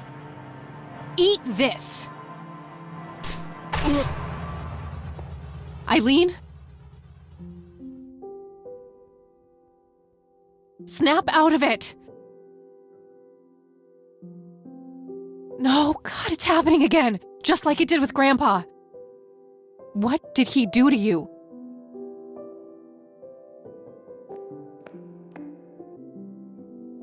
Ernest Edward Price, born December 20th, 1898, died May 8th, 1973. Henrietta Ann Price, born April 22nd, 1933, died May 4th, 1981. Father Bill's wife? That grave is blank, probably reserved for future descendants.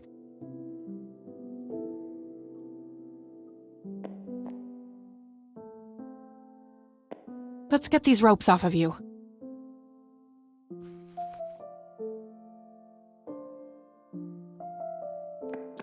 He's knocked out cold. He had a key on him. It looks a lot like the key I found in the attic. Maybe they're somehow related. A small key with a tag attached labeled Storage A5. This must open some kind of storage unit. Maybe there's a self-storage facility in town.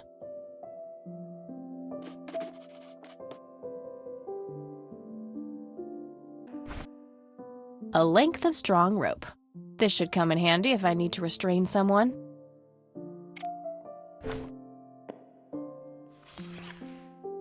That should do it. I better go get help before he comes to.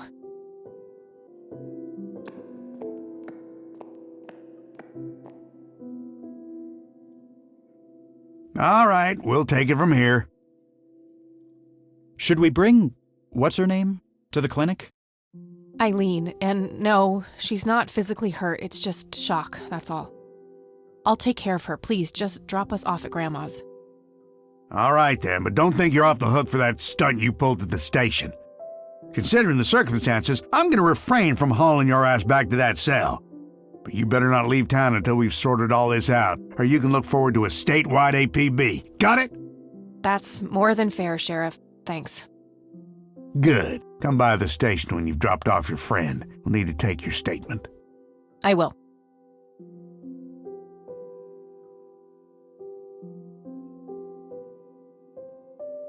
It's my fault this has happened to her. No, it's not. You know exactly who's to blame. That vile man behind bars or whoever is pulling his strings. Go there, find out what he knows, and get to the bottom of this. It's too late for Joseph, but maybe she still has a chance. Well, I'm sure as hell not gonna wait here for her to rot away. Good. She'll be safe with me. All right then, I'm off. There are a few things I need to ask you, Grandma. Very well, dear. How is she? The same. Don't worry about us. Hey, Grandma, do you know if there's a self-storage facility in town? I think so, yes. Why don't you look it up in the phone book? Sure, I could do that. Thanks. Okay, that's all I need. Good luck out there.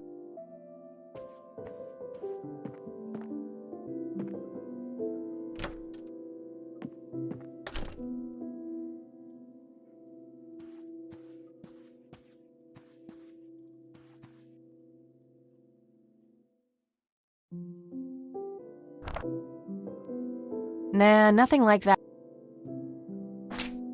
Okay, there's a place in town. Got the address, I should head over there.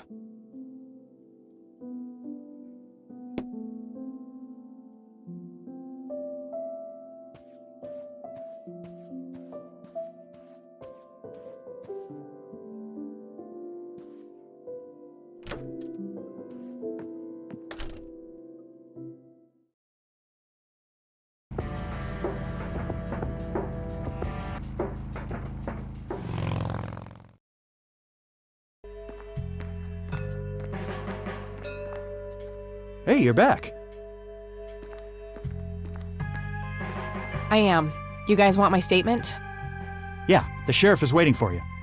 All right. Oh, and I'm really sorry about that locker thing. Huh. I was getting some serious high school flashbacks in there. But I get it. You were looking out for your friend.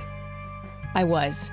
But look, how about you and I go grab a sandwich or something when all this is over? Really? You mean as a date? Yeah.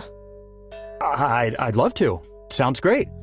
Let's figure out the details later, all right? I shouldn't keep the sheriff waiting. Sure thing. See you, Lenny.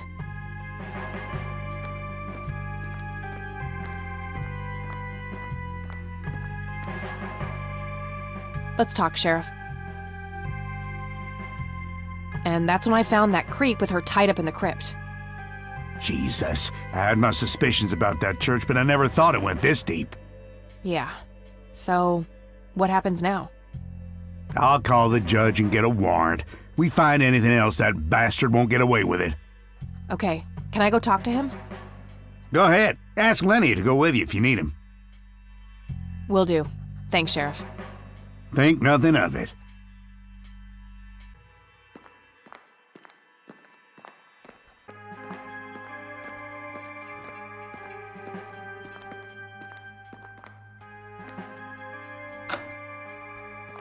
Don't beat yourself up about that locker fiasco.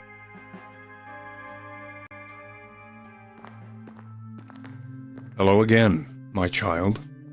I hope you enjoy that cell as much as I did. For a man of faith, this is a room fit for a king. Speak what you will. I have all the time in the world. Did you have something to do with what happened to my grandfather? Alas, I did not. What befell Joseph Rain was a product of his own volition. What's that supposed to mean? You think it was his own fault? The Lord works in mysterious ways. Joseph Rain was a good man, but what happened to him was according to God's divine and perfect justice. What do you really know about Lily Myers? Oh, the drowned girl is a conundrum. God gave her the gift of prophecy, a blessing, and a great honor. In return, she spat in God's face, cursed him for what he had done, and mocked his design by taking her own life. Alas, there is no hiding from God. Her soul knows only fire and brimstone now. Why did you have Lily Myers' painting stolen? Because Charles Wade isn't a man keen on sharing. Fine. Let me put it this way. Why did you try to get your hands on the paintings?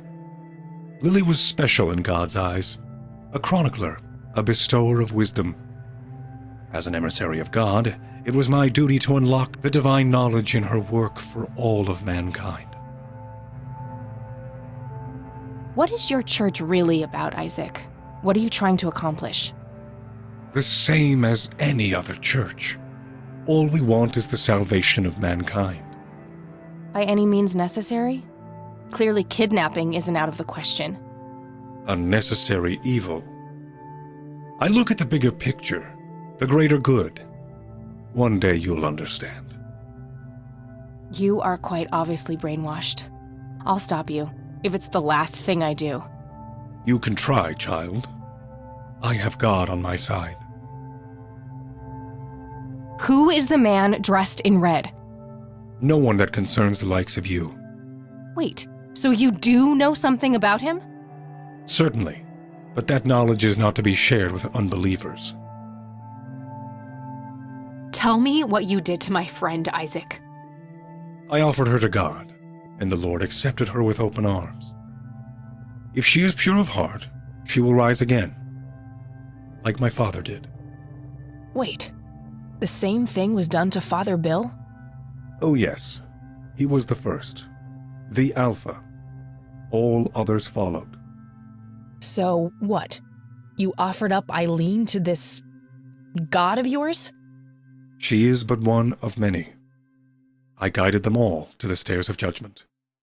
Wait, so you were responsible for all those people disappearing? Going crazy? All I did was bring them face to face with God. If they chose to reject him, they were beyond redemption. I could, but I'd rather not tip him off before I know what this key opens. What do you see in this photo? The sign of God. The Father, the Son, and the Holy Ghost. This is what your father saw, isn't it? This is what started it all? Yes. After he met the holy lights, my father followed the signs to the stairs of judgment, descended into the Holy of Holies and surrendered himself to the Lord. Under the watchful gaze of his great eye, God tested Father's faith in countless ways. Fueled by conviction and a sense of purpose, Father persevered. As a reward, God blessed Father and told him to gather a great flock. And that's how William T. Price became Father Bill. What is the Holy of Holies? A hidden sanctuary touched by God, a window to the heavens carved out of the earth. Where are the stairs of judgment? That's not for me to say. If God wants you there, He will lead you there.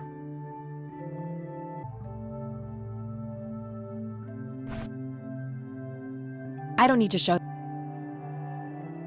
You know something about this flower, don't you? Oh yes, a link to the divine. They help by preparing the body for unity with God. So, you've drugged people with it? Such a crude choice of words. It has been one component of my sacred work, yes? I'm done here. Good. Now go repent, sinner.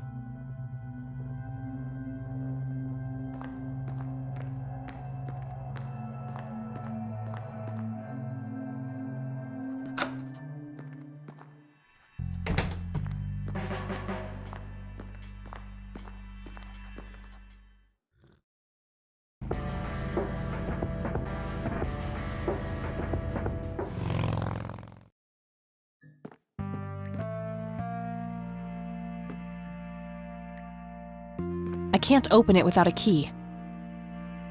Storage A5. This is it.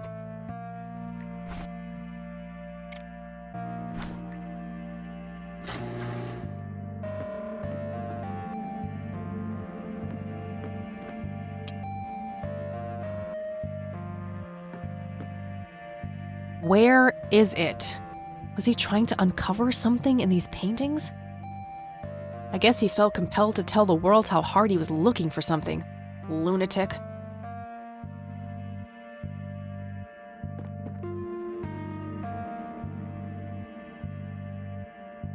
I don't believe this. They're ruined. He must have used that paint thinner on the paintings.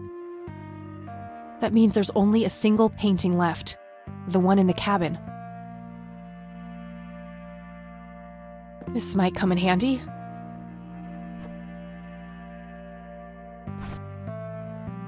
A bottle of paint thinner. A warning label that says it's flammable. This should be able to do some damage.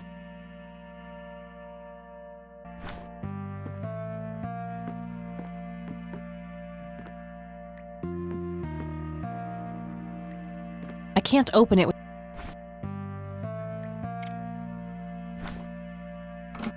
Doesn't fit. Must be for a different unit.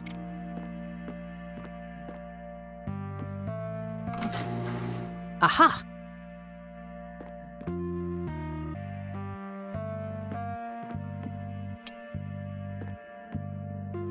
An old gas-powered lawnmower. Looks like it's in pretty good shape. Just some old newspapers in those.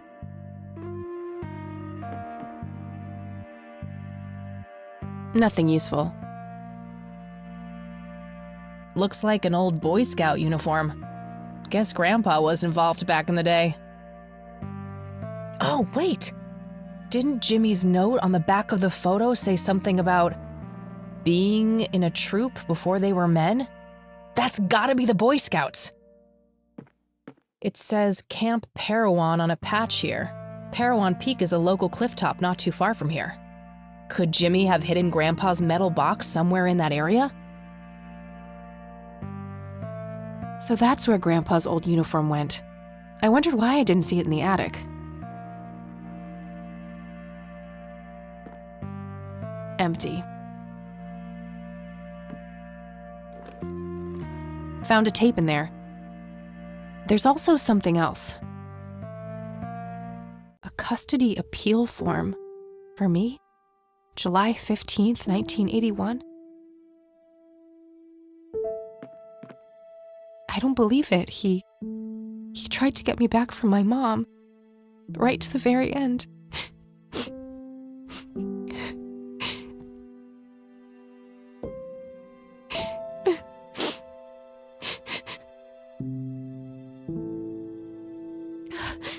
Pull yourself together, Kathy.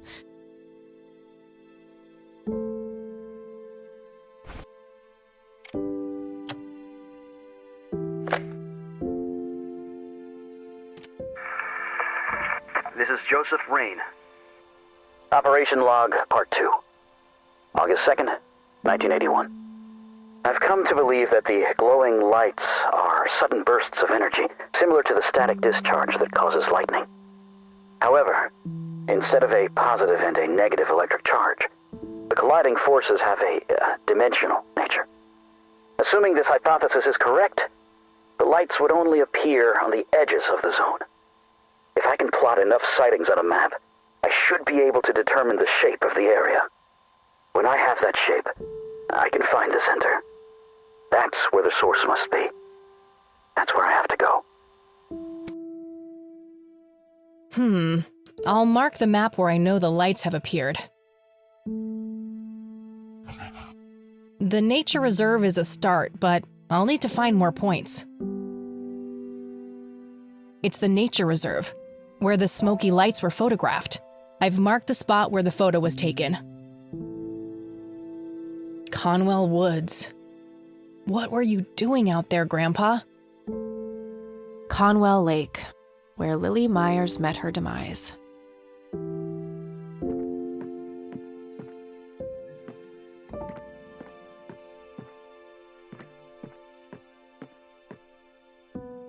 I can't open it without a key. Storage A8. Storage A9.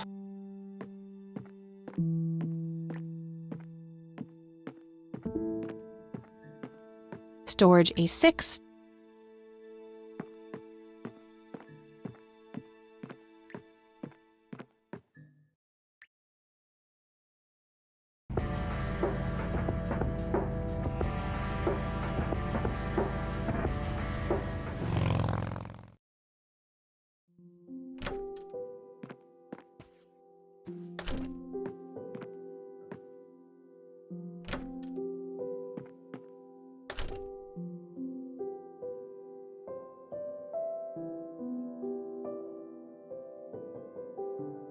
Hi, Grandma.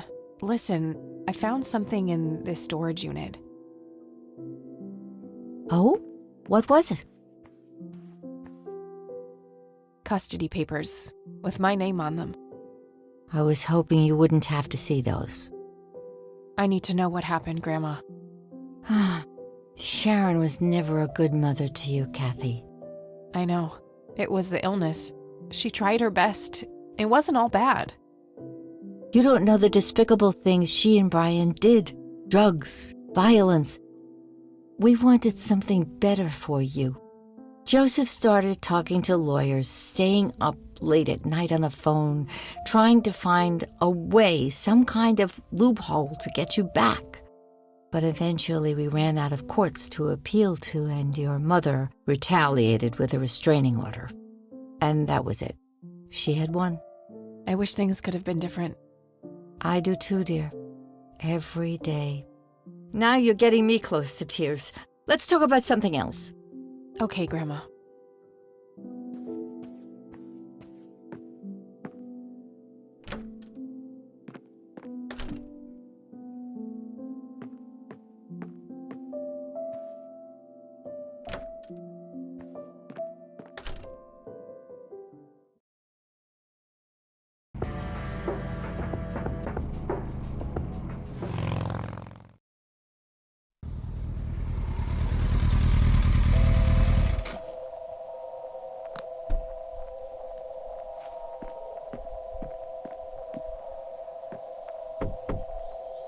Anybody home?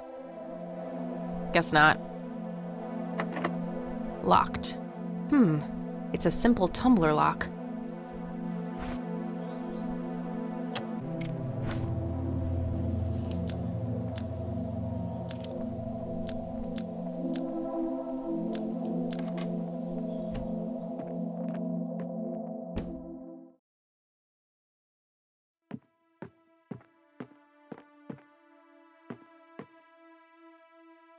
Nice view of the lake from here.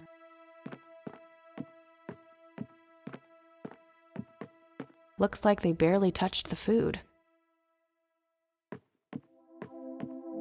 It's an early painting by Lily Myers.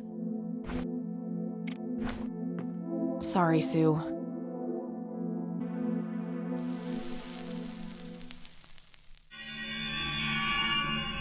A hidden picture.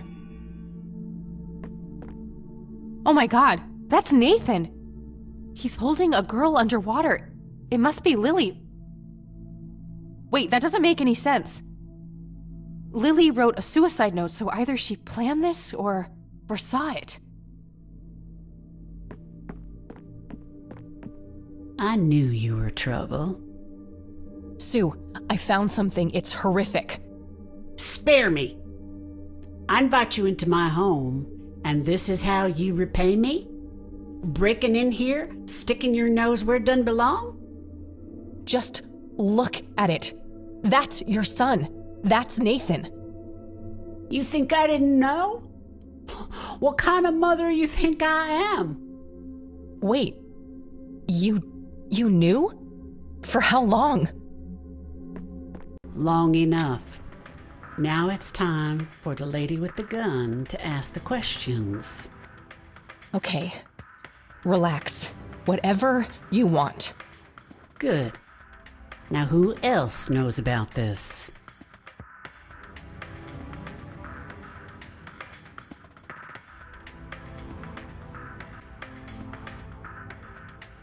Oh, gee, well, there's my neighbor, the mailman, the donut girl on the corner. I'm missing someone. Oh yeah, the cops. You think this is a joke? You're not walking out of here if I think you'll rat us out.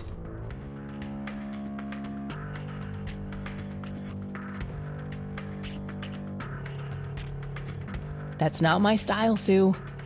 I don't rat people out. Because sneaking in here like this is something a straight shooter would do. I can't trust a goddamn word coming out of your mouth. If this ever gets out, you know he'll be put away. They'll lock him up in some horrible institution.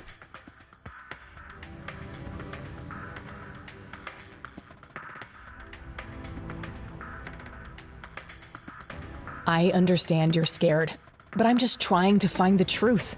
I'm not out to get anyone.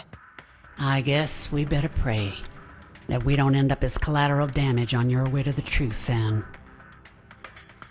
I have to protect him.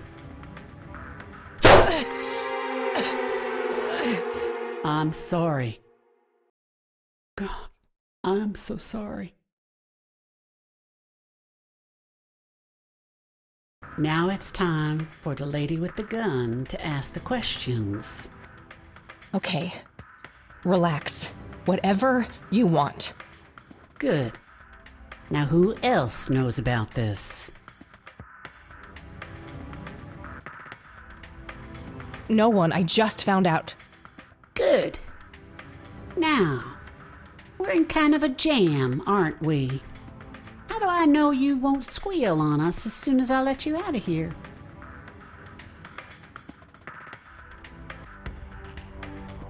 What would I even say? That I found this creepy painting of a murder that happened 2 decades ago? You'll figure something out. You're so fucking clever, aren't you? That's not the word I'd use considering the situation I'm in. I suppose you got a point there. If this ever gets out, you know he'll be put away. They'll lock him up in some horrible institution. He killed his sister, Sue. Have you considered that a place like that might be the best for him? How can you say that? You know what those places are like, considering what you did to your mother. It's worse than prison. And not only do they take away your freedom, they force feed you a mouthful of mine dollars every morning. Look, Sue, the only reason I'd ever tell anyone about this is if I really thought Nathan was dangerous. You're telling me he's not? That boy wouldn't have hurt a fly. The only way he could have done such an awful thing is if his sister pulled him so deep into her world of lunacy, he didn't know up from down. So, you think she made him do it? Of course she did. Just look at the bloody painting. It's obvious she planned it. Yeah. I guess it would seem that way. Part of me resents her for doing that to Nate. That's the real reason I gave up the paintings. They were nothing but painful reminders of when Lily's misery was front, left, and center. But still, she was my little girl, and I miss her so much. But Nate's all I have now, and I'd rather die than let anyone take him from me. I can help, Sue. I'm sure there's more to all of this. My grandfather knew too, but someone or something got to him when he came too close. You and him are really alike, you know? People say that. Where is Nathan now? I just want to talk to him. He took a boat out on the lake. There's this place where he and Lily used to go. An island. Okay, how can I get there? There's another boat down on the dock. A bit shabby, but you can probably fix her up. I'll give it a shot. I'm gonna walk out of here now, Sue. Go, before I change my mind. Talk to my boy if you must, but don't come back in here. I don't trust myself right now. You take care of yourself, Sue.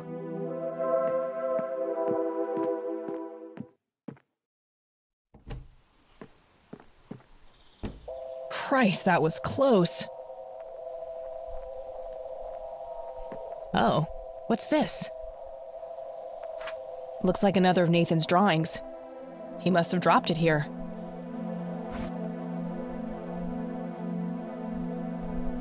Nathan seems scared of Lily. Lily is truly menacing here. Is she scolding Nathan or telling him to do something?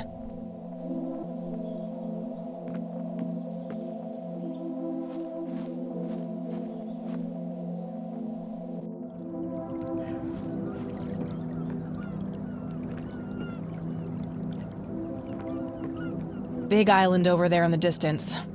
That must be where Nathan went.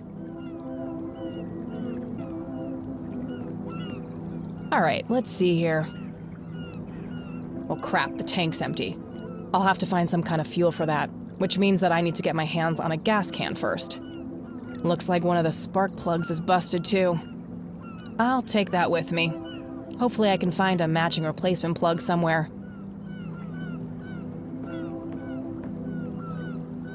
This boat must be what Sue was talking about.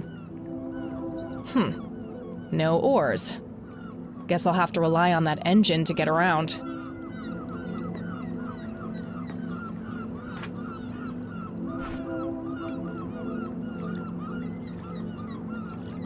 Nathan looks totally petrified in this picture. There's the smoky lights again. Lily must be in a dark place here. A scary face on a painting. This must have been after Lily started having mental problems.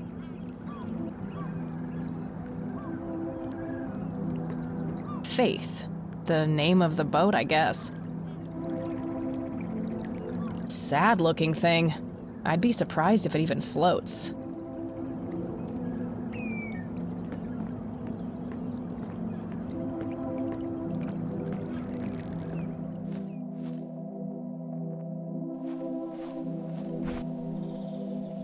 It's a busted spark plug from the boat engine. I can compare this with others like it to try and find a good replacement.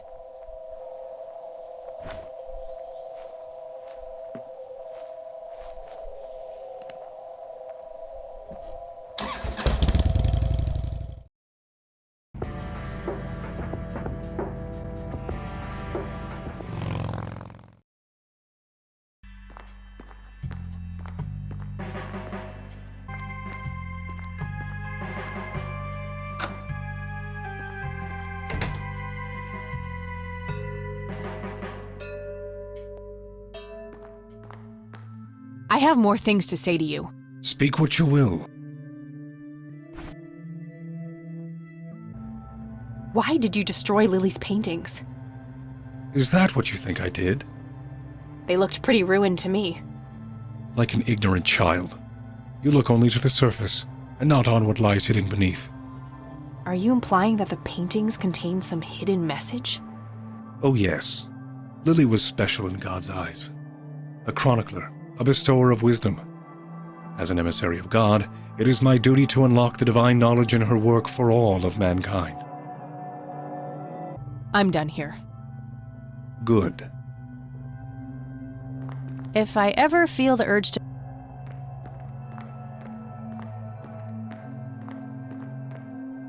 I'll just borrow this for a while.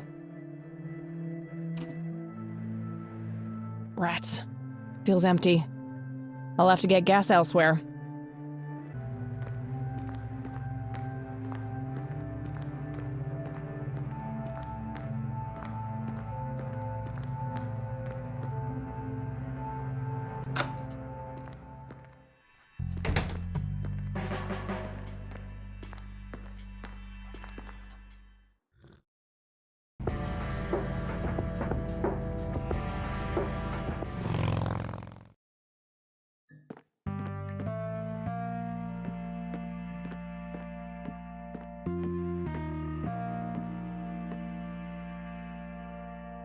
An old gas-powered lawnmower.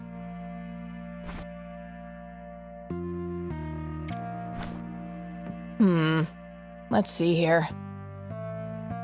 Aha! Same plug size. I'll take a good spark plug and throw away the busted one. A functional spark plug. I should install this in the boat engine.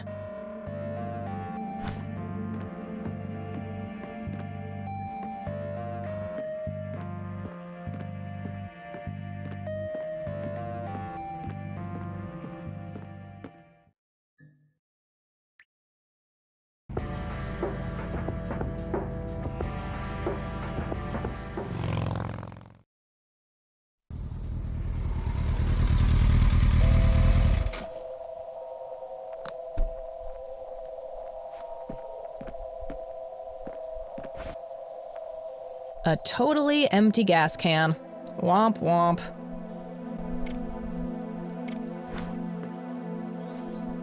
Okay, girl, time for you to do your part. Good thing I topped you up at the gas station this morning.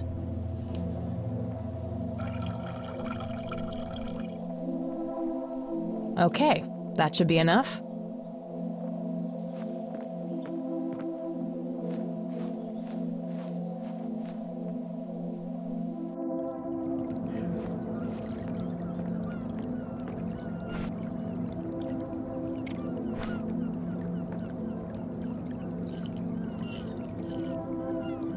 Fits like a glove.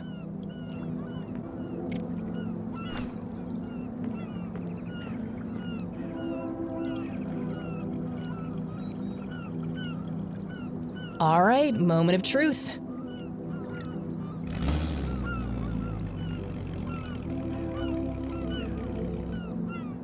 Yes, time to hit the water.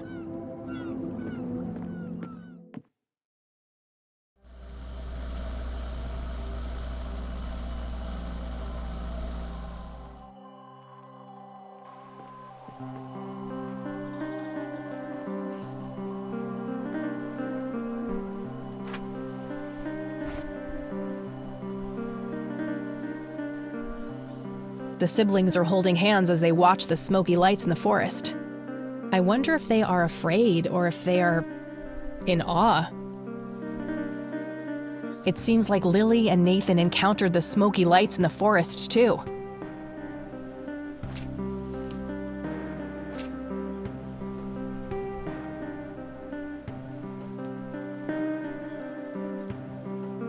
That's the other boat. Nathan must be around.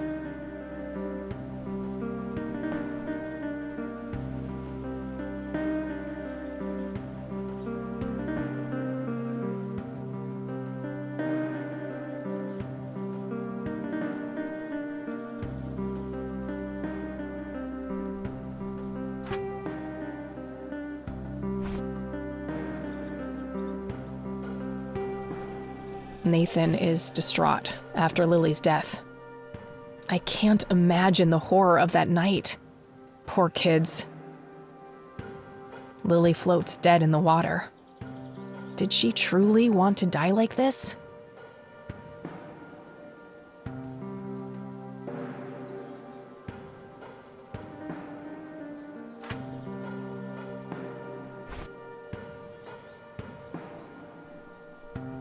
Nathan is happily drawing something on the floor.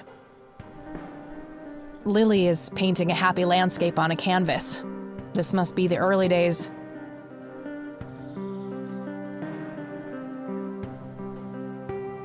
Now that's a big tree. Good choice for a treehouse. I don't see any low branches, so it doesn't look very climbable. A rope ladder has been pulled up to the treehouse. There's no way I can reach that. If Nathan is up there, maybe I can convince him to come down. Nathan! You up there? Go away! No girls allowed! Well, that went great.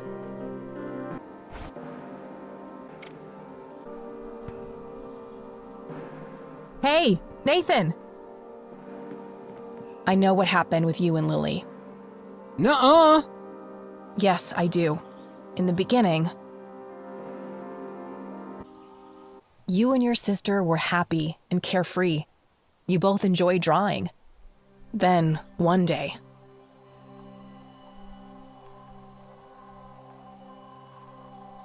you met the strange floating lights in the forest. After that, Lily started painting scary things. And then, Lily became angry. She wanted you to do something. In the end, something terrible happened. And Lily drowned in the lake. I had pruny fingers. Yeah? It's hard to hear you up there, Nathan. Can you come down? Okay.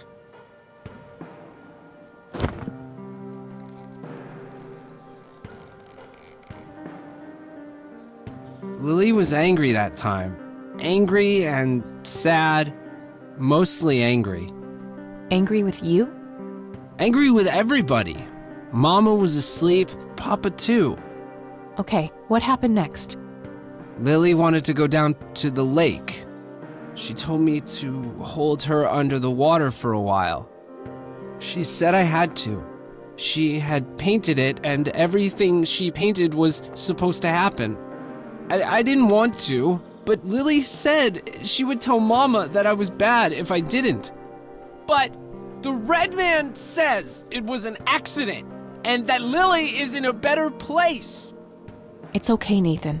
Lily was sick. It's not anyone's fault. When did you first meet the Red Man? I don't know. I see him in the woods sometimes. He and Lily always fought. They did? About what? He wanted Lily to take her medicine. What kind of medicine? Pills to make her less sad and angry? I don't know. Just medicine. But you know what? It's okay. I still talk to her all the time. You talk to Lily? And she talks back? Yes. Take me to her, Nathan. Take me to Lily. Okay.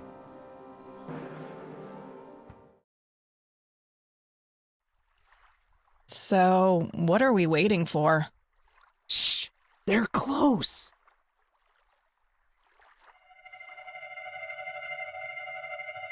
See? Oh shit. We need to get away from them, Nathan. They're dangerous.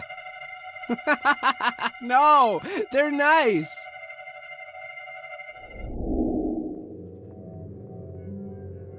Poor little Mender met her end, witnessed so much she couldn't comprehend. Claimed by the lake, she screamed to her god, struggled for air as she twisted and clawed. But all was in vain, and her cries went unheard. 'Twas a heartbreaking theater of the absurd. You could just clap, you know. No appreciation for the performing arts. There. You're being dramatic. Is it all those secrets piling up behind your face? No pain, no gain. At least that color looks good on you. Well then, it's always a pleasure, Bill. Jesus. Wakey, wakey! They're gone now. You know what, Kathy? What? I'm hungry. All right, Nathan. Let's get you home.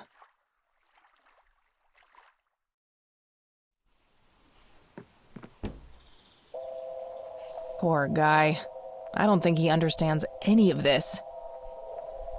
I should mark the spot he brought me to on my map.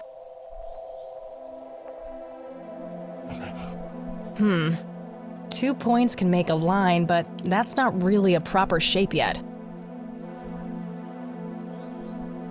Oh, and what did the red man say? The secrets piling up behind your face?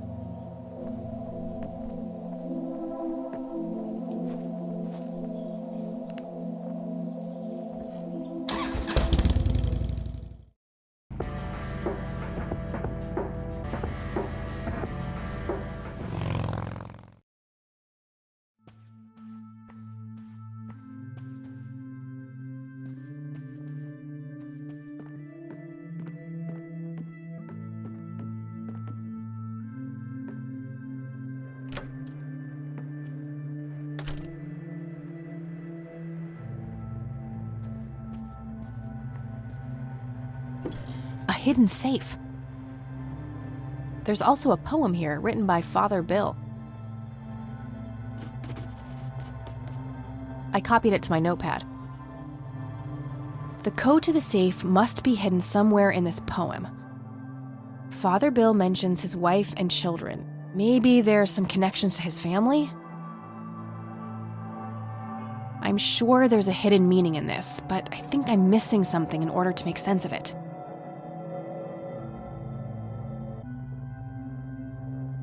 An electronic safe with a numeric keypad. I could always try guessing. Most people use numbers they can relate to, like important dates to them.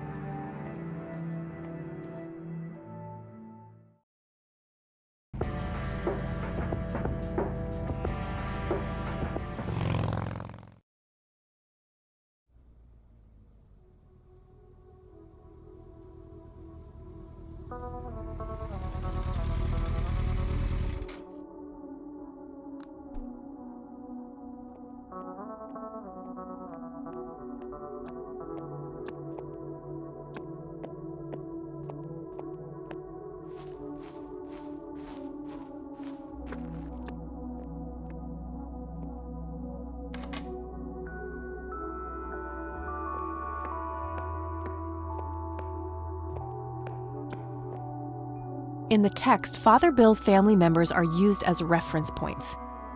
Could he be referring to the physical layout of the graves?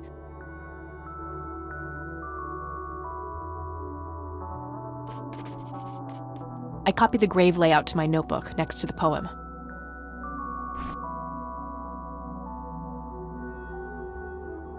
This information should relate to the poem somehow.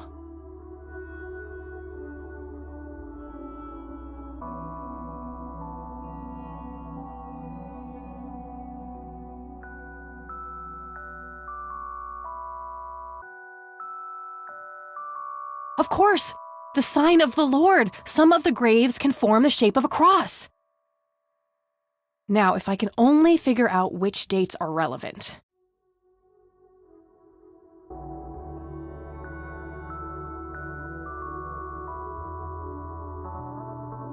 Yes, that must be it. 3 dawns mean 3 births, and they're all adjacent to Father Bill's grave. I'm sure I'm close now. I just have to somehow narrow down these to the correct number of digits.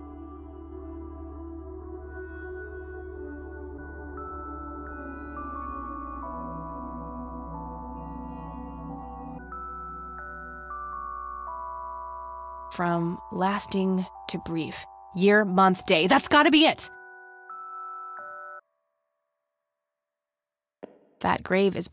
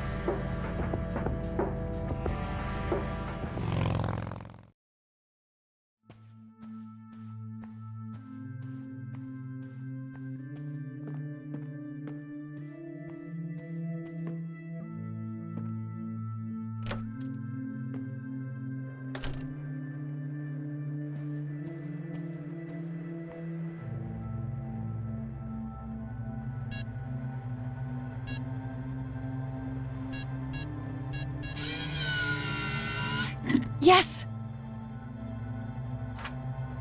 Found a written text and a tape in there.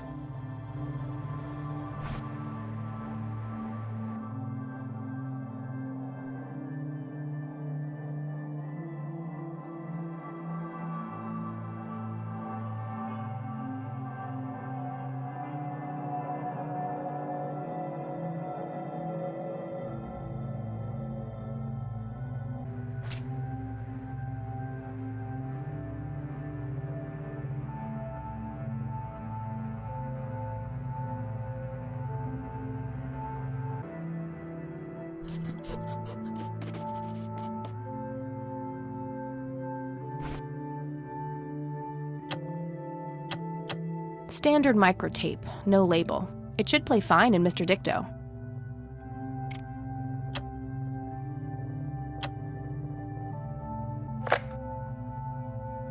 This is William T. Price. My visions concerning my sons are troubling. I've watched them become corrupted with pride, turning their backs on the very foundations of our faith. I've seen great sins committed, unholy acts of intimidation and violence, outsiders brought to hallowed ground with neither reverence nor ritual. These are dark dreams indeed. I pray that they never come to pass, lest my soul shall weep tears of blood. The mending is not only a gift, it is a sacred duty, but it must begin in the heart of a true believer. Someone who yearns for change and possesses the dedication and perseverance to achieve it. We shan't forget that in his infinite wisdom, the Lord chose his angel, the Crimson One with no name, as guardian of the Holy of Holies.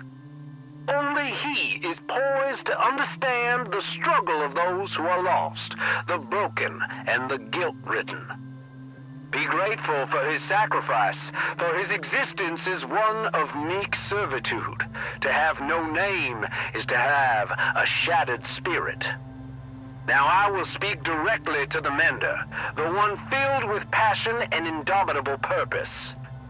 I implore you, mender, trust in your fiery heart and save us all from the darkness. May God be with you. Jeez, Father Bill was nutty. He was right to be worried about Isaac, though.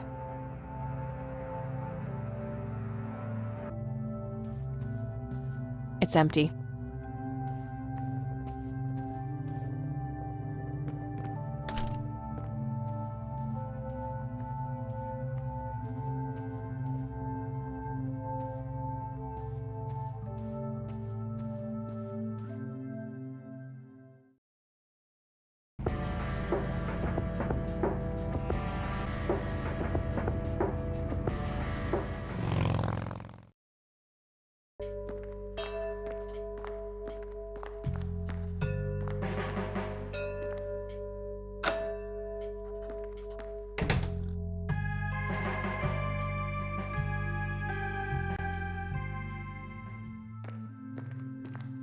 I have more things to say to you. Speak what you will, godless one. Who is the Crimson One? No one that concerns the likes of you. Wait, so you do know something about him? Certainly, but that knowledge is not to be shared with unbelievers.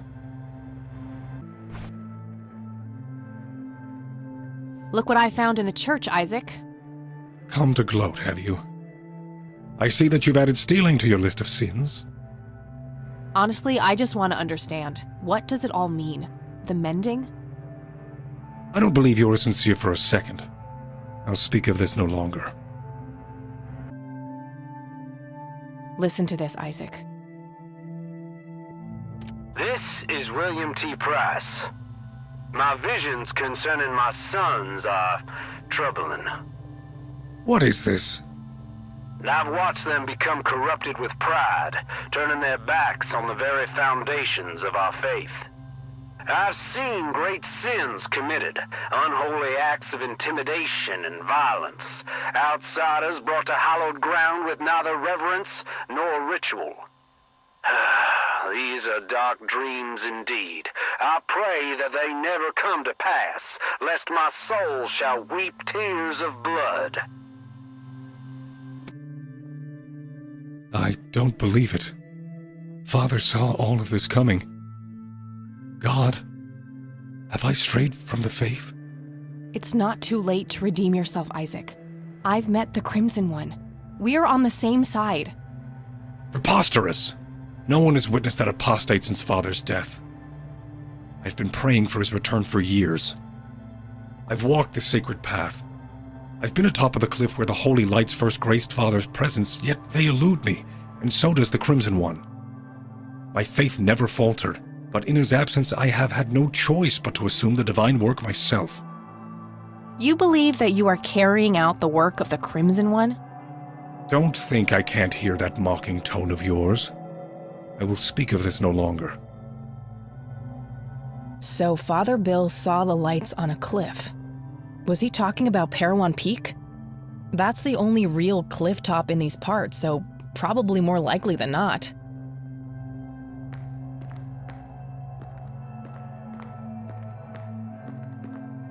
Father, have you abandoned me? I will atone for my sins, I swear it. God, have mercy on me.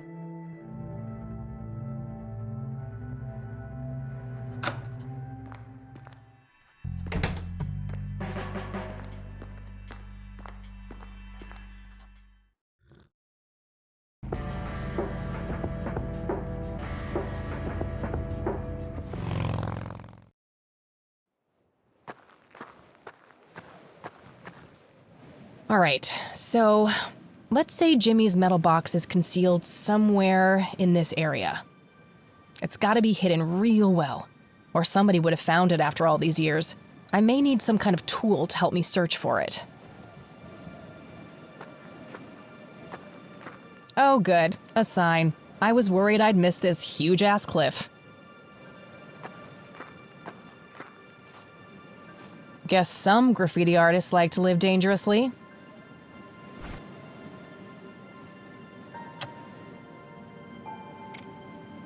All right, let's see here.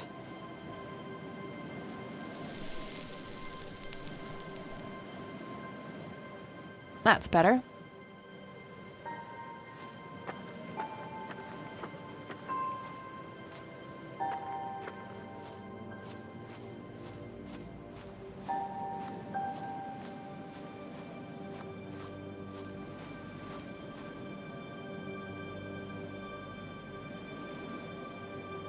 Wow, what a view.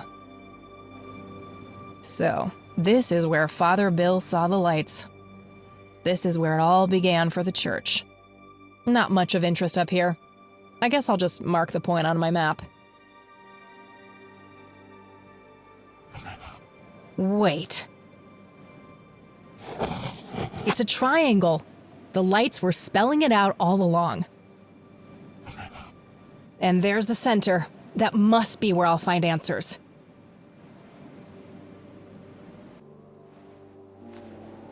Oh, I remember now. Mom took me here once. I enjoyed watching the town from above like this, feeling separated from it and, well, I guess separated from all the bad things that happened too. I remember this morbid fantasy I had of my dad coming up here and then falling off. I kept scanning the rocks below for a dead body and nearly slipped. Mom gave me a good spanking for that. It's the island with the treehouse. Looks small from up here. Conwell Woods. I have a feeling I'll be going out there soon.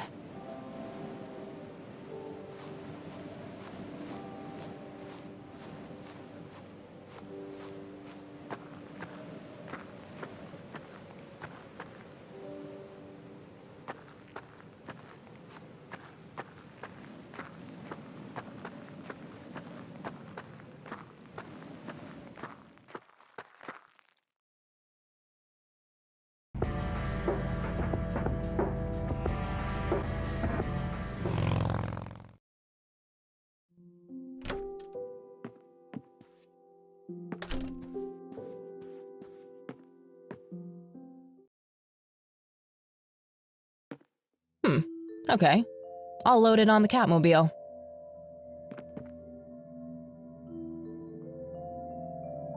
All right.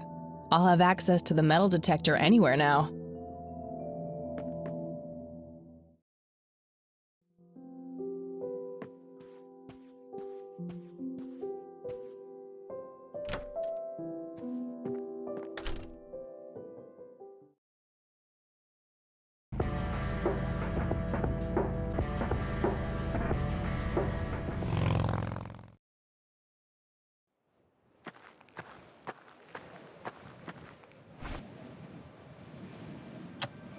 I'll go grab the metal detector off the bike.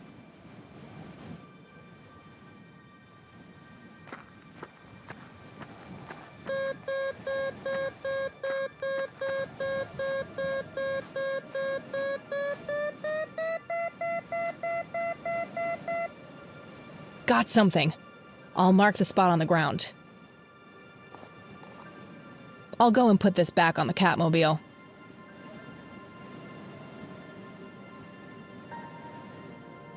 A big metal object is buried here.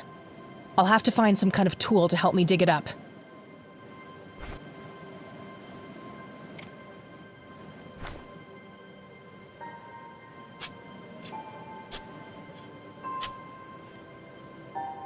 There was a metal box buried here. Nothing else in there. Moment of truth. There was a whole bunch of cassette tapes in the box. Most of them are in really rough shape, though. Only 2 of them look even playable. This is one of the tapes I found in the buried metal box. It's labeled Operation Log Number 4. This is one of the tapes I found in the buried metal box. It's labeled Operation Log Number 6.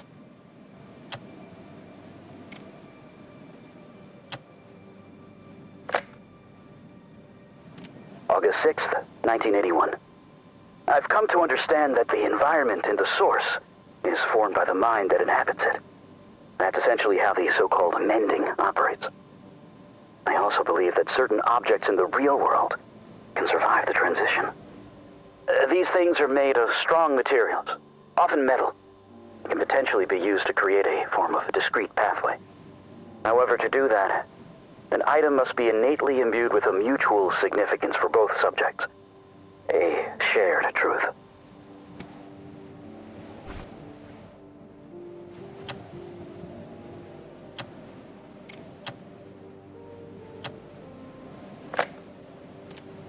August 8th, 1981.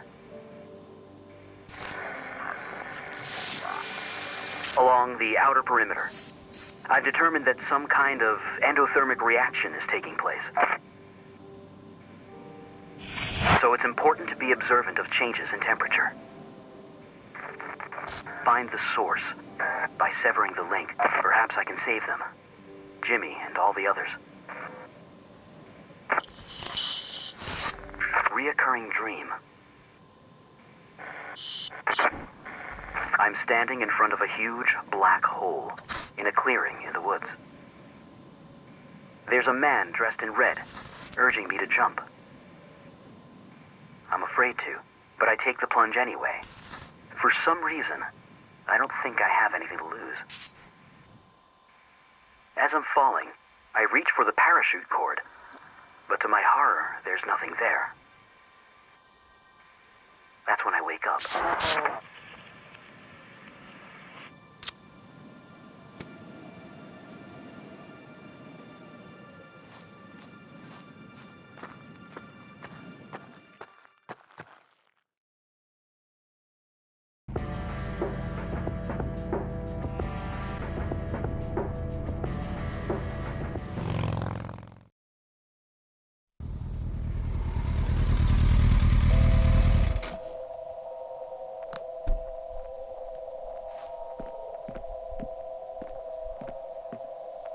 I'll just borrow this for a while.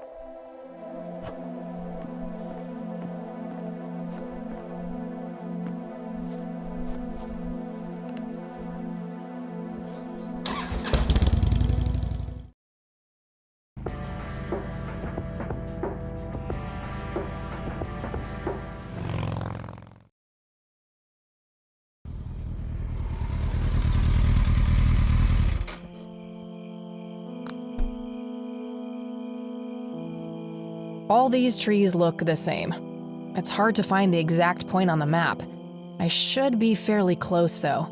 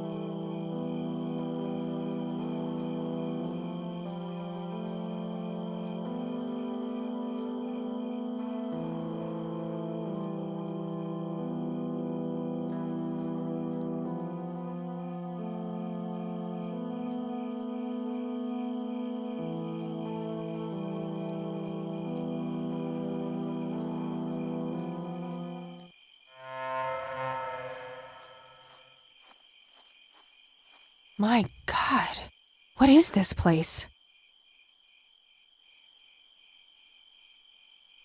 Met her end. Someone left this message here for me.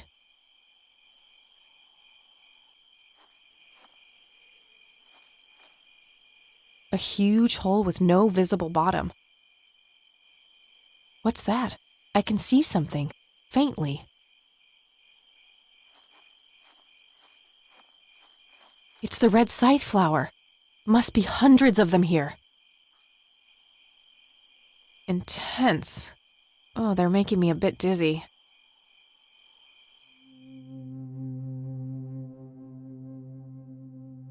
Greetings. You again. Me again. You better have some answers, Crimson One. All in due time. Your friend is being claimed by the darkness. She's standing on the brink of the abyss as we speak. Are you talking about Eileen? Yes. If you wish to save her, you must descend. Why? What is down there? The tribulation, the reflection of the soul. We call it the mending. Who's we? My kind. Are you capable of giving a straight answer? What does your kind actually want? All we want is for you to take your medicine, Kathy. For you to grow and be happy. If that's the case, why were all those people hurt? Lily, Jimmy, Grandpa? You misunderstand. What one wants and what one is able to do are two different things. Happiness is not a one-way street. It cannot be given, only earned. Your grandfather understood that. He embraced it. Wait, you saw Grandpa? Oh, yes, right here. He was a tortured soul, desperate for some kind of meaning after losing the light of his life. You. He sought the power below, the vessel of redemption. But Grandpa didn't make it. He failed. How could I succeed when he wasn't able to? He was so much stronger than me, so much braver. Is that what you believe? Perhaps you don't know him as well as you think. But why me? Why are you making me do this? Because you so desperately need it, Kathy. You're haunted by your past, by all these painful memories long forgotten. They follow you like a shadow, pulling you down. They taint your every thought, impulse, and deep desire. It is foul to us. This is crazy. I could just walk away, get on my bike and drive, forget I was ever here. There's nothing stopping you. Eileen. I can't leave her like that.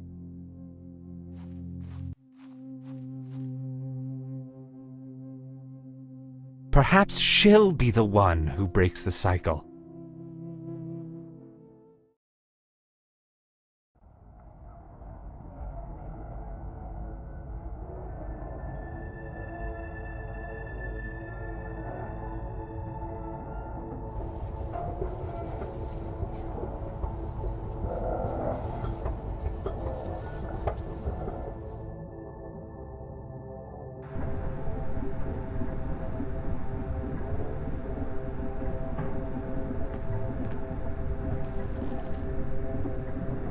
What have you gotten yourself into, Kathy?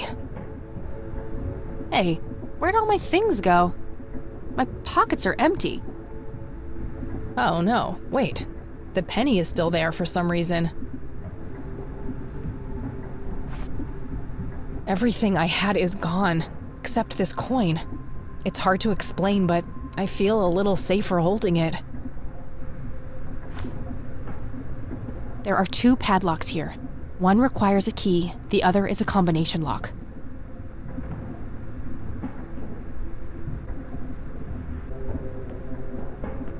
An old elevator.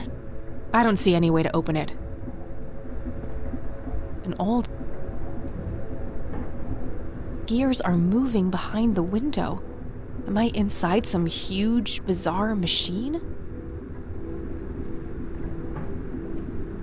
The door is sealed by 2 thick chains attached with padlocks. The vines are covering the exit. There's no going back that way.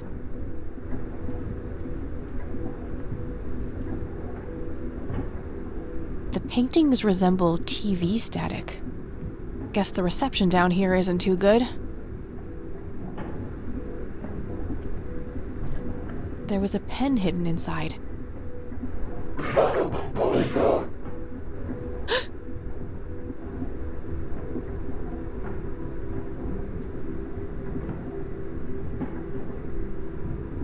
August 81, yesterday, and today. The dates all match. Grandpa's name, my name, and Eileen's name are listed here.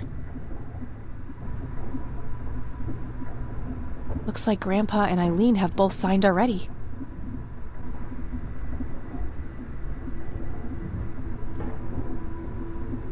No dial tone.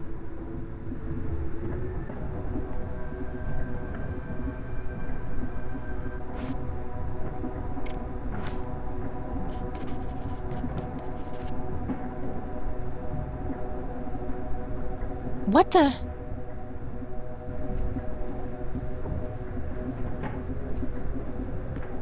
You're not supposed to be here.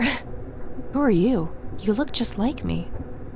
I should ask you the same thing, imposter. Do you like what we did to Mom? Don't you just want to kill her sometimes? I know I do.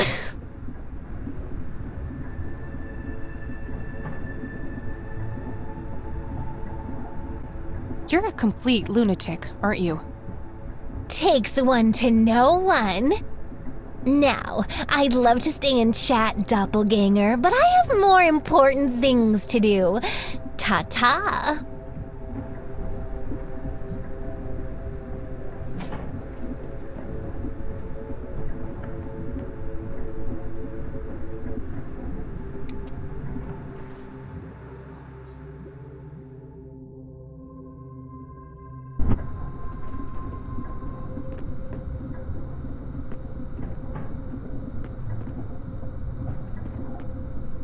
That thing looks alive.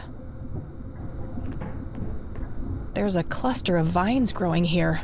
Could be used as a rope, but I'm not sure what for. More gears grinding away. Something about them makes me uneasy.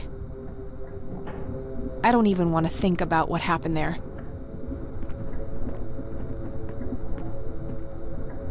A jukebox, broken by the looks of it. Nothing is lit up.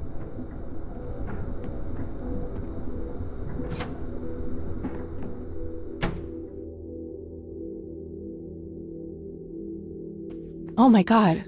Mom? You're here? Mom, can you hear me?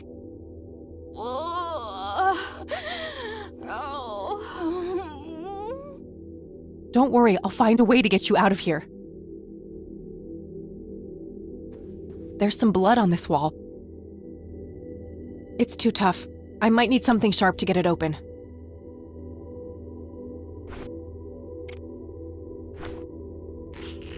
There was a scalpel hidden inside the wall. Nothing else in there. It's Mom! She's being held up against the wall by something sticky. Was she always here? Is this the cause of her illness? I have to get her loose, somehow. A razor-sharp surgical scalpel. Either a useful tool or a deadly weapon.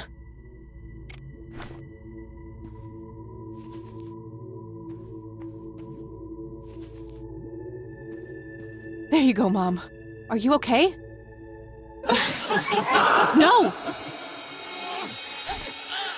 God!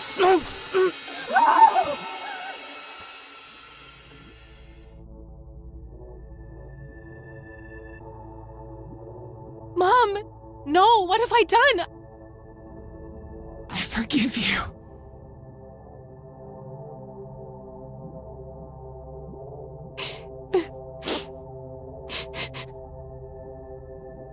Oh, God. Get me out of this place. There's a weird scarab thing in there. There's also something here on the door itself. Refrigerator magnets in the shape of Scrabble tiles. The score values are off, though. I remember because the game I played with E the other day.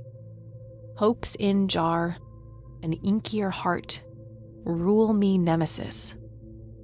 Not sure what to make of it all.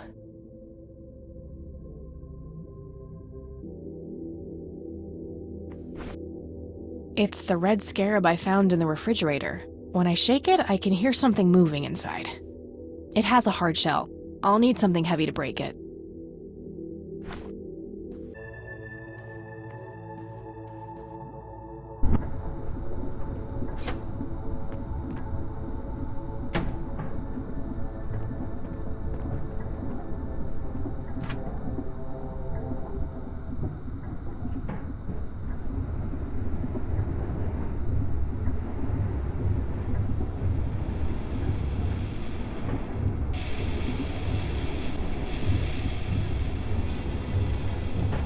You killed Mom!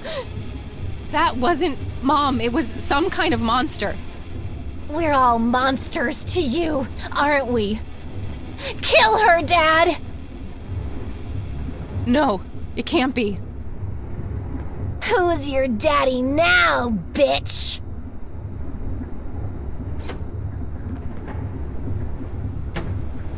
Stay away from me!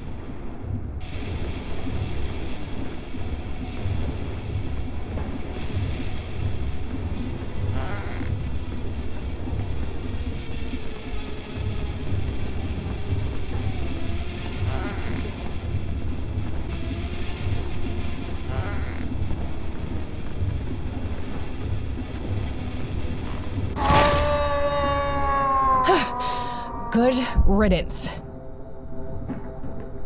I've been angry with you for as long as I can remember. I've hated you more than words can say. I will never forgive you, Dad, but I'm done being angry. I'm done with letting you have an impact on my life.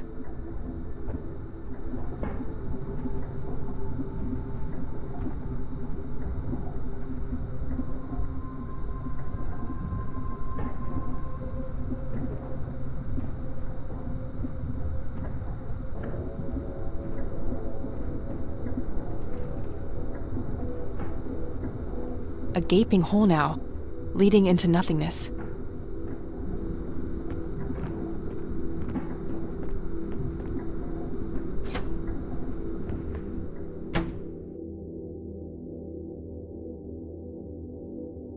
Where did that thing go?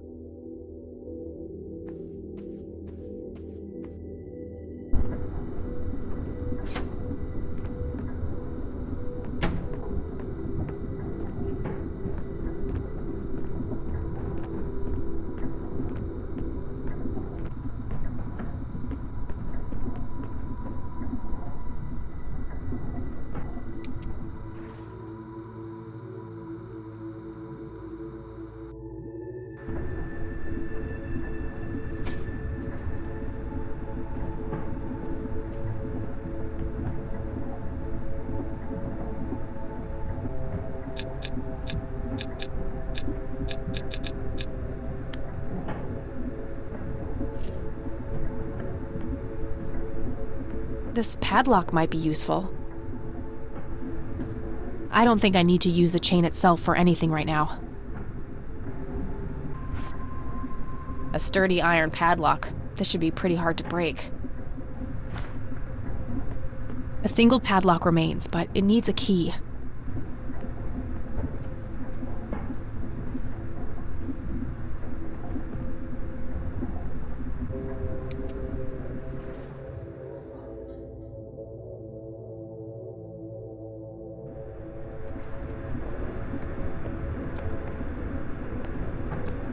More gears grinding away.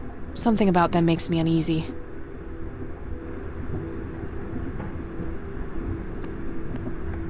Nothing in this place appears to be tuned.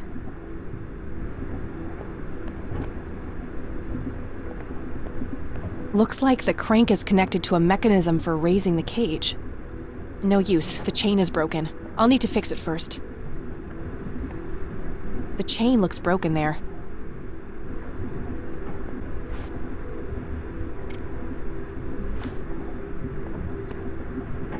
That should work.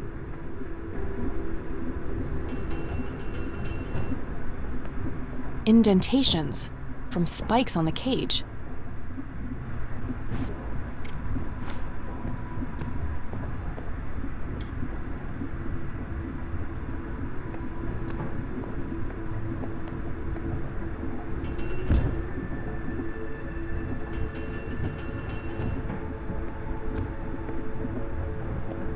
There was a key hidden inside the scarab.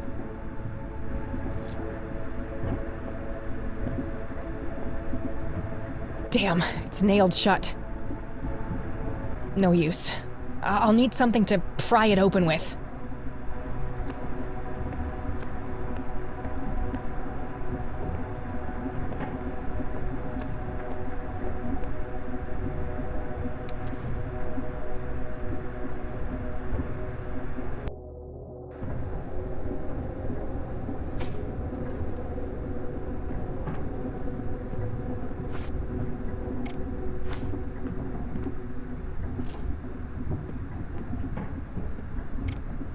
Maybe I should figure out what I want to attach to the other end before trying to extend the chain.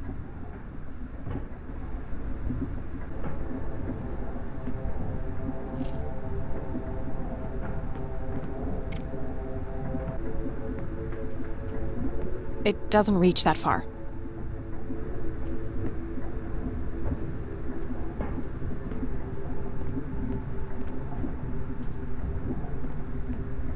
Okay, now what to do with the actual chain?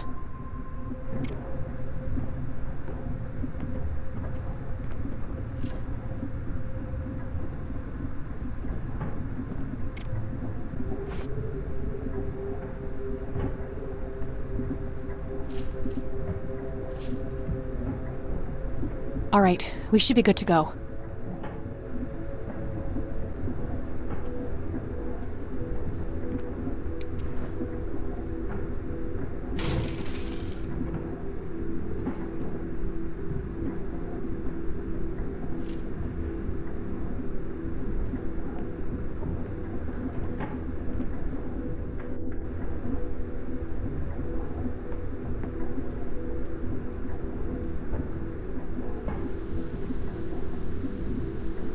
There's some kind of slot there on the right.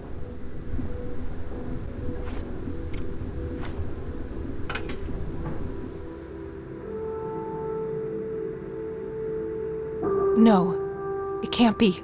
Grandpa! It's so good to see you, Kathy. You found our shared truth. Well done. Is it really you? You've been here for all this time? It hasn't been that long from my point of view. I've missed you, Grandpa. I wanted to come back so many times. I know you did. I've been watching you every step of the way. I found out how you tried to get me back from Mom and everything. I just wanted you to be safe. I wanted what's best for you. Can I get you out of here somehow? I don't know how all this works. I'm afraid that's not possible. Upon my death, I knew I was finally free. I felt myself pulled away from here. But then I saw you on that screen. I chose to remain until we could meet. One last time. What is this horrible place, Grandpa? I feel like I'm dreaming, but I'm not. I don't even know what's real anymore. I can only give you my pointless theories, which range from everything between divine punishment and a mindless force of nature. What truly matters is not what it is or where it comes from, but what it does. It takes each of our fears, every source of guilt, and turns them against us. When I came here, I had hubris. I thought I was the one who could beat it. I thought I could kill it somehow. Like all those men I butchered in the war. I was wrong. So, it's pointless. We can't stop it? I believe there is a way. The red flowers, Kathy. I've come to understand that they anchor this realm to the real world. When you make it out of here, you need to destroy them. You need to burn them all. If I'm right, this place will be ripped away. But if I do that, what will happen to you? Don't worry about me. I'll just go where dead people go. There are worse things than dying, kid. Believe me. But I just got you back. I can't bear to lose you again. You don't need me, Kathy. You never did. You're stronger than you'll ever know. I'm so proud of the woman you've become. This is so unfair. This fucking sucks. I know, darling. I know. We don't have much longer. Remember what I said, and stay strong. Grandpa! You can get through this, Kathy. This wasn't here before.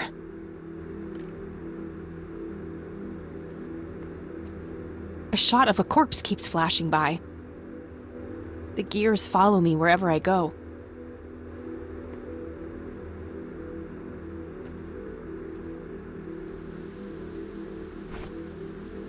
It's the TV remote that Grandpa left behind.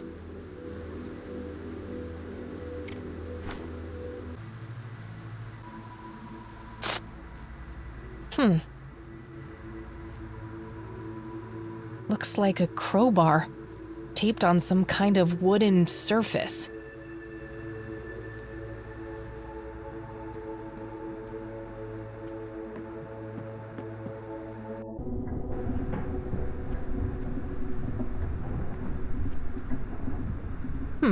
This desk does look similar to what I saw on the TV. Found a crowbar taped under there. Solid iron. Should come in handy if I need to break something.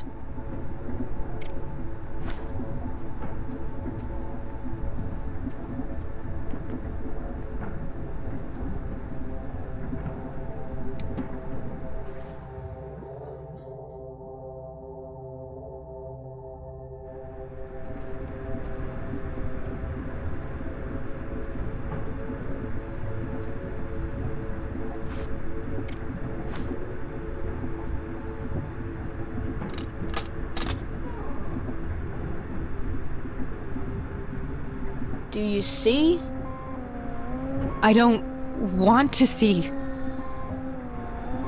Do you see? Yes, kid, I see. Do you know who I am now?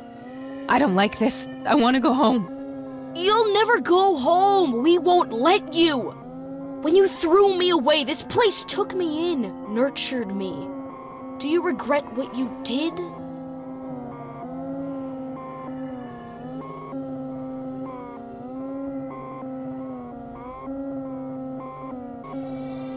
I just feel sadness. I took away a part of me, eliminating a possible future. Decisions like that can be overwhelming and sad, but they're a part of life. You're just here to test me, to try and break me.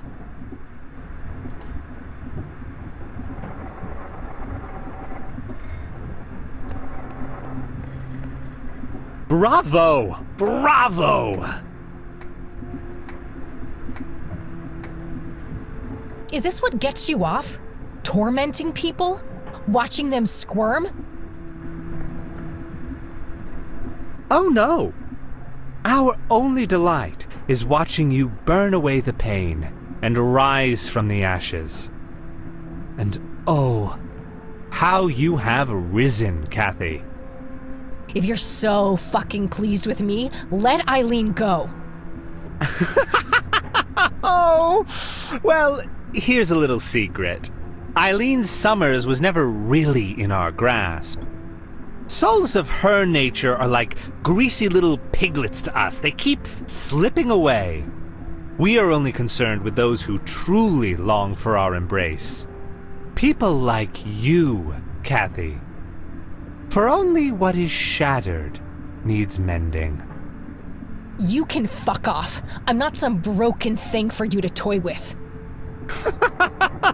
Whether you accept it or not, you are mended, Kathy. The collapse comes next. The collapse?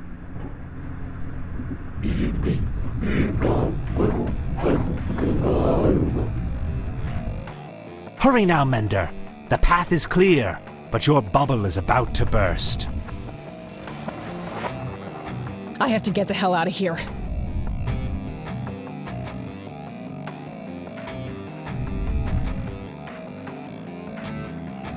It looks like Lily's painting from the cabin.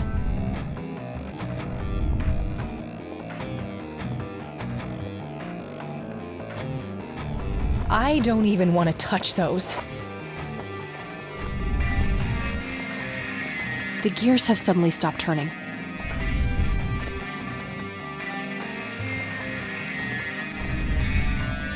Shit, it broke. I can't get all the way down.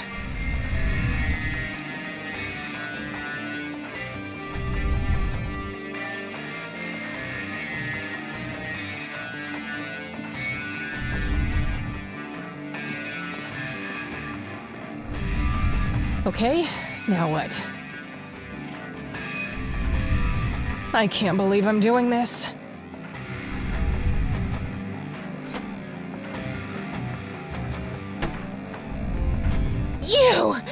You have ruined everything! Why do you hate us so much? What did we ever do to you?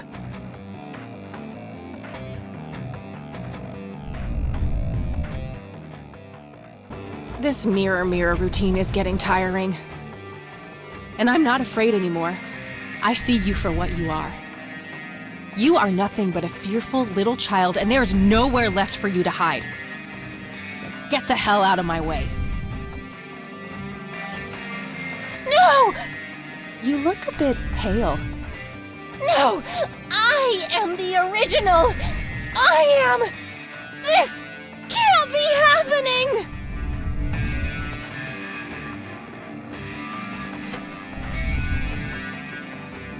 I'm speechless. That's a first. Well, here goes nothing.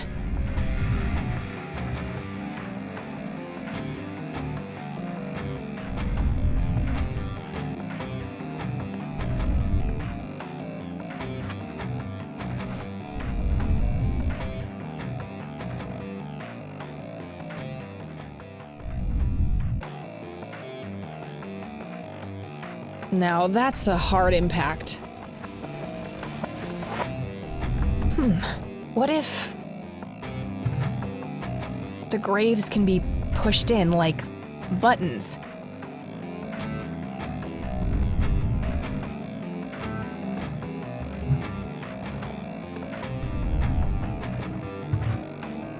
Damn. Guess I didn't push the right ones.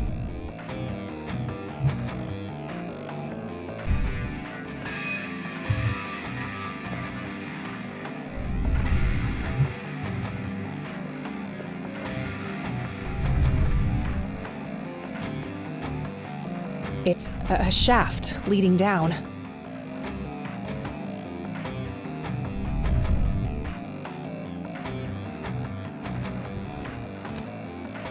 Gah! Shit. Just a little bit longer, Kathy. You can make it.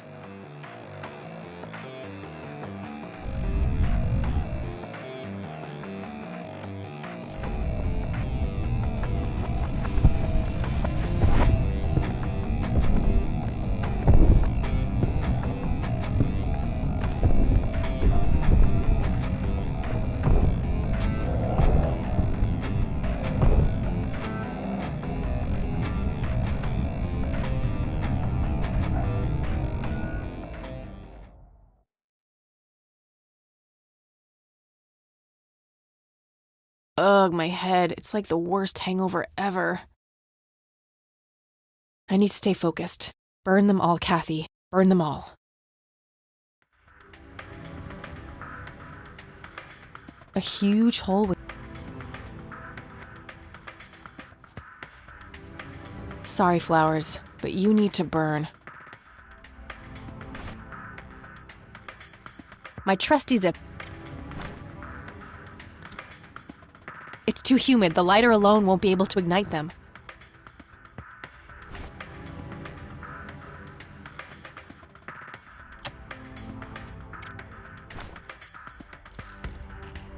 That should be enough.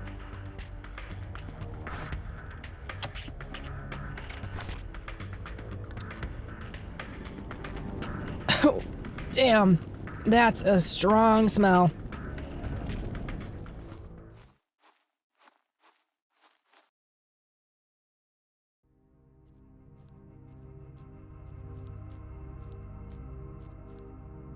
Shit. Should have stayed clear of that smoke.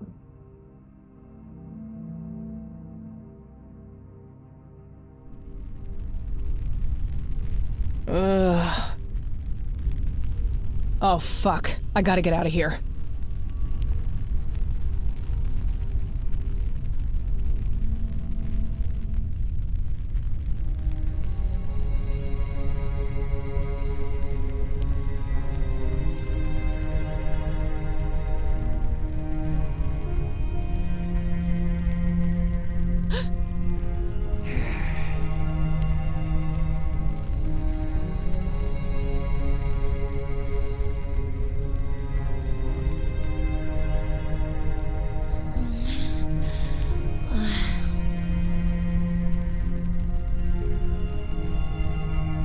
Oh, thank God. There you are, girl.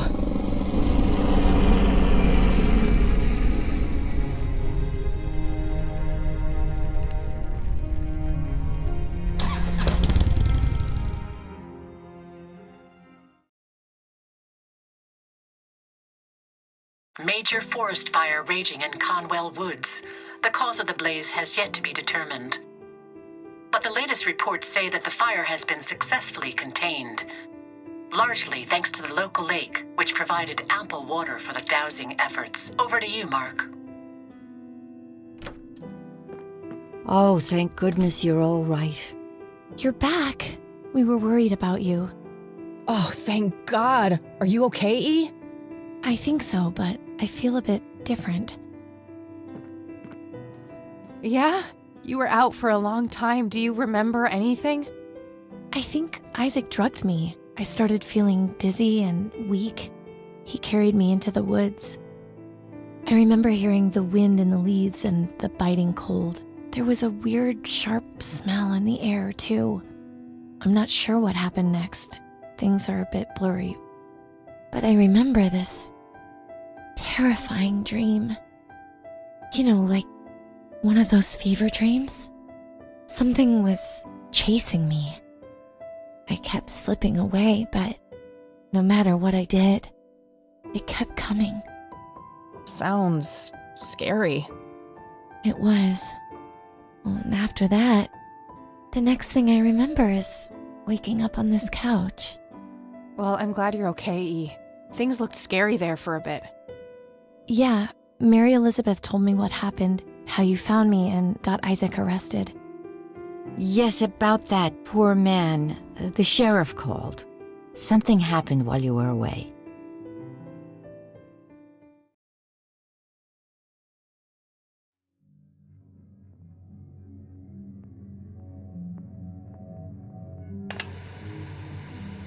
Welcome home, son.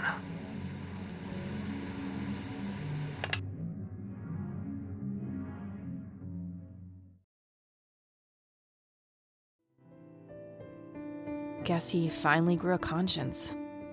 I can't help but feel bad for him, despite what he did to me. In a way, he was a victim too. At least we stopped him from hurting any more people.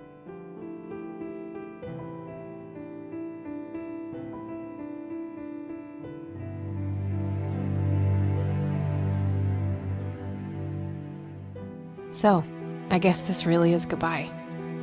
A stupid part of me thought that if I would find the truth, I could be close to him again. It's not stupid. We all look for love in the strangest of places.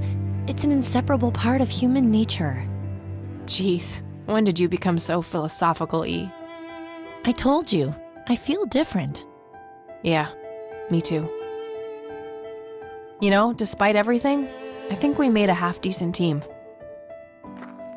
Really? You do? Well, except for the part where you got yourself kidnapped. Try not to do that next time, okay? Wait, there'll be a next time?